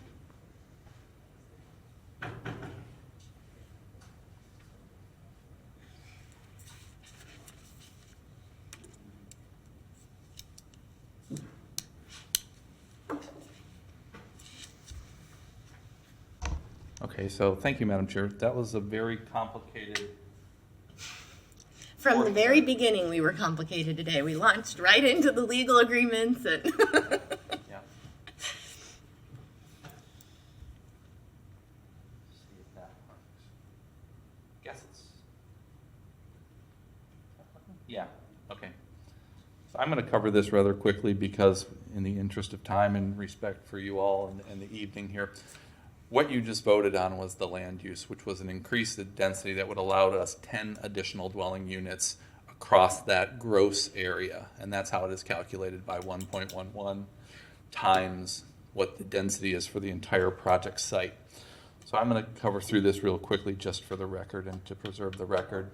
So request for 21-220, the rezoning, is where we really actually get into the specifics of the project. The project was duly publicly noticed, and we did have a neighborhood workshop with 2 attendees here. We are here tonight, and we're sorry this is so complicated. So the request was to go from urban 9 to a complementary PD, which would then implement the density that the land use was requesting. Inside the PD, all of the same conditions would apply for the residential amenitization, enhanced and equitable across the entire site, as well as the pedestrian realm. The addition of the housing would be in perpetuity, and 10% of the units would be at workforce at 50 to 80% AMI. I'll go through these real quickly because we've talked about this during the land use phase, and I want to go straight to the zoning.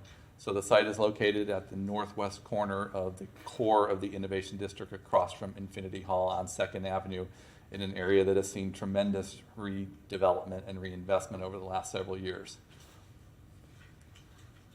The request was to allow additional floors inside the existing allowed height within the historic district and to ask for a slight increase from 116 feet to 126 feet, 1 inch maximum, to allow those floors there.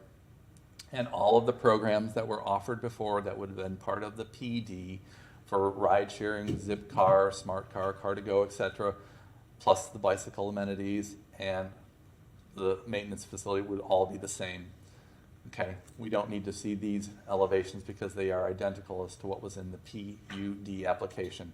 So the request was to go from U9 to a specific PD, planned development zoning, to implement the additional density in that area.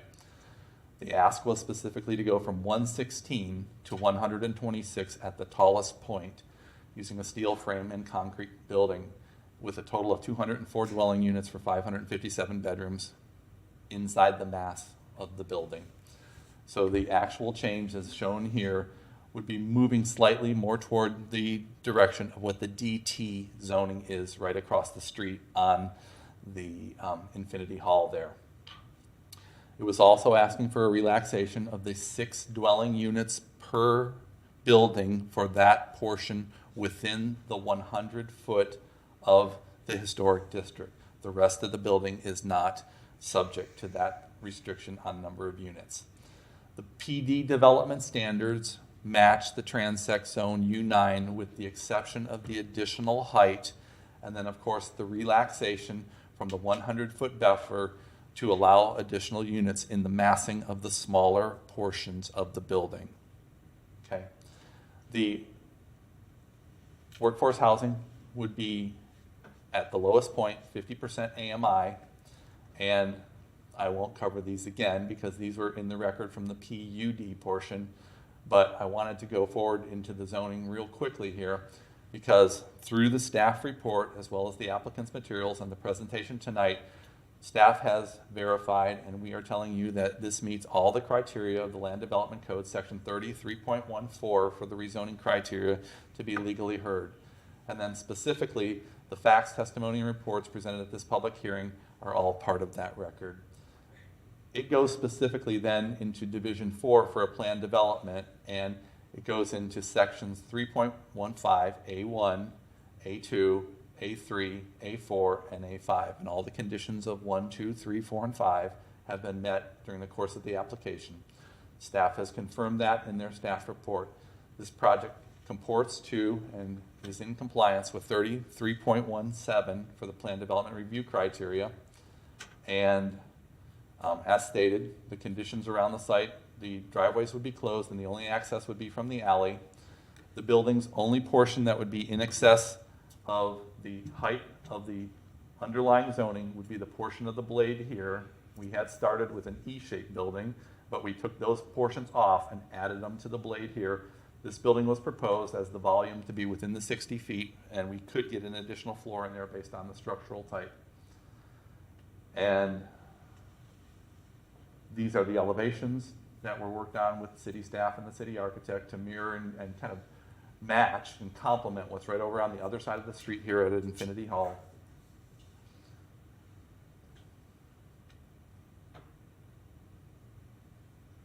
And so with that, city staff reviewed the application materials and city staff had recommended approval of both the land use and the zoning, and this is the zoning component in there.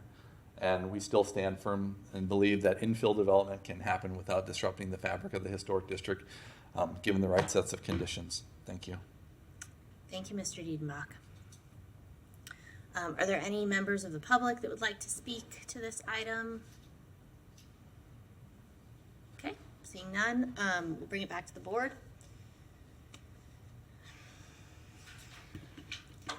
I can make a motion. I move that we deny petition PB-21-00220 zone. Okay. ZON. Second. A second from Mr. Hawkins. All of those in favor of denying this item, please say aye. Aye. All opposed? Okay, so 3-3. James. This one has to do with the density, correct? Not anything to do with the height? They both have, this has more of the specifics because Okay. it's the zoning. It implements, So it the, implements the yeah, land it use. implements the Okay. land use. Is there Which we a deny. way to say yes to this one and no to the other one? I mean, technically, it doesn't have, like, The other one seemed to have more of the things that everybody cared about. The density of it, I don't think was as big of a deal. well, that was more the land use. This is really where the details and the elevations would be, and Okay. the materials is more part of the zoning Okay. application. I don't know, Sean, do you have thoughts on this? My only thought is that, I mean, it's a little odd, I guess, because you're an advisory body, but you almost by definition just have to deny this item because you denied the land use item, and this can't exist without the corresponding. You can't have an Okay. inconsistent zoning on a You can't- property that has. Could we put a recommendation in this one since we didn't recommend anything on the last one? Well, it implements something we denied. Yeah, so I mean, I that- get that. Yeah. Oh, Madam Chair, we had spoke about this beforehand though, and we can do a smaller building with less density in it. Those additional units in there are disconnected or uncoupled, if you will, from the zoning. If you wanted to recommend a smaller building in the zoning, that's a zoning item. The comp plan doesn't deal with the height.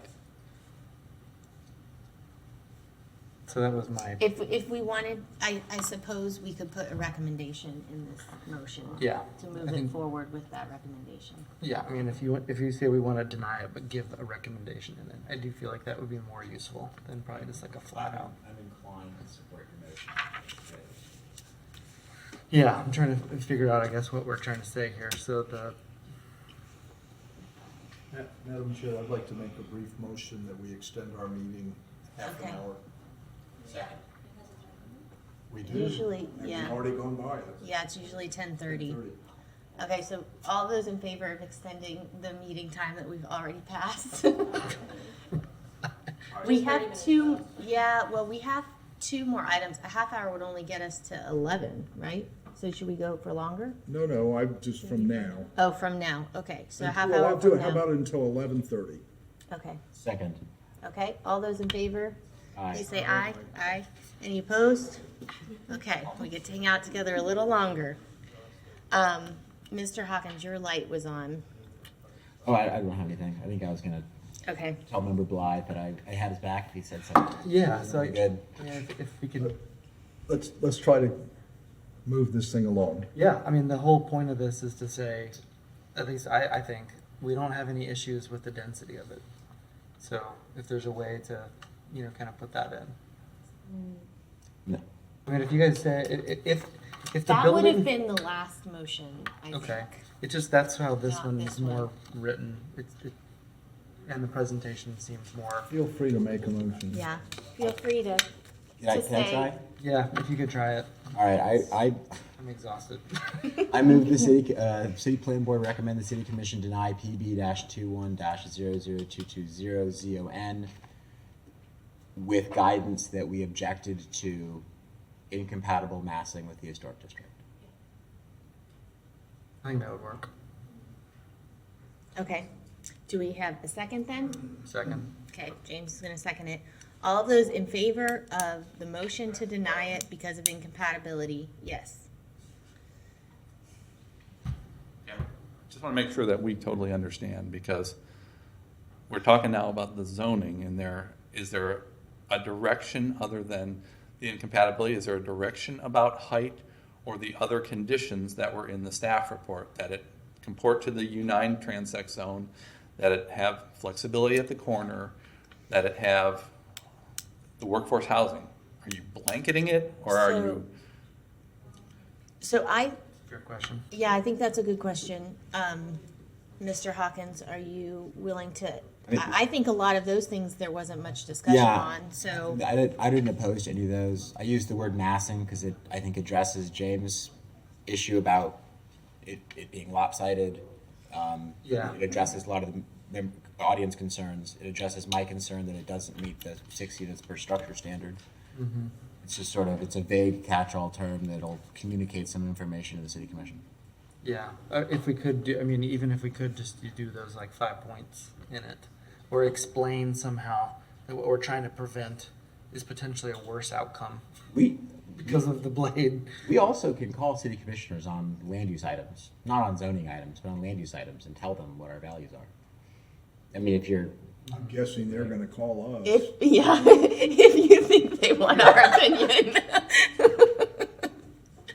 It's arguable whether they pay attention to some of our recommendations, but.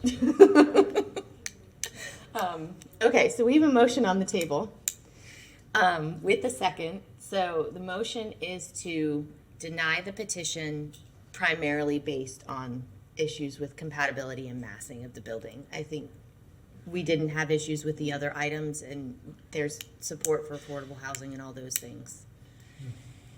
All of those in favor of the motion, please say aye. Aye. Aye.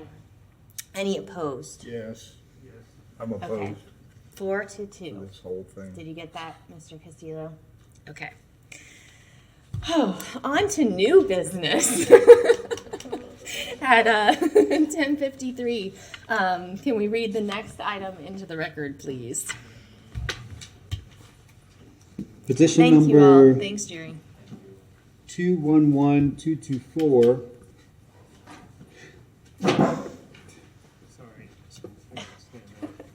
Everybody's tired. Do we want to take like a 5-minute recess just to stretch people's legs? Yeah, why don't we take a 5-minute recess? And then come back. So at 10:59, be here. We'll jump into the next item. Okay. Sorry. we're gonna move on because we have a few more items to cover, and we have 28 minutes to do it. So, no pressure, no pressure. But, Mr. Castillo, can you read this into the record? Sure. Petition LD 22-000005 LUC EDA Consultants Incorporated, agent for Florida Mad Men LLC applicant. Request to amend the City of Gainesville future land use map from office to urban mixed use up to 60 units per acre and up to 20 additional units per acre by special use permit located at the 1905 South Main Street.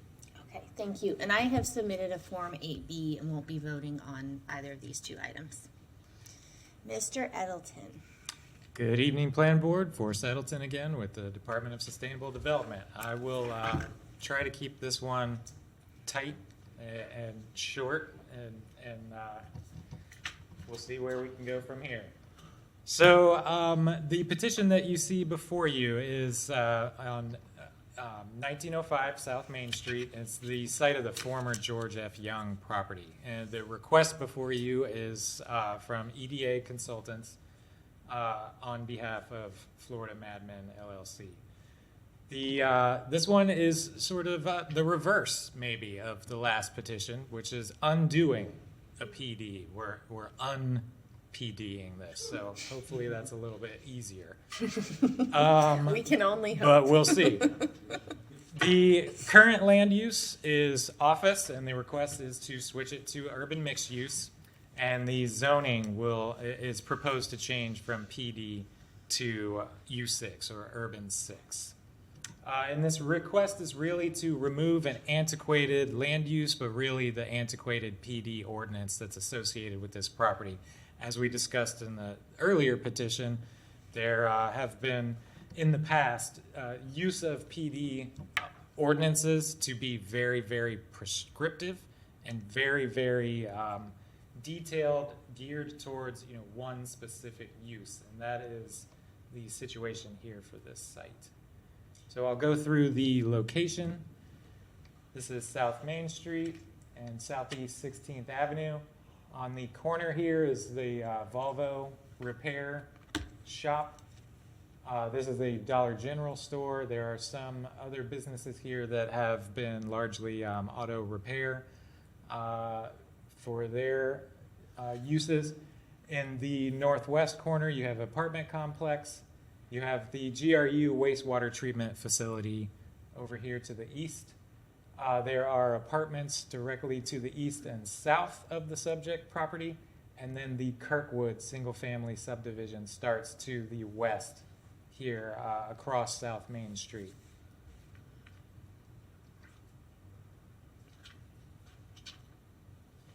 For the land use, you can see that the office is the blue here, and it's really an office land use.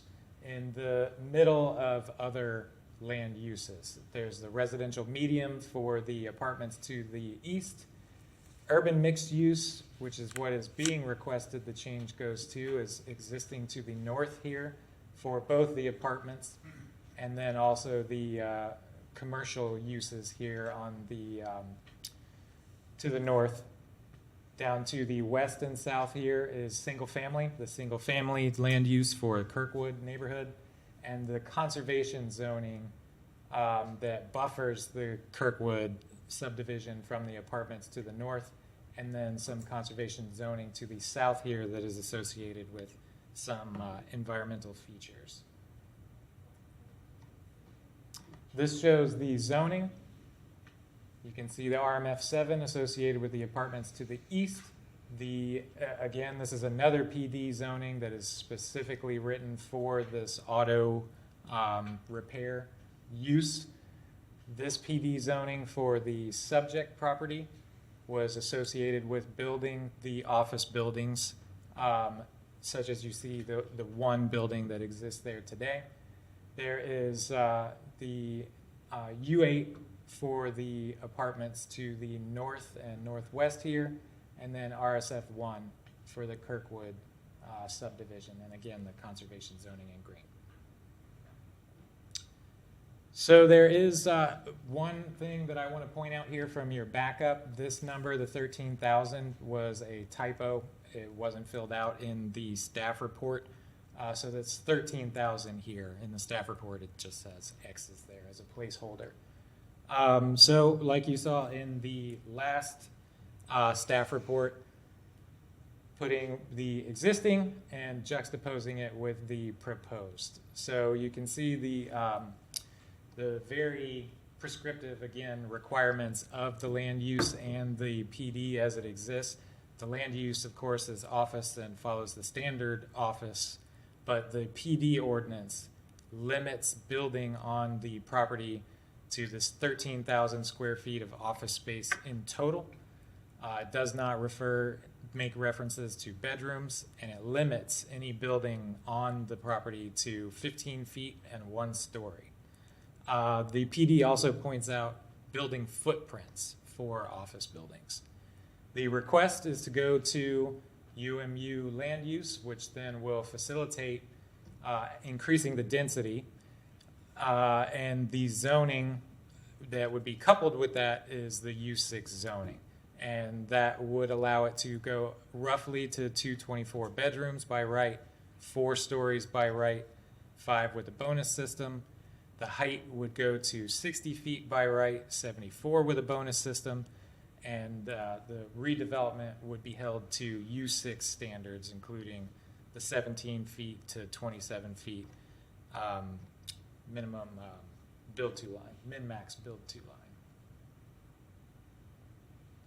So our criteria for the changes for the future land use, I will go through some of these here, but again, won't take the time to go through each individual item unless you all have specific questions on them. But the first one here is consistency with the comp plan, and the proposed land use change and rezoning are consistent with the comprehensive plan and that they directly impact or address multiple goals and policies of the future land use element, housing element, and transportation mobility element. It provides the flexibility in land use and zoning to facilitate the possible development of market rate housing, and also addresses the comprehensive plan overall goal of providing a variety of housing types and densities. In addition, the proposed infill redevelopment will likely bring increased density and a greater variety of uses within close proximity to one another. For compatibility and surrounding land uses, the properties to the north, as I mentioned, are designated as U8 and may potentially develop with greater densities and more intense uses than what the proposed U6 allows. Currently, there are multiple vehicle repair shops to the north, and the UMU and U6 designations are also compatible with the residential multifamily to the east in that they serve as a step down from the more intense U8 to the 14 to 19 dwelling units per acre that RMF7 properties allow. Directly adjacent to the south is a large conservation buffer that is served to shield the Kirkwood single-family neighborhood from the more intense uses to the direct north of that neighborhood. The environmental impacts and constraints, it's a previously developed site and no significant impacts have been proposed. There is creek or water conveyance, a surface water feature, if you will, to the south of the property that will need to be buffered and avoided during any sort of proposed development design for the future. Number 4, for the support for urban infill and or redevelopment. Of course, the proposed project will facilitate more options for higher density development by replacing this very restrictive PD. Impacts to affordable housing. The proposed zoning and land use will provide opportunity for increased housing options and options where the existing PD does not allow for housing at all. Impacts to the transportation system. Again, the potential increase in density could have impacts on the transportation system. And the density increase due to this redevelopment of the site would be addressed at the time of development review where a traffic study will be required. South Main Street also has transit stops, bus routes, bike lanes, and is in close proximity to highway infrastructure that serve or connect directly to this project area. I won't go into the levels of service standards for this one, but the levels of service will not be negatively impacted by any of the proposed projects. Need for additional acreage in the proposed land use category. In this case, there's a need to reduce the acreage really of the antiquated PD. So in this case, the land use is office, again, as we said, but it's associated with this PD that was specifically written for the office use. Discouragement of urban sprawl. The proposed project will encourage the development of more dense housing and a greater density and variety of non-residential uses as well. Any development proposal will be developed such that it does not meet the definition of urban sprawl in the Florida statutes. Need for job creation, capital investment, and economic development. Again, removing this restrictive PD and applying the standard land use and zoning here will inherently allow the property to be more functional and flexible in terms of how it is developed ultimately. And the final one here, the need to modify land use categories and development patterns within antiquated subdivisions. This is not an antiquated subdivision, but it is, again, the antiquated PD.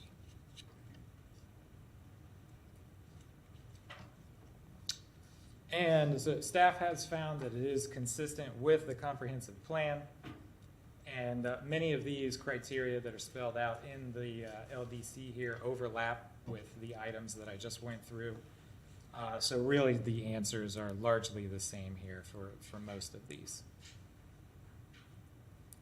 And that is also the case for the rezoning criteria. Many of the answers or responses to these are the same as for the land use change.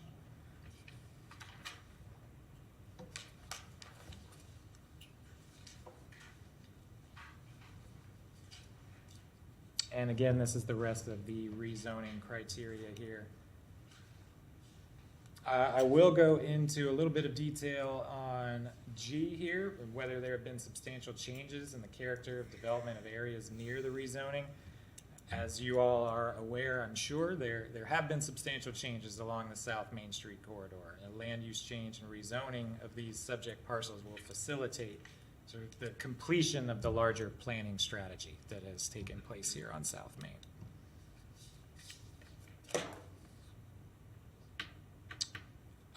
Also, I think it is appropriate to go over J, as that has been a topic of discussion at several of the plan board meetings and with several other projects. But the proposed U6 transect zone follows the logical extension of the transect zone to the southernmost extent of the transect zones on the eastern side of South Main, as you saw there. The area has had a change in growth and development in the market forces led to the closure of the existing offices, the non-development of the existing PD development plan, and the proximity to a growing city urban core. Number 3 here, the request shall be consistent with the overall City of Gainesville vision for growth and development as expressed in the comp plan. Staff believes that this request and proposal are consistent. And number 4, if this is not adjacent to an existing transect zone, then the site shall comprise a minimum of 10 acres, and it is adjacent to an existing transect zone. And with that, unless there are any further questions, staff is recommending approval of both LD 22-5, LUC, and LD 22-4, ZON, without conditions. Great, thank you. Any questions for staff? And we're just talking about the land use first, but okay, I'm not seeing any lights. So I think you're off the hook for now. Does the applicant have a presentation that they would like to share? Yes, Madam Chair, we do. Can you hear me adequately? Yes, we can hear you, Ms. Lazari. We can't see your screen yet, but there you are. Sorry to keep you up so late. Thank you. I'm going to share my screen, Madam Chair, but I am going to do my very best to go through this as quickly as possible. Are you seeing my screen, Madam Chair? Yes, we are seeing it now. Okay, thank you.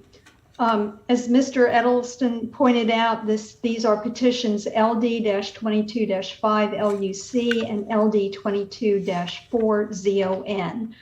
The location is at 1905 South Main Street. There are two property owners. These two parcels are owned by one property owner, and this sliver is owned by the property owner to the north. The request is to amend the future land use map from office to urban mixed use and amend the zoning from planned development to U6 for 1.63 acres. This is a very old PD. It's 31 years old and dates back to 1991. And just to prove how old I am, I was around and working for planning when this went through the process. This is an expired PD, so no development activity can take place at the site based on that expiration. The property has been sold because the George F. Young business has moved out. And as Mr. Edelston pointed out, this PD is very antiquated and restrictive. It references O2 zoning in it, which has not existed since 1992 in the city's code. It only allows for a one-story type office building with maximum height of 15 feet. And things like daycare centers are prohibited. It has an antiquated reference to Main Street being an FDOT facility, and it is in fact a city-maintained facility. And it references that the 25-foot strip at the northern end of the property, that sliver that I pointed out, can be used for parking for the property to the north. Mr. Edelston pointed out the existing future land use map. This urban mixed use was implemented on these properties as part of the citywide land use and zoning change that occurred in 2017. The reason this particular area, the office area, was not included at the time was that it was a PD, and the philosophy at that point was that PDs were left alone. So the proposal is to move it to the UMU land use and to the U6 zoning. We will point out that we held a neighborhood workshop in December of last year, and the neighborhood came out and basically talked about the fact that the density and intensity of U8 was out of character for the area due to its proximity to the Kirkwood neighborhood. The applicant voluntarily submitted as part of this application U6 zoning instead of U8 zoning to reduce the density, the height, and uses for the property. The uses are less intense. For example, alcoholic beverage establishments, car washes, hotels, mini warehouses, outdoor recreation, and vehicle services were all excluded because they're not in the U6 zoning district. The height was reduced from by right in U8 5 stories down to by right 4 stories in the U6 zoning district, and the density was reduced from 60 dwelling units per acre by right to 50 dwelling units per acre. And again, this zoning dates back to 1991 and has expired. There are significant changes that have occurred in this area since 1991, not the least of which is that George F. Young has vacated the building and the property has been sold, and the 2017 citywide land use and rezoning that occurred. This property is contiguous to UMU land use to the north and Transect zoning along South Main Street, again, part of the city's vision for that area. It is in an existing urban developed area with public facilities that are available. Mr. Edelson went through all the criteria for land use change, and I have those. I'd be happy to answer any questions about those if you have any, but I know in the interest of time that we're just going to complete our presentation here and request that this plan board approve. Sorry, let me get to the last slide here. Approve the change from OF office land use to your urban mixed use and rezone from the PD to U6. The staff has recommended approval as submitted, and we are requesting the plan board's approval. I will be happy to answer any questions you may have. Thank you, Ms. Lazari. Are there any questions from the board for the applicant? Okay, not seeing any. Jane, would you like to come up and speak as an affected party on this petition? Madam Chair, I move we waive the rules to extend the meeting another 20 minutes. Oh, yep. Okay, do we have a second? Okay, all of those in 20 favor, minutes. 20 more minutes? 20 minutes past 11:30 or 20 minutes from Past now? this very moment. Okay, 11:43. I'll put the timer on my phone. Okay. All those in favor, please say Aye. aye. Aye. Okay, great. Handouts.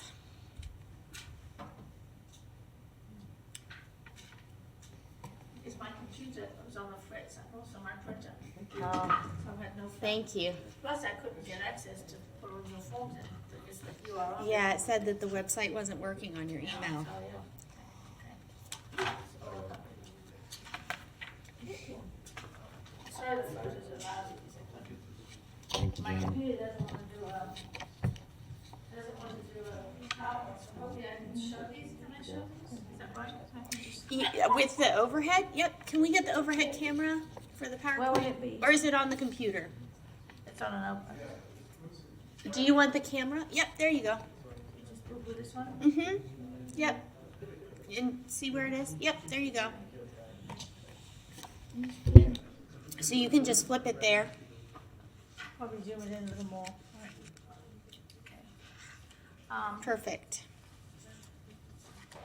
Okay, that's my main introduction. There are basically 5 issues to address with this. With this proposal, there are 5 issues to address. One of them is compatibility, protection of wetlands and stormwater, the proposed zoning, clarification on the application of the plan board, which has 3 errors, compliance with the comprehensive plan, and 3 requests to do with zoning, buffering, stormwater, and compliance. And then I've got an appendix of materials to show you. Yes, we had 18 people that showed up at the neighborhood meeting, and we were all very shocked about this change in zoning that occurred to U8 and U9 around the area.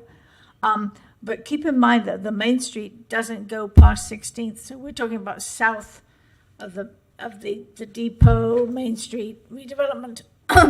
South, it hasn't moved in that direction, so it's still very, very rural and natural. Okay. So what we've got is we've got 1-story businesses, low-density apartments, and I can show you that with a map. Very simple. Just show you density. 2 ways. This is a close-up. You see how close the buildings are. So this is the building. These are the apartments nearby, the RMS 7. See, they're very, very scattered. And these are the single-family homes. So we're talking, and then you can see it even more this way, is there's a lot of lack of density, okay, in that general area. So it's pretty rural, rustic. I mean, it's certainly not very downtown. And then the main thing is there's a conservation zone to the south, which goes into a protected creek and into a watercourse that I think is the main problem I'm having issues with, that I will explain. And then, of course, Kirkwood's over to the west, and we do have a strip of land to protect us. So I felt that the density, height, and setback should be compatible below the treetops. And I don't understand these special use bonuses, but I think they need to be thrown out. So I told you we weren't informed. Okay. Now, the main thing here is the protection of the wetlands, setbacks, buffers, stormwater, and such things. And I read up on all these documents, so I studied them all. And what it is to show you the wetlands. We also have floodplain A. Okay, this partially explains it. This is to show you, I don't know if you can zoom in a little. This is to show you all the wetlands. And then I have another one that has floodplain A. And there's a creek that I'm most concerned about that is contiguous to the whole property. The property has a strip. Don't know if I can show you it on that one. Maybe that's not the best one.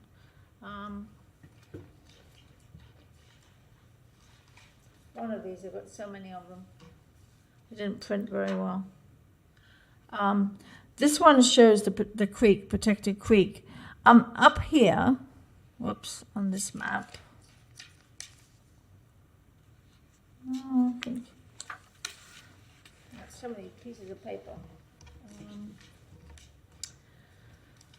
Oh boy, this one. This is the best one. Okay, so this one more clearly shows that there are wetlands in the general area, wetlands going into floodplain, and this is the little creek, or I think you're supposed to call it a watercourse, that comes straight out of the corner of the property here.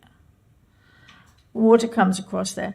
It goes down and leads down here into wetlands. It goes into what's called Culkler Pond. It used to be called Audubon Pond. And Audubon Pond feeds then into East Tumbling Creek, into Kirkwood Pond. Kirkwood Pond then flows into Bivens Arm, which therefore I think either sits or flows into the prairie maybe. So we've got a creek system going. So the major concern here is to do with all the mitigation of all of these, the wetlands and the creek. And I have pictures in the back which show you, very poor, I'm sorry, but my printer is on the blink. It's a brand new printer too, so I'm very unhappy with the company. It shows you some pieces of it to see what they have on the site, which you haven't been shown. So you picture the site, okay? Got the building in the back and a driveway, circular driveway. Whoops. Uh-oh.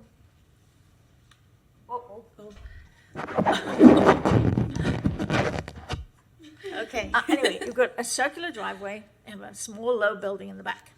In the front is all green. But what you have is the creek over here, some concrete thing, I don't know what it is that you can see in the pictures, and then there's retention ponds all over the place that are quite green and happy.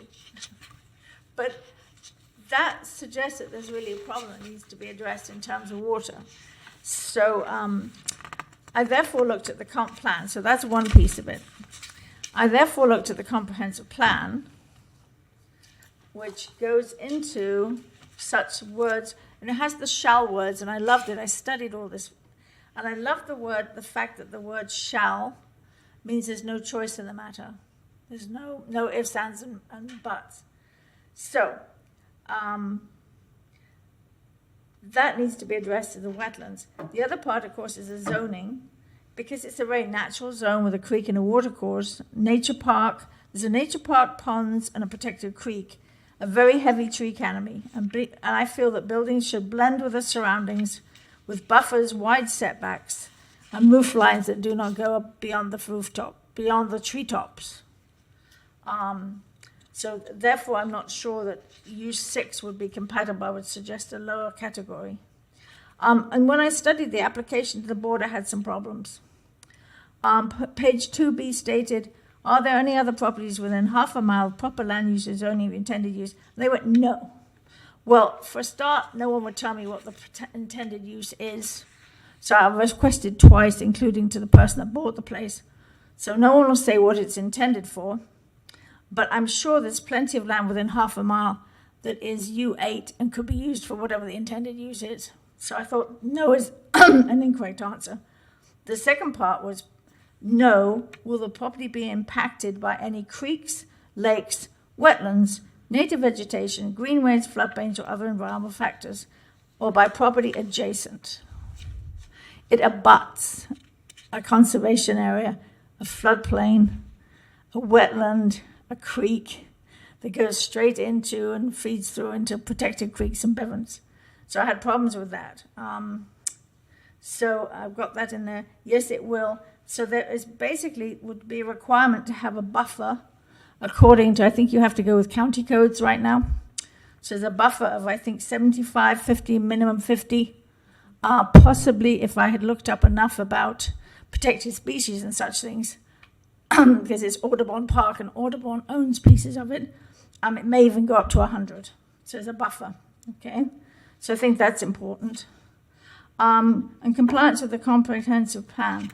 The city shall continue to comply with the standards for volume-sensitive drainage basins. Definitely, we are volume-sensitive because it goes to the pond, it goes right to my pond where I live, and then it goes through to the bivens. And one time I had to call up the EPA to come by because someone discharged water. You could absolutely hear it gushing and running. We never found out where it came from. We took samples, but we don't know who did it. It was this huge mass of water running through. We've already discussed about water. So I think a lot of the need for buffering is going to be quite complicated, and it does exist. It says also they have to comply with stormwater quality and quantity standards, and it cannot have substandard or no on-site water management. Also, they'll be limited to pre-development conditions existing at the point of adoption of this plan, and they cannot degrade the capacity of existing stormwater facilities. So many issues here in terms of regulations, setbacks, buffers, erosion. They have to retain or detain the water, most of it, which would mean also if they're going to have any parking, whatever they're intending. I don't know if it's a student SRO, who knows. But any kind of contaminant would have to be contained. And the water would have to be contained on site. At least, I think, the first inch of stormwater, but because of the volume issues, even more. So there's quite a lot, the design manual that we had presented earlier today. So there's a lot in there. So I'd like to, the three requests are zoning. I would suggest urban zones 2 to 5. I wasn't sure. I'm not really a zoning person, but I was suggesting something less than U6. I think when you get to transects, you have 6 through 9, then you have DT. So I'm suggesting keep it below the transect because then you have, I think, more options for setbacks and to deal with all of this water treatment and things, such things that need to be taken care of on site. So I would have suggested zones 2 through 5 with a larger setback. Buffering has to be, 75 to 100 feet or more, and they have to keep the contaminants and all such things. And the plan has a stormwater element. So, and it's in a FEMA floodplain. And also the rate of stormwater runoff shall be limited to the pre-development conditions existing at the point of adoption. Rate for a site and shall not degrade. That was interesting. So there's quite a lot in there in terms of the treatments that will be required. And then we have other neighbors, and they're most concerned about something that might be visible, and we dealt with that today, didn't we, with the earlier one, is something that might be visible above the tree line. So I think I've covered most of that. I did definitions if needed. The one I didn't do is compatibility. That really needs to be defined, doesn't it? And maybe ranked and rated as to how important is compatibility. Compatibility is a big issue with this area. My photographs, I wish they were good, but what they show is you look up and down Main, all you get is trees. Whole thing's trees. Nothing really there. The very top end you've got on the top corner to the right. There's a little gas station to the left at the top. It's been forever. On the right is a new, I suppose, Dollar Tree. And then next to that is a very gaudy building, which has changed in uses over time. But right now, I think it's a moving company. It's occasionally had unallowed uses, but those got changed. And that strip that he mentioned, the PD strip, has a little tiny entrance for the Volvo, which is predominantly on Williston Road area. And then this empty lot. So I've given you that. So I think transects, in terms of geographic aspects of transects, it doesn't transect to urban center.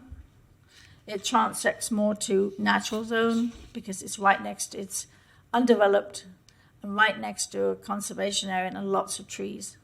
So I know we'll talk about the depot park. That's the other side of the street, so if that makes sense. What else?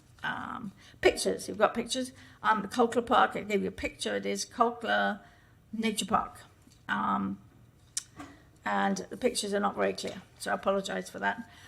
So neighbors have concerns because they live very close by. As you could see from the original picture, original map, where is that one? Yes, you said, I mean, you can kind of see that is they're quite close by to this. The people that live right here they'd be able to see that as a very visible issue. So I think that finishes my part of what I wanted to say, and I think there are a few neighbors that want to speak as well. So, thank you. Maybe not as cut and dried as one might think, and it really made me study those applications. I don't know how many people read them and check them, but that one needed some checking. Thank you very much. I can assure you, Miss Mowry, who was here speaking earlier, will hold them to that stormwater code and the stormwater requirements for anything that is proposed on the site. And the same with the environmental regulations. Those things will apply no matter what happens, no matter what the zoning is. Those rules will apply to the property, even if they can't do anything with the expired PD. But any zoning that's put on the property, those rules will apply from the code. The next person, please step up. Glad everybody's gone. My name is Betty Smokovitas, and I'm probably the neighbor who is closest right now to the affected property. Very quickly, I've written my statement out, but I want to correct a couple of things. It wasn't 18 neighbors. It was more like 26.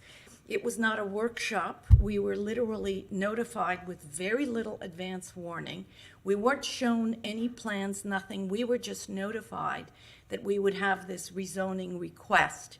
And it was, I think, December 22nd when many of us were on holiday. And right now, the reason there's so few of us here is that this neighborhood has a lot of faculty and researchers. And right now on the street that I'm on, 21st Avenue, there's something like 6 ecologists at the University of Florida. And I'm going to just quickly read, that's not an accident. We're there because of the conservation area right around there. And so let me just quickly read this. When I purchased the house, my mid-century modern in Kirkwood 22 years ago, I was told that the land near me on South Main was conservation area. And it was, because I checked before I bought it. That was one of the reasons I bought the house. Just further north of that was the George Young property and a couple of small businesses. This cat scratch place, where they build these cat scratches. Kind of amusing to see that business evolve. All of these buildings were to scale. The apartments next door, Pine Tree Village, small. Everything is wooded. It's all to scale.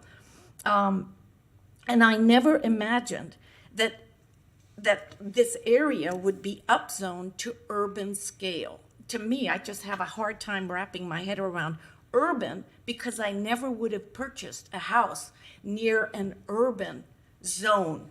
And, zoning, of course, is one of the issues here. So, and it isn't urban. It's not even remotely urban. And it sits right next to Coakley Pond or Audubon Lake or whatever, surrounded by this massive conservation area. The maps that you're seeing are not giving you a good enough sense of the scale of the conservation and the fact that this property is sitting next to a significant creek. I was kind of surprised that a city staffer would just say, well, some kind of creek. That creek is really important.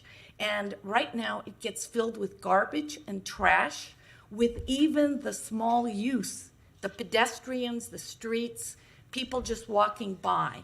The idea that you might have a property there that is 5 stories, 200 students. They never said, we don't know anything about what's going there.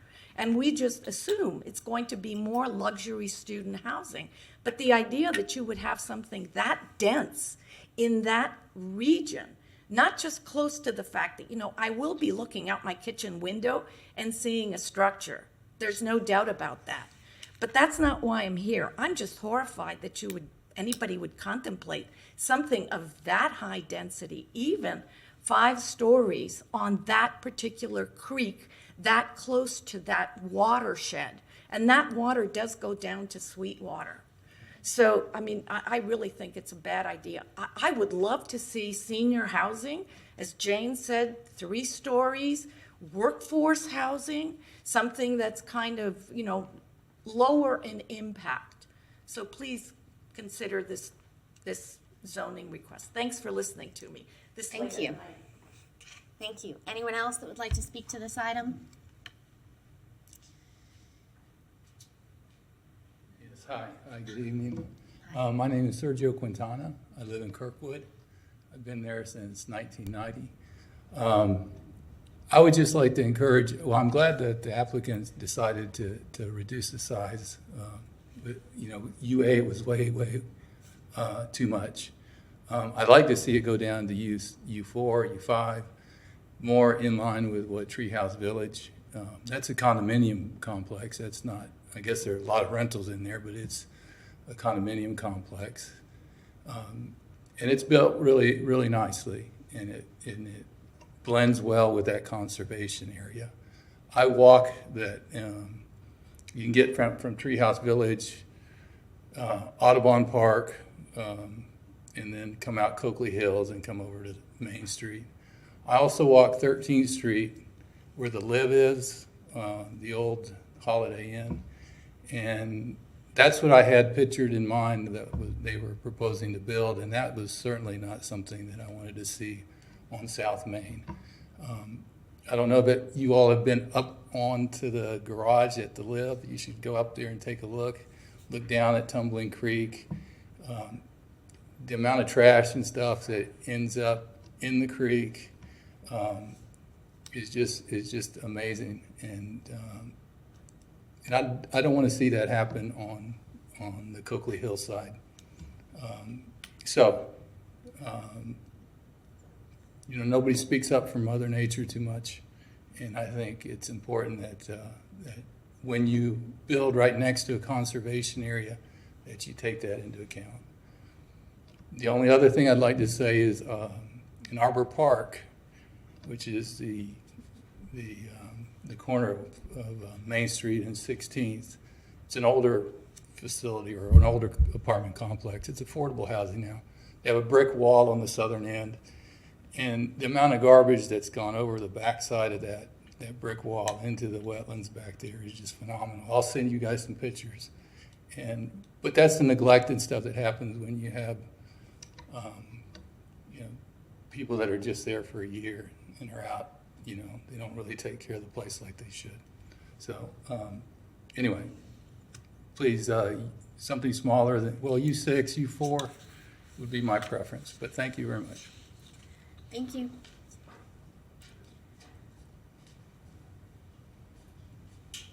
I was actually going to wait and speak at the next one, but it's kind of connected, and we'll just try to expedite the whole thing. So I do support the change in land use. I don't support the proposed zoning change. Like my neighbor Sergio, John Barrow for the record, and I live about a block south of the proposed site on South Main Street, literally on South Main Street. Like Sergio, I thank the petitioner for backing off a little bit from the U8, going to now proposing for U6. But also like Sergio, I think U4 would be more appropriate given the conservation areas around it, the Coakley Pond, our neighborhood to the immediate west, et cetera. I think that would be more of a step down from the U8 that could potentially go into the north. Personally, I don't think the U8 would really be appropriate in that site, but we're not here to talk about that tonight. I don't know, what I can ask you guys to do to try to see if well, I guess first of all, maybe you guys would be in agreement with that, or maybe not. So I'll just leave my comments at that for now. Thank you. Great, thank you. Bringing it back to the board, any comments or a motion? Oh, Mr. Swager. Madam Chair, I may be able to A rebuttal. provide some additional Briefly. information that is valuable there, in terms of what some of the citizen comment has provided, if we may provide that information to you. Sure, if you have some quick responses, go ahead. Do you need your screen? Because we can't see anything right now. Or you Yes, just I'm going to speak share us. my screen again. And can you see my screen? Not yet. We still have the overhead camera. I think they're working on it. Okay. There you are. We can see you, but not your screen yet. Are we seeing like that computer? Oh, okay. We're not seeing the presentation. We're seeing the like your desktop. There should be a screen. Hold on. Let's see if this works. Now? Yes, now we can see it. Okay. This is a floodplain map, and I know there was some discussion about floodplains. This is the property, the subject property. There is no floodplain on this property. I'm going to switch off of that and go to wetlands. There are no wetlands on the property. This is the conservation area that is to the west of Main Street. We acknowledge this. And then this is part of the conservation area south of the property. And then as you can see, there is wetland in this area. I'm going to stop sharing my screen at this point and come back to you. And I wanted to indicate some other things. First of all, there was conversation that the U6 would allow 5 stories, but by right, 4 stories are allowed in the U6 zoning district. And to get 5, you need to acquire the height bonus. Again, the city's vision in this area was U8 transit zoning to the north with the urban mixed use. That's what we are requesting. We fully acknowledge that any redevelopment of the site would have to meet any of the city's environmental requirements. There is a known conservation buffer requirement that would be in place for the property to the, on the southern border. And there's also a buffer requirement for the residential RMF7 to the east. We fully acknowledge that that would be applied. The applicant or the property owner has indicated to us that they have a tenant that is interested in moving into the existing building, and that tenant is a daycare center. And under the current zoning, the PD, daycare centers are prohibited. So that is to provide a little additional information, and if there's any other information that I can provide, I'm happy to answer questions. Thank you, Ms. Lazari. Are there any questions from the board? Okay. Okay, we'll bring it back to you all then.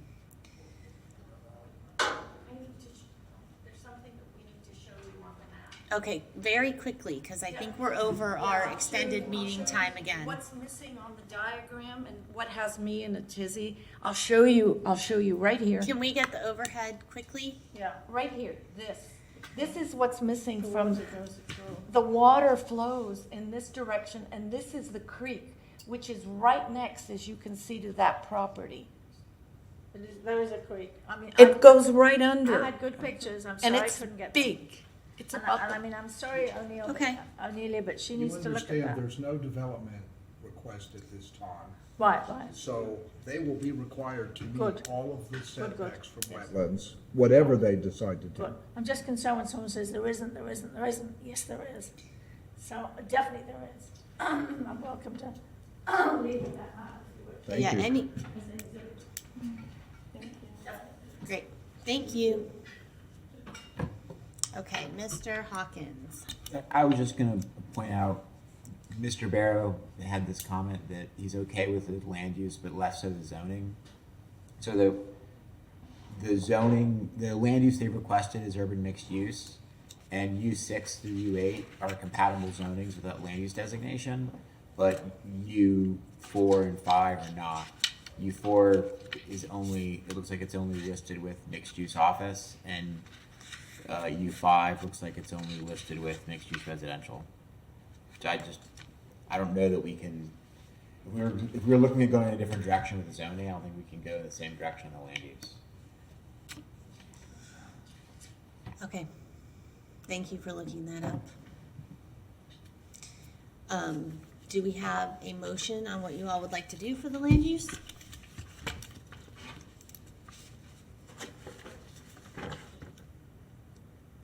If I can find it, It's this one. Madam Chair, I move that the plan board approve petition LD 22000005 LUC based on the testimony we've heard today. Do we have a second? Okay, all of those in favor, please say aye. Aye. Any opposed? Okay. Can we read the rezoning item into the record quickly?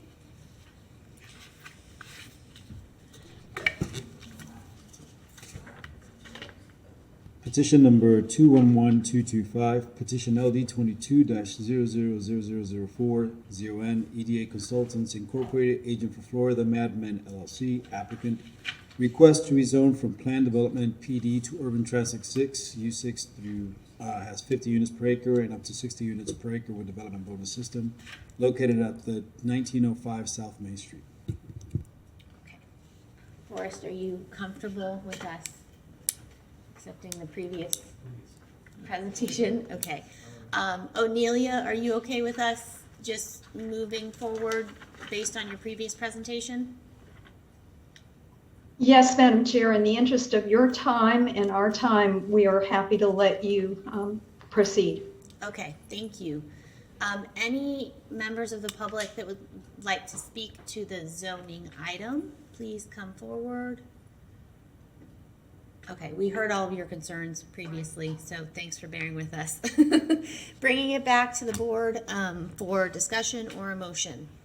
Mr. Ackerman. Madam Chair, I move that we approve petition. Where are my glasses? It's midnight. LD 22-000004 ZON, based on the staff report and the testimony we've heard today. Okay, do we have a second? Okay, all of those in favor, please say aye. Aye. Any opposed? Okay. So we need to decide, I guess, what to do with the next item. Are people interested in maybe continuing that to our next meeting? Okay. I read it and I'm willing to approve it without discussion. I think it's great. I would approve it also. If there's anybody who hasn't had a chance to read it, I move the city plan board recommend to the city commission adoption of the amendments in petition PB-21-140 PCH. Second. Okay. All those in favor? Aye. Please say aye. Aye. Okay. That was easy. This is our easiest thing all night, guys. We got 4 minutes. Okay, so we do have a workshop, I believe, scheduled and confirmed for the 6th. Is that correct? Is everything set up? We'll be in this room on the 6th at 6:30, or is it somewhere else? Yeah, Okay, so for some for reason they the didn't tell us. exclusionary zoning, there was an email about it, or there was like a Survey Monkey Doodle scheduling thing. Did you all not get this? Oh, I did, and this is not a meeting, this is a workshop, right? Is it with the?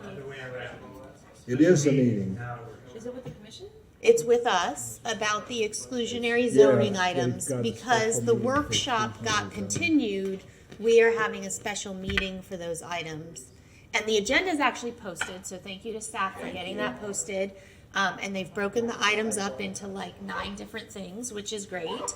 I didn't actually look, can we put and it may be too late, can we put the 10-acre thing at the end of that agenda too? Or are we looking at that being on the regular June agenda?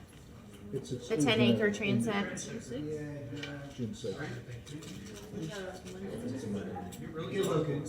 Okay, consider that. Also, I wanted to put it out there, I'm gonna miss the regular June meeting, so if anyone else is gonna be out of town, please let them know ahead of time.